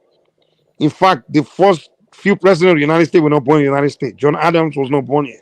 So these are immigrants that came here. And then when they established the country, what is the definition? Let me finish. Lord, man. What is an immigrant, bro? Because we don't know what you're saying. An immigrant is someone that migrates from one location to the other. That's an immigrant. One location. So if I move from California to Arizona, I'm an immigrant. No. From one country to another land. What country was John Adams from? Are they not from England? They're from England. They were not born. And where did he move to? They're older than the country. Say it again. Where did John Adams move to? Okay, let me explain it to you. If you let me get across, you'll get my whole point. What I'm saying is, these people migrated from Europe, came here, set up the country, named the country, created the constitution, and they made policy that they're going to bring people from other part of the world in to populate, to create this new country. And that policy has been there to today. The immigration system of bringing people to this country did not envision coming from Africa, pretty much to form this new country, to be citizens of this new country. The same policy has been here from day one. And secondly, when they started, of course, blacks were not allowed to be citizens, were not part of their plan. But later on, they decided to make blacks citizens. You can tell me that in the beginning they made black Americans were considered citizens. It was later that they decided, we're going to make black citizens of this country. And then later on, they decided, we're going to bring immigrants that are non-white, bring them as well, include them in the immigration idea. And later on, of course, they decided, the Africans too, everybody included. So if we are coming here as immigrants, so who's one person to be telling another person that he's more of American than the other person? I can't believe I just heard. Are you done? Yep. Are you done? So who's Carla to be telling me he's more American than me? What the Are you heck? done? Dude, man, This you're not they American. wipe the people that decide what is No, war, making let rules. me educate you. Maybe they should be We the have no one. history in this country. Number one, by your own definition, John Adams was not an immigrant. John Adams is from Britain, and he came to the colonies of the Americas, which was also a British place. So he just migrated within his own empire, right? Yep. He created he did the American Revolution and founded America. He was not an immigrant, right? Number two, you guys weren't able to even come here until 1965. There was an Immigrant and Nationality Act. That's when black people were allowed to even come here. There was quotas. Yeah, but right? the colony is, they came from somewhere to establish territorial control from the indigenous people of this land. He said John Adams. Exactly. They migrated colonies were from England. already Yeah, established. so I mean, the He thing is said that, John Adams was an immigrant. He wasn't. so if you want to look at things from a historical lens, people migrate from one region to another, right? Bro, I mean, like, prior to no. The thing is, was he born American citizen? That's the question. I think the argument No, he was he trying to make created is, America. I mean, Established. He wasn't born American citizen. listen. I think But the he wasn't an argument here. immigrant. Listen, I think the argument he was trying to make is that prior to Europeans' arrival in this territory, like this continent called America, it was just native Indians just residing on the land. Well, they had their own Okay, nation, all right. right? So They now, had their now own we're gonna nation. do So now people, we're so gonna do people the came, segment, right? so people came from one region of the wall to this They land migrated. called America. Yeah, exactly. That's migration, actually. Okay, So, but that's even, everybody, bro. Like when but you establish a place, that's but everything. and that is the argument that he's making. Yeah, People Okay, when but the no, Americans you're over here, saying that United country States start is bringing the different. Irish here and the immigrants. They are well, a lot of white Americans that have been into the control huge institutions in this country. People that actually made this country. A America lot was of like them are 300 years migrants from old before they In other started. fact, places. majority of white No, but Americans today, he's trying to like make it later. seem like Before the everybody Irish. is an immigrant. I mean, Everybody is not an immigrant. I We mean, are not Everybody's an immigrants. immigrant, you can if you unless you're. well, John Everybody was Adams was not an immigrant. He I was mean, born in George England. Washington was not. I mean, He came to an English thing. He did the American Revolution. And the He broke English away people from were England. the English people. Hold on. The English colony was not United States, and also even What the does that English have to do with people some when they came, some they guy migrated. There were nations here smuggled already, right? labels in The Nigeria? Native What's that got to American had do their with you? nations, and What they does that got to do conquered with them, you, took man? it. So they migrated from Okay, England. but that's everything, bro. Like everywhere was conquered, and then I once you think the Exactly. So argument establish a they place, migrated. I guess but that's everywhere is not conquered. immigration. You They can't say the already same thing had a about land. other countries in the world. Most countries in the world, except maybe Australia and the old Americas. Yeah, why, But you Mike? Why can't you say that about describe like Australia, most man? countries in the Describe world. Australia. Most of them is indigenous-based countries. These are No, indigenous. if you go back in time, it was conquered and things were taken, and everybody hasn't been the same for yeah, thousands of years. every like there has been like a migration patterns within different Well, we're countries. talking about current countries, current nations, countries of today. Yeah. We all Okay, know. but all I'm saying, you're trying to make it like they're all immigrants. All of America was not. It Yeah, was that's what founded America is. by America is people based on. who. Oh, I don't know America what is you're an talking about. immigrant But country. we're not immigrant. I'm not an immigrant. Most We're of not major, immigrants. We Shut were up. in fact, imports. I mean, hundred. I mean, come on, man. And hold on, and besides, after the country was created, Man. majority of white people went there's this today. We're not even here. It was only a handful of them. No, they were Majority of them immigrants. They were came like even immigrants. in the 20th century. No, they ain't coming into No. There this were country. many The immigrants. Italians, the The Irish, point it was is, all Yeah, but the immigration. country there was were already immigrants and developed there and are built. foundational people. There's two The different foundation things. of Like, America, which is white and The black people. foundation of people were immigrants. They migrated here. Yeah, well, no, hold they up. There did, were many bro. Are you generations listening to in. anything I'm saying, bro? Or are you just You don't waiting to listen to talk? nothing you say. You said it yourself. They migrated from England, didn't you? Hold up. America was like 10 generations in before it became a republic. That's not immigrants, you know. And they established immigration programs to repopulate the land. Bro, they Bring established in everybody in. 1619.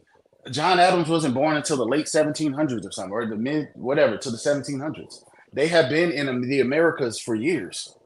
Yeah, And almost you're saying 100 they're years, immigrating. over 100+ years. Yeah. 160 years. Okay, Google where they were born. Like 5 generations, 6 generations, and then they became a republic and whatnot. You That's see the John Adams born in original England. Americans. You see Americans are the a lot of them were original born in England. people in the 13 colonies. Well, anyway, That's who Americans so the point I'm making is I think the argument they're making is that once they come and they establish their own republic and constitution, then all of a sudden and Zongo, what annoys me is that the like past doesn't exist. No, it does exist actually. Zongo, this is very important. You know what annoys me is that the whites, right? Even to today, a lot of them are still migrating to the United States, right? White people. Yeah, And within a generation, no white person is telling another white person, I was here before you. Yeah, but you're Or not white though. I was there from the beginning. And the yeah. I mean, once they come and the hillbillies are probably the old. Hold on. The hillbillies, they're probably the oldest white people here. So someone like the Donald Trumps, they're like the first generation. Well, you're not going to see a hillbilly telling Donald Trump like, "Oh, Yeah, but you guys you're come over coming, here. you're immigrant Look, you class. come over here and act like, We were look, here you from the guys come beginning." over here. Hey, Mike. See, Act hey, like Mike. you want to be part of our culture and everything. So we guys, have to say it like that. Guys, Mike, you got up here saying so many things that ain't true. John Adams wasn't born in England. Say it again. He wasn't born in England. There's a difference between a migrant and an immigrant. Where was he born? He was born in the United States. Yeah, but I was a British. There was no United States before he was born, man. Come on now. The land that we're talking about today is called the United States. Yeah, it was born England. in America. England literally has a geographical location. So when you say someone's born in England, you actually mean England. You don't mean like we could go and say that somebody was born in. We can claim somebody was born in Britain, even though they were born in Nigeria. At one point, Nigeria was owned by the British. But the point we're making, So are you going to claim whether he was born here, his ancestors, whoever, I ended up here. This is not indigenous land. His indigenous land is Europe. Exactly. That's the point I'm making. Okay, so none of us are Americans then. The thing is, what makes what makes someone an American according to American law is you're born two in ways. the Hold on. What makes an America. American according to American law is citizenship. No, that's it. Once you become an American citizen, they call you an American. Like before, for example, a lot of immigrants living here. What makes somebody a Yoruba? Let me land. Hold on. Let me explain something. Like, because I'm in the immigrant community. A lot of immigrants, when they're here, maybe they're still on the green card or whatever, their status is not citizenship status yet, they don't call them Americans. But once they go through the citizenship program, in fact, they swear in to the oath of a citizen. They do a citizenship swear in. And from there on, they say, you are now an American. That's what they say. That's what they say, exactly. That's what the institution. That's to say you're now an American citizen. That's the way Americans define citizenship is defined. A citizen of the United States is not the same thing as an American. What do you? Oh my God! Oh my God! That's true. That's a true. There are Chinese people in Ghana. Are you going to say that they're Ghanaian? Or are you going to say that they're citizens? If they become citizens of Ghana, then they're Ghanaian. But the only thing they cannot claim, the only thing they cannot claim is that they cannot claim the indigenous ethnic group because they're not indigenous ethnic. No. Wait. No, Mike. Wait. I think you're missing one point, right? See. You can't use the same yardstick with African situation. And America believe in law and order in the Constitution, the rule of law. There's certain process and procedures that you have to follow to become a citizen of a nation with a nation state. Once you follow those procedures and become a nation state of that country, you are qualified to be a citizen of that country. Now, in other countries, they are still in this, like in a country like Ghana, Nigeria, they are still in the stage of building a nation state democracy. And the general populace do not understand what really democracy means. Like a person having a different background can come and nationalize and become a citizen of that country. It's still something that people are developing. People don't understand it now. Exactly. They're still in the development phase, right? But America, like they have, they are beyond that level. America is more of a documentation. It's more being an American is more of a documentation. Whereas other societies is more indigenous thing. Right. For example, if you say you're a Nigerian, they want to know which indigenous part of Nigeria you're from, that kind of stuff, But in the case of America, it's more of a document. Like if a white person says I'm an American, no one's going to ask you which indigenous of American are you. If you don't say I'm an Irish American or I think even Italian American. I think even in our countries, right, we do follow document, but the populace don't understand that. They still go by the old ways. They still go exactly. They still go by identifying people. But the nation itself do believe in documentation. If you have documentation to prove that, hey, you're a citizen of that country, it doesn't matter what skin you look like. Okay, you guys are arguing. You're arguing semantics. You're saying that technically you're a citizen, all that. You know what we're saying, bro. You can't act like we not from here, bro. Like my family been here for centuries. Yeah, you are from here. The argument is not that you're not from here. Yeah, but the argument I'm making, right now, the argument, The argument is that you're not the only one that's an American. That's what we're yeah, saying. but the You don't argument, get to tell another American how American. but even the argument that I'm making, me having a little understanding of the American, how about what migration pattern really means, I'm not waiting for you to tell me I'm not American. The native Indian has more validation for me than just a regular black American. Exactly. The native Indian can even make more. They are the native Indians are an indigenous either. They migrated here. They are. So based on what you're saying, then they're not American either. They are, because the federal government. They're just. I don't even think this native can even make argument who's an American citizen because they have power. You know, they didn't create a country. You know? So likely, let me ask you at least the federal government recognized them. I need one mic. I need one mic. Within their regions. I guess the host speaking. I got. Yeah. They within their given reservations, but at least they were conquered, so we can say, okay, you lost the land. You know. Mike, when I say so basically, the conquerors, basically, who can. I have to put him backstage for a second. When I say, look, I gotta say something. Be quiet. You know. God damn, Mike, he just never shuts up, man. Gee, that's just like I try to give everybody a chance to. I'll bring him back in a minute. But the bottom line, I want to say something, right? Right now, we have, like we said, the show we did a couple of nights ago about the globalists versus the nationalists, right? Black nationalists, right? You got people that are saying, making the same argument in England, right? They're saying that we're here and we got degrees, everything like that, and they're telling the native English that this country doesn't belong to them anymore and everything. That's really dangerous, you know? So I'm saying to myself, you can't just impose yourself on somebody else's country and say, like, we don't have to do what assimilate or whatever like that, or do. You're just going to do your thing. England doesn't belong to you because the law says it. You'll find out real quick that law means nothing when the people start saying, we've had enough. The law doesn't mean nothing, you know? We learned that real quick. Yeah, but it means something. We'll get dragged out of jail cells and lynched. And the judge sitting right there, like, I can't see nothing, you know. And the same thing. The law means something, actually. The law means nothing, man. They don't know how ugly it can get, bro. I think what's missing is that the people that actually control, institutions within the country are not in favor of that. It's the people that are powerless that are the ones trying to, revolt against stuff like that. So is Kala talking? I didn't hear his voice at all. Was Kala talking at all? Yeah, he was talking, actually. I'm not hearing him. He was using England as a reference point. No. The thing is, I'm not hearing it. Maybe that's why he thought he put me in the back, because he thought maybe I was talking over him. I'm not hearing his voice at all. Oh, okay. He meant he wasn't hearing you when you said you should. Okay. No. Let him talk right now. Let me see if I can hear him. Can I say something? Okay. This is what I said. Is he talking right now? Yeah. I'm not hearing him at all. You got to back out and come back in. You got to leave. Maybe that's why he thought I was rude or something. Because I'm not. When I was in the back, I see his mouth moving. I'm like, I'm not hearing this guy. But then I'm hearing everybody else. You know. Okay. All right, I think back in. Yeah. Okay. Let me get out. I was like, I know Mike ain't that rude, man. I'm sitting there talking. He's just sitting there going off. I'm like, shit. Well, I mean, if I just want to talk, no, I don't mind people talking, but I got a point to make, man. Just give me that respect, you know. I had a serious point to make about the England. I said right now it's not just America. People think it's just you just have to worry about. Kala, you want Africans to succumb to. No, I'm like this. I'm like, what you guys don't do is you guys. I can hear him now. I hear you now. Okay, this is what I was saying.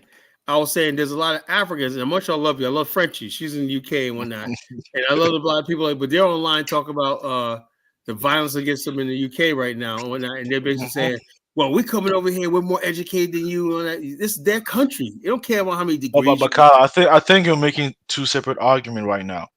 If the country itself, institutions, wait, because the country, there's institutions within the country that actually make this nation state. If the institutions are against those people, wait, listen, let me make a point first. I understand. The institutions have a due process that you have to follow to let you leave the country. But if your institution has been corrupted by money, and right now America is bringing in illegal immigrants in UK. Why? Because they work for cheaper and they want access to the. What is that? Let me give you an example. Oh yeah, America's right now, let me ask you a question. You got South Sudanese or in Australia tearing the country up with gangs and shit. You know why are they there? It's because Well, corporations or Australian and Canadian corporations are robbing the South Sudanese minerals and oil blind. So the trade is Kala, can I ask one question? Can somebody tell me a year in American history where immigrants didn't come to America? What the immigration? Well, actually, to tell you the truth, there were no real immigrants coming here in Really? after World War II. What are you Are talking you about? kidding me? There's never been the American immigration program has been in place since the beginning. After And World every year, go look at every year in America, first of all, solid amount of people come in. After They're World giving War visa. II, but Mike, They're not aware of it. That's what it is. They're not aware that white people come to America every day, every year. And all race of people, they started noticing when they started saying African. We don't get a lot of third world people coming here. Yeah, but listen, but even immigration was free until 1950 or something. You know, Say it in the again? past, it was actually, I said in the past, immigration was just free, man. You can just get up and just come. Yeah, really. Yeah. In the olden time, it was the Europeans. They would just come. They just come in here. Let's explain the Asian Exclusion Act of 1885. Where they excluded Asians from this country by law. No, that's why I told you in the beginning, the founders, the idea was more of just they only see. Hold on. The immigration program in the beginning, the founders, they only saw their own race of people. The idea was okay, their own people. Well, as society, as the world evolved, hold on. The world evolved. Okay. In fact, let me tell you the main reason why they started letting other races come in, because it got to a point where they realized that they cannot. Europe, in fact, where they were not willing to be losing the entire population anymore. In fact, Europe became a progressive society because it became a rich, prosperous place. So a lot of Europeans are not really interested in like going in masses and migrating like that anymore. So they couldn't get their amount. Hold on. They couldn't be getting the same amount of population they needed, right, from Europe. So that's when they now start looking to South America, Asia. Okay, but who are you? I don't think anybody on this page right now is saying that America didn't have immigration. The only thing I was saying was that there was foundational people, the original revolutionaries that turned it from the colonies to America. And black people were part of that revolution. And black people, exactly. That's not true, man. The black people considered. But at that stage, you were not considered Americans. You were considered third-class citizens at that time. They didn't make black citizens until about almost 100 years later. A lot of my black people were fighting alongside like patriots on both sides. But you were not foundation. But you were not part of the creation. You were not part of their plan. See, this is what I said. All Mike does is discredit. I'm just telling you the truth, but he's just annoying. But but a lot of Africans fought in the World War. Was African countries part of exactly? They were using Africans. The British, they were even American. They use Africans to do their World War battles and all that stuff. They use everybody, man. They use everybody, man. But it doesn't mean that African countries are part of the World War. Yeah, man, that's your dumb fault for going into a war with. Exactly. They use dumb people. So it's like me telling you were dumb for, come on now. Yeah, right. Civil rights, No, I'm just serious. That was dumb, man. How you gonna get blood while they're sitting there taking your land? Kala, here's the whole point. If you wanna you guys need to understand is and a lot of I always tell Black America, if you wanna start dictating something, you need to get power first. You can't be dictating when you're not in a position of power. No one is going to respect anything you say. You're not in attracted by opportunity. You got to conquer America and then you start dictating to people.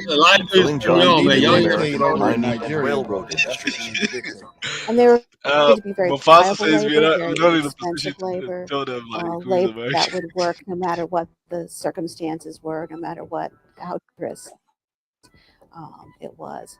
Within 30 years, about 100,000 Chinese had settled in the U.S. But by the 1870s, a backlash against them had grown large and violent. They faced a lot of discrimination, a lot of racial intolerance because they were seen as working lower wages, taking jobs at a time when unemployment was 25% in some communities. If they ever hits like in America, it's happening for American workers on the West Coast, especially for all the economic troubles. The railroad companies turned against Chinese workers after they began to organize for better pay and a shorter workday. In 1867, when 5,000 Chinese Central Pacific Railroad workers went on strike, the company simply cut off their food supplies until the starving workers agreed to return to work 1 week later. And so there's the throw the Chinese out movement. Labor unions line up with it. The American Workingmen's Party is founded on this issue, and they pressure Congress, and Congress eventually agrees to pass the first immigration restriction law in 1882, explicitly targeting Chinese immigrants as undesirables. The Chinese Exclusion Act banned Chinese laborers from immigrating to the United States for 10 years. Also prevented the Chinese already in the U.S. from becoming citizens. Congress renewed the law in 1892, and permanent in 1902. It was not until 1943 that the act was repealed, allowing Chinese immigration and granting citizenship to Chinese nationals already residing in the country. But by then, many once thriving Chinese communities in the U.S. had nearly disappeared.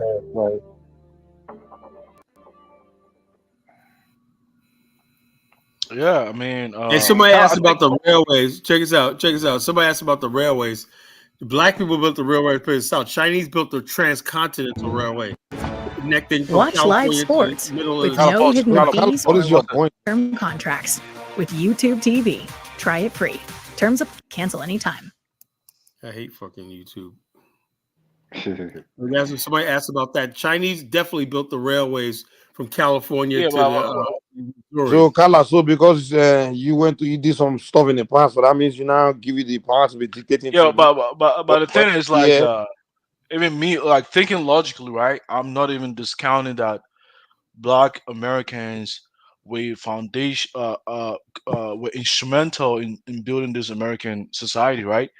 But at that particular time, right, the people who were in charge of, the nation, they didn't view Black Americans as equals to them, No right? shit. Which, No shit. yeah, I mean, they, yeah, they don't view us as equals even now. What does that mean?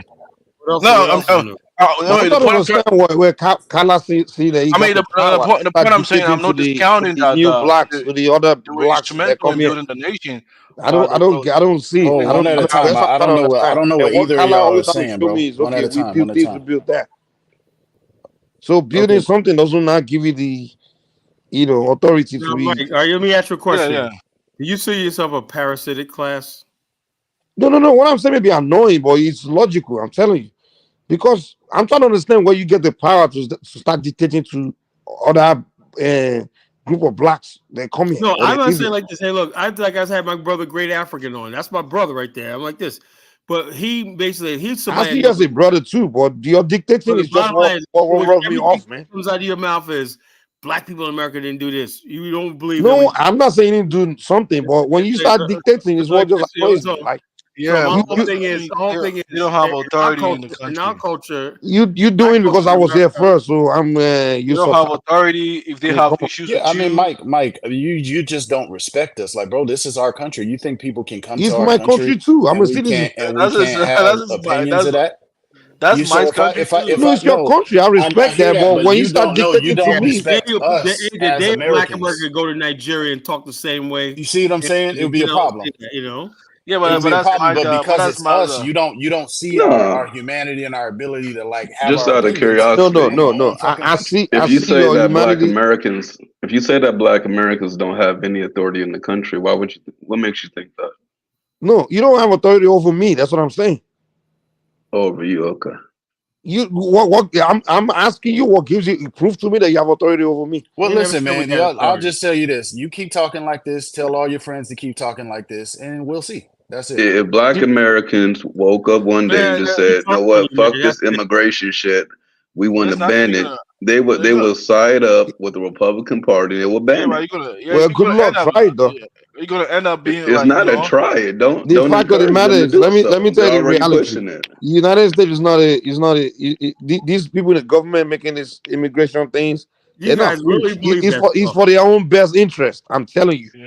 If this immigration thing is not for the interest of America, they won't be doing it. When the violence starts, you know what they're gonna do? They're gonna throw you in the bus. There's not gonna be no Remember, dude. Bro, if it You know wasn't what, for us, Mike, this is the problem. I agree with you about immigration been in the best interest, but at the same It's time, all in the best interest of don't. America. But Mike, That's why they do they it. don't need immigrants from Africa. They do. If they don't, they won't be here, dude. No. They If don't they need don't, we will immigrants not from be here. I'm Africa. telling you. That's why Africans are the least immigrants that come to the United States of America. Bro, you may say they don't The need huge African number. continent has sent less immigrants to America than China, than India, than Europe, than freaking countries have. Well, that's fine. That's fine. But the That few of means us, that they don't need you. But the the problem few of us is, they brought we here, they want need us. you. The few of us they If we brought no here, they longer need want us. you, they will no longer bring you. So why did they give me citizenship? Why are they giving us citizenship? They're either robbing you from something in your country. They probably got oil. But why, if they don't need us, why are they giving us citizenship? Hey, man, I Because think they got a lot something of they can more. They own oil. yeah, but I think you guys are just delusional. See, if you go to They're even very delusional, man. if you go to even Ghana, Nigeria, you see They're even American offering universities, lottery visas, right? Every lottery year they bring, visas, even they offering thousands of. American universities are inviting students to come and study. It's not even just a university. They do, the lottery visa. What they call that visa? The lottery one. Diversity visa, yeah. Yeah, where they tell people to play, and then they give like every year they have a quota amount of. I have like exactly. There's certain amount of Nigerians they have to bring every year. Yeah, I have like a couple of my people from. I'm talking about green card every year. I came over here for online. That's how my auntie came. My auntie won the lottery. You know, that's why they play the lottery in Nigeria every year, dude. They don't really get they wouldn't be focused on anything black, bro. If it wasn't for all our agitation through the 60s, That's and not 70s true, and all dude. that. That's not, bro. They didn't even. Bro, that's a fact. Didn't even allow that's not a fact, bro. The thing is, you guys always want to apply the past to the present. Bro, let me tell you something. The reason why African immigrants are the least to immigrate to the United States. They are still giving us visa to come here. They because we want you, nigga. Yeah, but if we don't want you, they don't get you. Listen, bro. It's not because of Black Americans that they bring. Wait. It's not because of you. You guys think you guys, believe that, don't you? Bro, it's got nothing to do with you guys. I'm telling you. Black Americans. Let me let's be honest. Let's be honest over here. Let's be honest, right? See, guys, I want to be honest. Wait, Mike, I want to be honest, right? See, because American like identification process are all based on race, so there is some sort of similarity with the people in Africa and Black Americans, right? Because once we come here, I mean, it doesn't matter whether you come hold on. Let me say this. Let me say something very important. Struggle will impact you. So what they did kind of help us in some sort of way. And I have a video justifying that. Like during the time, there was a Ghanaian foreign minister that came to America because Black Americans were experiencing persecution over there. When he went to one of those restaurants, they didn't want to sell to him, man. Even though he was a high dignitary from Africa to US, but because he was Black, they thought he was Black American, and they didn't want to serve him. You know, I have that video. Go ahead, like I'll share that video for you, so that you can, So there's some sort of like a similarity. What they, struggle, what they, helping to accomplish in America as far as like the civil rights, kind of, had a impact on the Black race in total in America, pretty much. Yeah. Mike Zango, what you gotta explain to them is that being an immigrant from Africa is not a fucking right. It's not a right. That you don't have a civil right to come to America. But it's very tenuous too. There might people like Mike understands that he get along better. Yeah, no. Also, too, you think you guys are looking at these big institutions and all that stuff. It doesn't work like that. If the citizens want to go against you, they can go against you, bro. If you look at Reconstruction, the Reconstruction era, they went down to the South and forced them to incorporate blacks into society. Yeah, the Republican Party. Right, and then the KKK started. And read my novel. Read my novel. That was exactly what happened right here. There was the federal government had all this money and even the military down there and everything because the white citizens resisted so much. When they said, "Look, we can't do this. We might have another civil war," and they abandoned Black people, and so that's why the exodus of 1878 happened. Same thing that happened. Same thing what happened to the Koreans during the Rodney King riots. Remember that? Would you probably was too young to remember that? Yeah, I was a kid. Check this out. What happened was the fact of the matter is that the Koreans, this one lady Korean, that us Korean Americans feel bad. They thought the LAPD and everybody was going to protect them, right? And they said the police, law enforcement, let their stores be burned. Everything didn't protect them. They're like, we're so hurt and shocked because we thought we were Americans like everybody else, and they sided with the blacks. But who had more power than they would, you know? Them motherfuckers came out the stores. They had heat. They had guns. They was shooting niggas. Yeah, they said they had to get guns when not, you know, to protect themselves, you know. Yeah, it was everybody. Government only gonna protect you with so much, you know. As simple as that. Yeah, I mean, like I said, these people, they come here, some of these immigrants, they come and they serve in little nooks and crannies that we don't have. But the powerful people in this country are like the foundational people. We have all the numbers and all the institutions and all the understanding of the country. You're right. There's no immigrant group that really could do it other than the small hats. They're pretty much the only one. And a lot of them are foundational. A lot of them been here since, 1800s. And even before that. And they got that white skin to blend in societies, you know? Right. That's why the neo-Nazis and Klan hate them, because they act like a minority group, but they're actually white, and they can go into a white circle. They resent that shit, you know? So one of the things that amazed me about Africans nowadays is that they're so different from them African leaders. I listened to a speech by Idi Amin. He was talking about how Black Americans were so great, contributed the most to the country, were the backbone of the country. Then we wake up one day with these weird ass Africans that think I have that no we idea. just dumb people. Where the hell do these ones I have go? no idea where people like Mike comes from, you know? No, but look, I just filmed, I told, well, it was a couple years ago, but I have filmed a documentary in Benin Republic. And we were talking to some of the people there, and we had a scene in there where there's a founder of a school. There was a sister that founded a school, and her daughter is now the principal of it. And I told them that there's people who say that we're not Black or not Africans, and there's Africans that don't like us, and they were blown away. They were shocked because they love African Americans. They knew all the history. And then the elder sister, she talked about how African Americans were the reason that us as Africans had our chins in the air whenever the whole world was telling us we were nothing. So the Africans, they understand that this new stuff now, you just got people who come over here, they can't get no women, so they're resentful, and then they take it out on the African race. So, you know what I'm saying? Or people made some jokes, and then they take it out on Black people.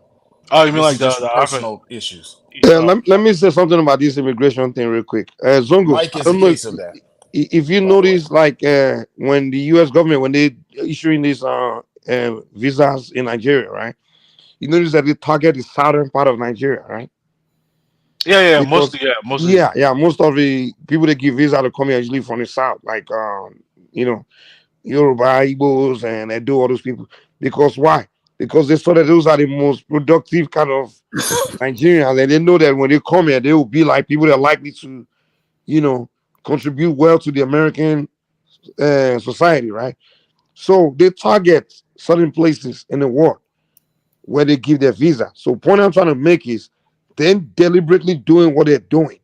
It's not really that when someone is telling me that they don't want us here. What do you mean productive? Like you guys, no, the people who they target is like these Eastern Europeans and people that no, I'm saying like no. San Fernando Valley. He's talking about in I'm talking about in the context of in Africa, in the case of Africa, and what are you talking also about, even in Europe when they were in Europe as well when they were like issuing their own, they target certain part of Europe where they know that there was a time where they're targeting Germans more than even other Europeans.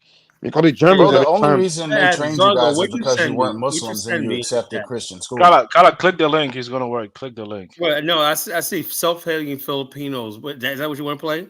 No, that's not it. I think it's I copied and pasted, and that's what came up. Let me just click on the link and see what this says. It says site can't be reached. Oh, wait a minute. Hold up. And now it's low.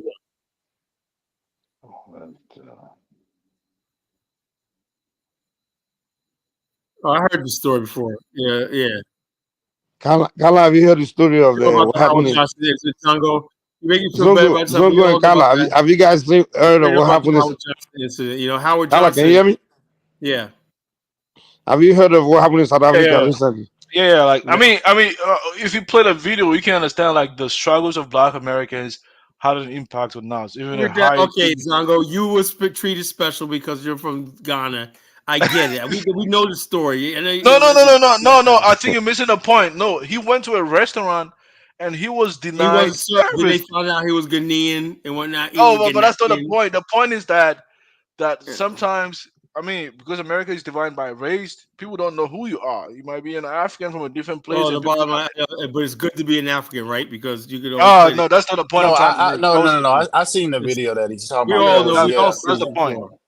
The We all he point seen I'm was it. at a saying high is, class, and he was like, But "How just are these low hold up. class Just people?" Oh, no, that's not the point. The point is that the struggle of Black Americans at that time had an impact even on the Africans themselves too, regardless of who they are, their social status. You know, he was denied a service because he just wanted to buy an orange juice. You know, so that's why I'm saying there's sort of a link between your struggle and us because we come from the same race, pretty much, right? So what you accomplished in America over Yeah, time what used to be had as an a impact on us too. because Howard Johnson became one of the main. Black people became one of their main customers in a decade. We used to always stay at Howard Johnson when we went on vacation, stuff like that. So the joke was on them. They said, "Man, we don't give a damn no more. Black people The got Life dollars, Branch, man. inviting Whatever, Bedma like this." to the most powerful house in the United I'm like, we States. always win these Over situations. breakfast at the White House, discussions transcend the incident, It's like navigating stupid, towards Ghana's stupid. ambitious Yeah, Akosombo it was Dam a project culture. on the Volta Dover, River. Delaware, The black people project, down a there just beacon of do their potential thing. prosperity for Ghana, Even like finds in the unexpected 70s, I support from remember across the Atlantic, we come to altering the North Carolina. trajectory. I mean, you played the The video House's and you're restaurant in talking at the Dover same changed its time. policy, You want to play it opening its again? doors to all, regardless of race. You How want do to see seemingly it again? small I'll incidents play it reshape again. global So why relationships don't and you policies? find real Your videos thoughts below. of the short? Have you ever wondered how a simple act of seeking cool. refreshment become an international incident? Right. Can you guys? October 10, 1957, in Dover, Delaware, tells such a tale. Kamala Benma, Ghana's finance minister, enters a Howard Johnson restaurant. His simple order of orange juice sparks international attention. Despite their status and attire, he and his secretary are denied service, highlighting the era's racial segregation. News of the refusal spreads, echoing from the small diner in Delaware to the international stage, spotlighting the stark contrast between emerging nations and established powers. President Dwight D. Eisenhower, amidst the Cold War's delicate diplomacy, extends in a life branch, inviting Bedma to the most powerful house in the United States. Over breakfast at the White House, discussions transcend the incident, navigating towards Ghana's ambitious Akosombo Dam project on the Volta River. The project, a beacon of potential prosperity for Ghana, So finds Africans also unexpected help too, support from across the kinda. Atlantic, Africans altering help the too, because trajectory of the like nation. what they In the experienced at that aftermath, the time. Howard Johnson's Zungo, restaurant stop in saying Dover Africans. Be policy, specific opening which its doors African to you're all, talking about. regardless of race. I mean, How do Ghanaians seemingly also help as incidents well, reshape right? global Ghanaians, relationships and policies? It Share your sparked thoughts below. Have you ever wondered how a simple act of Bottom line, seeking it was refreshment a could become an Cold War. international Let me tell you incident? something, October bro. 10, 1957, in It's kind of very annoying when you guys always lump Africans in one group. I think It that, was a Cold War situation. America's trying to compete with the Soviet Union for the hearts and minds of the people in the third world and whatnot. And so this incident can't get out because Westerners say, see, these people are racist, blah, blah, blah, blah, blah, blah, blah. And so they had to do something, right? It was a domestic issue like Black Yeah, but America. I mean, the They don't incident have actually helped to spark international attention, so you can tell. Like, yeah, but it was an unfortunate situation, But the bottom line is it's only because of what you call America was seen as a racist country at the time, and America was trying to shape its image up because that's the same year you had the Little Rock, Arkansas. So is it fair to say like Ghana also played a part to help? How did Ghana play a part? Oh, come on, man. That was the Little Rock. That was the year of the Little Rock incident with black people getting their heads screwed in, trying to integrate a school. We tried to integrate this country one night, and yeah, that was one incident, and that was Dover, Delaware. That's like pretty much the North, I don't know. So like that. The bottom line is, can you imagine if that happened in the North, man? Just think about what would have happened in the South. That would have been crazy. The South would have said, "We don't care who you are." They would have been like, "We don't care who you are." It had to take federal law in America. That was basically done because the president's like, "Yeah, look, he was looking at these foreign leaders and saying, I'll do something about this." But if had it happened in the South, and the South was persistent on saying, "No, we're not letting no black people. We don't give a damn wage. We don't care if he's Shaka Zulu, a king, whatever like that. We're not letting them in." It wouldn't have happened. Trust me. So okay, let's just be honest, right? So in America, like, so you would think a lot of like immigrants in America, what? More like I can't understand the you. people You in hear him? charge of this, Oh, go ahead. Can you hear me? Yeah, go ahead. I was saying like like, do most like Black Americans know? A lot of immigrants know like the white people are the ones in charge of like the power in the country. They think mean, that, pretty much, but the bottom line is they have representative power, right? In other words, they can't just do whatever they want to do. They still got to run things by us, and everybody else. Because I mean, because even if like you said that, oh, wait till you're gonna end up like going to the white man that has authority to make changes to the law that favors you, pretty much. Okay, Carla, give me 1 second. Let me ask you a question. Now we have who's running New York? It's a black administration, black city council, everything. The Africans up there begging black people, their fellow blacks in power to help them out and whatnot. Because New York's a sanctuary law, city law and whatnot. And Eric Adams, is he white? Colin, man, you don't understand American. No. I just blew your argument up. You said white immigrants don't have to go to black people, but all the major cities in America are controlled by black people. So what are you talking about? I mean, the point I'm trying to say is like when it comes to real power, a lot of people. Well, that is real power. You know how much money they're giving immigrants? Carla, give me 1 second. Anybody see that? They give Carla, can you hear me? thousands of dollars or whatnot. Carla, can you hear me? Power, Yeah, we can hear you. Can you hear me? Go ahead, Mike. Go ahead, Mike. We can hear you. Who's that person on the far to your nephew? Huh? Is that Mufasa? Who's that? Oh, yeah, that's Mufasa on the far right, to the right. Yeah. Mufasa, is that your? Are you Ateni? Is that your Odu? Yeah, the top right? Top right, far. Yeah, far that's right. me. Above you, on top of you. Yeah, that's me. This is Mufasa. Yeah. Is that your Odu right there? No, that's not my Odu. No. That was just how do you have it? Odu at the time. You don't know nothing about that, man. You don't know your culture. You're an American now. tell me, what is this Odu? Tell me this Odu. Don't try to look it up. Don't try to look it up. No, don't try to look it up. What Odu is this? That's my breath Odu right there. I told you, I asked you, Ateni Rosu. Bro, what is the Odu? Stop trying to look it up. That's Rosu. No, it's backwards actually. I mean, it's Hirosun. You have maybe when you take it, which one is on the left, which one is on the right? Yeah, no. It's the other way around. But yeah, you were His close. name is Kabiesi Mufasa. Kabiesi Mufasa. Maybe your picture flipped it, but which one is on the left, which one is on the right? No. The picture is shown the way that it is. It's Hirosun Irete. Okay. Yeah, that's what I'm saying. You did better than I thought. All right. Yeah, no, that's not my Odu. That was just the Tadogun at the time that I put the picture up for my for my Ile. If you flip it, that's my bird. That's my Odu. If you flip it, no. You read it from right to left, right? You're supposed to read it. Yeah, from right to left. That's what I'm saying. Because I thought when you took a picture, that would be on the Irete will be on the. No, that's not mine. Yeah, Hiroshi will be on the left. I don't understand about the Shinagalaga culture. yeah, say Shinagalaga to me, man. I'm like, I don't know. Why did he leave? You won't know about that, Kala. If you know something like that, you have more respect for Africans. I'm telling you. No, I'm saying Shinagalaga. If you understand things like that, you won't be looking down on Africans at all. I think that was the only thing. You have more respect, you know. You won't think you're superior, you know. You know you. I think that's the only thing that Kala never stated. African spirituality. Kala knows nothing about Africa, man. He's African from Eurocentric. The only thing on some Africa is European side of Africa is what you understand. Kala don't have any knowledge. All we know is what white man came to teach us. That's the only knowledge we have. Like that's really shocking. That's really shocking. I had my wife dying laughing because I was in Liberia. Ramadan was happening, and I was like, hey babe, we gotta observe Shinagalaga Ramadan. She started dying laughing, and she was mad at me too. But I had her laughing, and all of a sudden I was like, and the market was at the market, and I said, everybody up here in I was in Nimba. That was in a country where people don't speak English, right? Like. I was like, everybody speaking Shinagalaga up here, And then hold on, when I got to the airport in Morocco, everybody Shinagalaga was every place. Speaking Arabic. You go to the Kennedy Airport. When I got back to the U.S. Kennedy Airport, it was like Shinagalaga every place. Everybody was a different foreign language and whatnot. Does anybody speak English, man?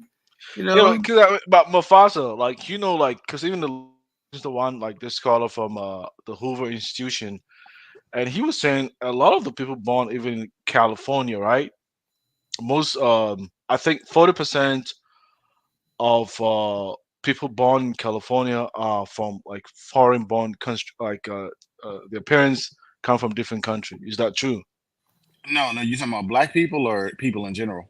People Not in for general. black people for sure. No, Not people in true. general. People in Even general. people in general, no, that's not true. That's not true. Forty You just percent. look at California's I'm history. telling you, Mufasa, I'm 40% of telling you, 40% majority of of Americans, they are either second or no, I'm no. telling you, most That's American man. came here in the Judges America in the 1900s. I'm telling you, you Man, that's true, man. You guys don't have no real evidence. I'll show you that, they Professor. still Like, coming here. go ahead. They've been coming every year, but you guys don't notice it until the Africans started like coming more, and so you start noticing. Every year, people come in, Hispanics, whites, especially Europeans. They come to migrate to America every year since the creation of America. That's all we United need. States literally have visa program, Mike, like let me ask you in a question. every country. We really need. Do we need more people from the third world coming here? Every year they've been coming. You never notice them. Well, why is America? Where is America getting by third world people coming here? That's where only place they get people. What are you talking about? That's where they people here. Where else they gonna wait, Carla? Where are they gonna get people? First world countries? People. Who in the first world countries? Who in the first world How country much money are is we living in giving out? first world country? Check that. Hold on. Let me ask you a question. All right. So we this is how privileged. Where else is America gonna get the immigrants, Look, Carla? we're so privileged in America right now that we're importing people from Venezuela, and the Venezuelan gangs have taken over an apartment complex in Colorado. And Oh yeah, I heard about that. You know, but Mike says, where will we get these people? I don't want them. Carla, Mike, we don't. let Mike, we me don't need educate you about. Let me immigrants. educate you. Let me educate We you. got Mike. We got Carla, people can that I? aren't Let even me educate you for American a second. citizens, Jonathan, give me a but they're second. What living Carla on doesn't understand American is this. territories. We can get people from those areas. Carla, this is what you don't understand. This is how United States play the game. They bring all of them here. They watch them. Those ones that are bad, they will end up deporting all of them. Right. Yeah. Right. Yeah. What's it called? There's that. Do you know the process of citizenship? Hold on. Let me break it down to you. When they bring him here, they first people start with green card, right? They give you 5 years. Within that 5 years, if they'll study you.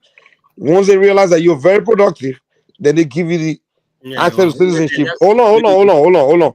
For you to become an American citizen, if you had one arrest, a single arrest, not even a crime, just an arrest, you can never become a citizen. Why do you think everybody, the Africans, stay away from people? You think because they don't want to get, they know they want to become citizens, so they don't want to have a criminal record, even a single arrest. Well, all I know is, like I said, the American government know what they're doing. People that will end up becoming citizens will be the best of them. The ones that are dusty, they will deport all of them. They can never become citizens of America. That's what you don't know. But they don't tell you all that. Check out all these people that wrecking havoc in America. They don't care about being no citizens. All they know is they're here. They would, well, if you know, do you know that if you're not a citizen, if you commit crime, you can if you commit a crime, they can revoke your green card and deport you, even if you've been here forever. Close an apartment complex that houses That depends on where you at. of new immigrants. They're closing it because of code violations. I believe, though, there's more to the story. They say it involves a South American gang. Denver 7's Brandon Richards shows us how city officials are responding to those accusations. Well, if you've been on social media here in the last couple of weeks, you may have seen a lot of information being shared about a Venezuelan gang that people say is causing all kinds of problems in Aurora. Well, this morning we learned APD has set up a task force to look into those allegations. The city of Aurora says it's closing this apartment complex near Colfax and Peoria due to a long list of code violations going back years. We are not buying this. Aurora City Councilwoman Danielle Jurinsky and some of her colleagues believe there's more to the story. We believe that, yes, there are code violations, but this started because of a gang takeover. That's what we believe. The company that manages the site says the same thing, that a gang from Venezuela had taken over the property, making it too dangerous for their staff to be there. Aurora police have not said whether those claims are true, but say they are investigating. I know it's been shootings here, but it's because of people from here. It's people from other places that comes here looking for problems. Residents at the complex told us no manager has been on site for a while. We've been trying to get in touch with the manager. He quit, and we have no manager. At a public safety meeting Thursday, Aurora Mayor Mike Kaufman once again pointed to code violation as the reason the city was closing the complex. I know that the owners are talking about that it's a gang issue. It's really the problems there go way back. On top of creating a task force to look into alleged gang activity, Aurora police say they've also started reviewing criminal reports from the past year to see if they were gang related. So we're actively looking at things right now in conjunction with the task force, our federal and state partners also. Councilwoman Juridsky says it's long overdue. I think coming maybe 6 to 8 months too late, but I hope that we are able to track some of these people down. But hopes it will finally provide some answers. In Aurora, Brandon Richard, Denver 7. And that gang that some claim has taken up that property was designated as a transnational criminal organization by the White House last month. And today, an ICE spokesman told Denver 7 they are aware of recent violent crime involving members of that gang and say they are working with partner law enforcement agencies. Yeah, well, man, we need more immigrants here, man. We need them all. Bring them all over, man. Bring them all over. You know what your problem is? You consume too many media. You know these media houses. Yeah, we just bring them all. News. They're not gonna give you reality. That is reality. The government got a lot of hand in all these things. All I know is, I swear to God, this won't happen in Virginia. I'll tell you that right now. You know, won't happen in Virginia because there'll be blood all over the place. You know. These guys ain't gangs are gonna take over Virginia. We have too many blacknecks and rednecks here. This is the equivalent of 70 eggs sitting on your shelf for times when you need them most. That could be tomorrow or 25 years from now. That's right. Our eggs last up to 25 years. Fresh eggs, not so much. Vitamin eggs have one more trick up their sleeve. These are packed with 33 essential nutrients to keep your mind and body performing at its highest level. Like, shut up. Let me see this video with Zongo. I don't know why you don't just go ahead and pay the little $12, Colin. Yeah, that's what it is. $12. I never know. Yeah, it's like $12. I gotta like I said, I ain't doing nothing until I get monetized. Right? I get monetized, you know, a whole lot of shit. This challenge will be much. Hold up. Yeah, right. Like I said, this is sounding good already, Zongo. Thanks for sending it. You know.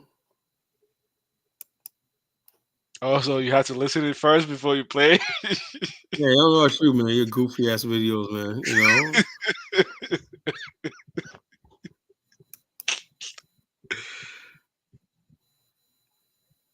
know. All right.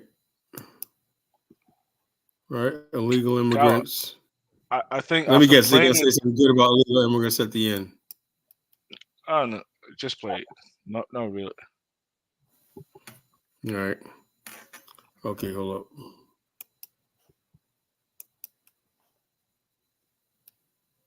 That they be tested, or there's no requirement that they be vaccinated.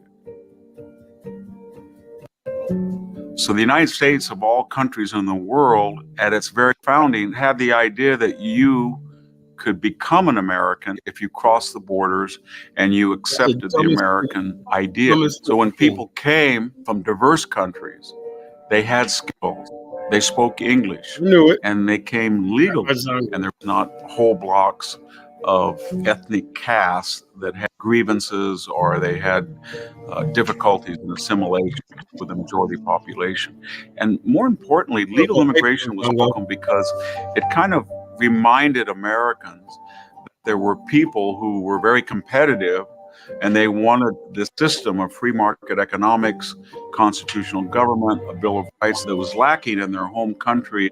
What happens when the host itself, i.e. the United States, has lost confidence in its traditions and customs and doesn't feel that it should or has a right or it wouldn't be nice to impose their values on people who are arriving across a border.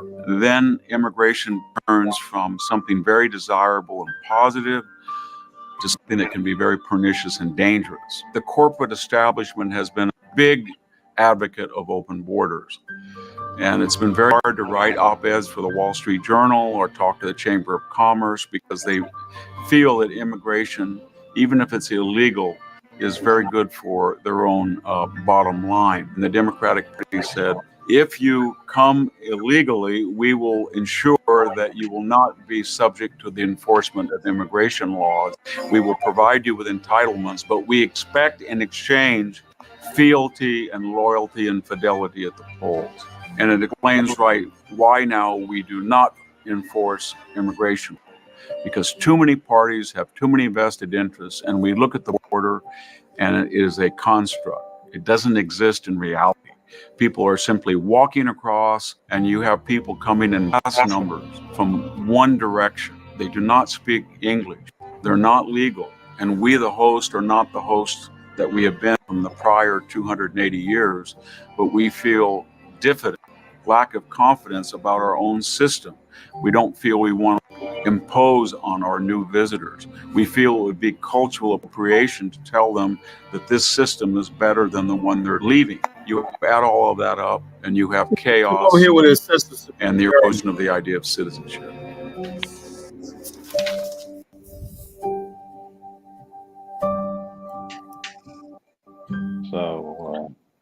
So yeah, you know, so the you can't tell a third world person you're coming to a better country, be civilized, because that might hurt his feelings. Oh, Colin. So that was the take. So that was the only takeaway you got from this video. Yeah, I was saying. Oh my God. Yeah. He said corporate America. Yeah, the corporate bloodsuckers, the parasitic class, loves cheap labor. You know. Yeah, man. So that's like they just using the immigrants for their votes. That's what I part. Votes no, but most importantly, I think he said it quite. The corporate establishment, they are the ones that want the free cheap labor. Yes, that's why I said I don't buy Republicans either. On so this they use the Democratic Party as a leeway, you know, to get their support so they can vote them into power, and the end goal is to help the corporate establishment. Yeah, so the bottom line, the Democrats and Republicans are playing games of the public. So it's just a vehicle there. Yeah, those political parties just a vehicle. I mean, that's why I said black people should have our own political party and whatnot and start taking over local account on our own political agenda. Now, if Yvette Carnell came out with that, I support her. She won't talk about that. She talk about how she can get next to the Democratic Party. And that's the thing, though, but Kyle, and that's why the last time I was arguing the last time, because he was saying there are so many vested interests. So there's a lot of Americans there. I mean, it depends on where you are. What is your social status? Now, if you are American that have influence and power, you support stuff like this. So bottom line is when you say American, whom are you referring to? Because some Americans that are really enjoying the benefit of free labor, the people they're in support of that. Let me give you an example. This one guy that has this farm called Greenbrier Farms, right? I was talking to him. He owns farms. He's a rich guy with money. And one night he was telling me if I want everyone to make some extra cash, I could drive limousine for him. You know, I said, blah, blah, blah. He called me one night. I said, no, I'm really tired tonight. You know, I can't do it. He wanted me to drive a limousine. I was like, dude, I'm nobody's chauffeur. But he said, I'll pay you just for the night. And brother, you go ahead, we got open bar or something like that when you're done. You hang out and party with us and everything. He said, I'll give you paid like $300. I was like, that's not, I didn't do it. Anyway, he was telling me that he said, man, I go down to the border to get labor. I said, he goes, now the American worker, you know what he's talking about, right? He said, a lot of them stop working when I got to pay, hit their checks with child support. Now, you know, he's talking about black brothers, you know, child support and whatnot, you know, and everything like that. Some of them got, you know, they getting picked up at night because they got arrested and they can't make it into work. He goes down to the border. He says, I paid, and this was back in 2000. What year was this? This was years ago. This was like about 5 years ago. And he says, I pick up these guys down the border, bring them over here, recruit. It's a whole big business, you know. He says I could pay them $15 an hour, but the thing is, he's not paying them your big expense. If you ever run a company, I run a company before, right? Your business expense is workman's comp. Work with anybody tell you that never been in business before. Your business expense when you have a business and employees is workman's comp. You gotta have workman's comp. That right there, that means you have to have a business like this. Take away workman's comp and you're making a lot of money. It's like liquid gold. Liquid gold, but it's just pouring in. Workman's comp is the most expensive thing in your overhead in business. Now we go to the border and get those people. You can say I pay them same amount I pay the other people, but you're not paying workman's comp. You're not paying for healthcare. You're not paying for all this stuff like this. So you're coming away big time. You're getting over like a fat rat. That's why he said, yeah, I like getting my labor from the border. The Mexicans coming across the border because they work, whatever like that. He says, I'm paying them $15 an hour, but guess what? He's not paying them workman. He doesn't have workman's comp on them, and they're working on it. They have some loophole in the law which allows them to do that, Kala, if you come to the South, this city where the Mexicans are developing the South. Oh my God, man! It's not just in the South, man. Even here, everywhere in North. Man, these guys, where's these places that they're Mexicans working building? their asses off. They're the building ones- skyscrapers all over the place. They're the one doing like the hard labor. Mexicans are taking money and building their own villages back in Mexico. I know that for a fact because you could buy. Of course, they'll get. Of course, now you don't want them to get anything. What the heck? So here in America, like if you go like to like the people building like this skylines, it's mostly just Spanish people. I have no problem with that, but I'm just saying the borders. The law is a law. The law says there's a law for. What we're trying to tell you is that what they'll tell you in the news is that these people are flooding, but they will not tell you that they're the one bringing them. They're allowing it. I know that. They're liars, man. They will tell you one thing in the news, but what they're really doing is the opposite. It's different. And a lot of you guys who consume all this stuff in the news. And this guy that I was talking about, I'll talk about. This guy's a Republican. And I was asking, it was right. Yeah, that's what it was. It was right around the time. Both Republican and Democrat, they're all in it. Trust me. Even Trump is in it. He's lying too. Trump is a huge beneficiary of this capitalist system. You know what Trump would do to them, Zongo? This was the time Trump he would take a camera to the ones that deported. This was like which they've always done anyway.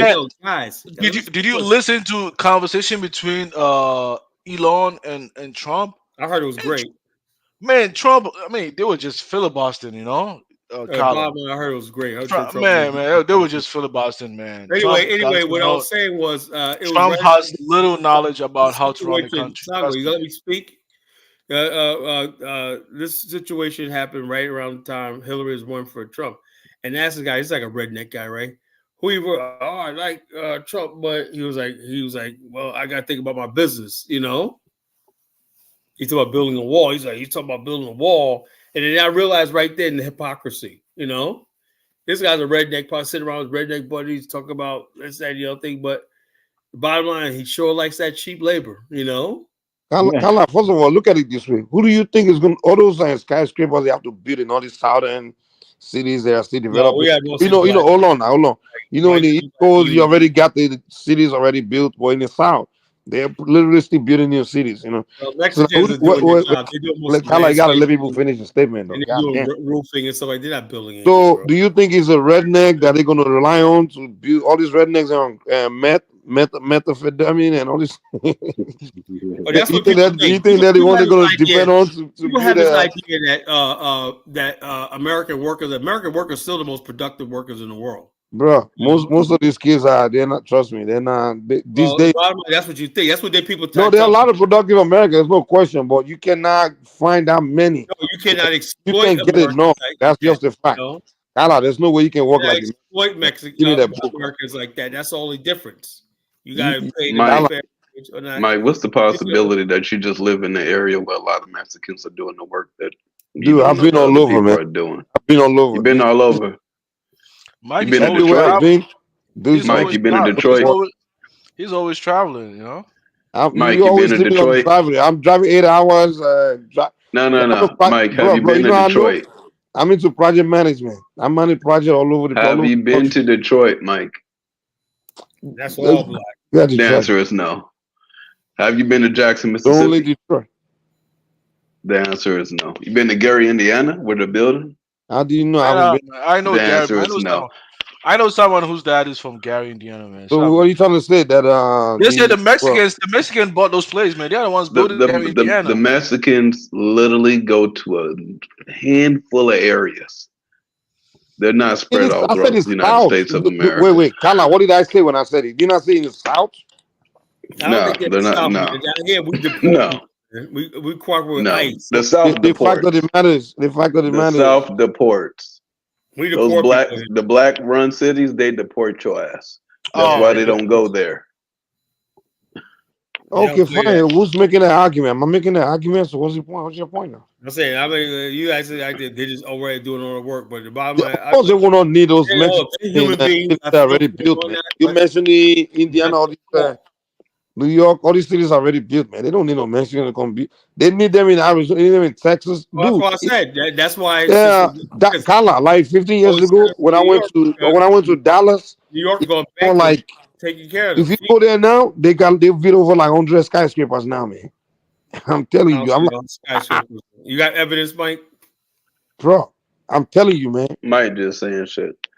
Another thing I kind of noticed that Mike don't know that there were Mexicans here before I'm these telling you, migrants started Dallas is coming. looking like some East Coast city, man. I'm telling you. Like they've raised skyscrapers in Dallas now all over, man. Construction. Mike, are those the migrants that you think of, or those Puerto Ricans? Say it again.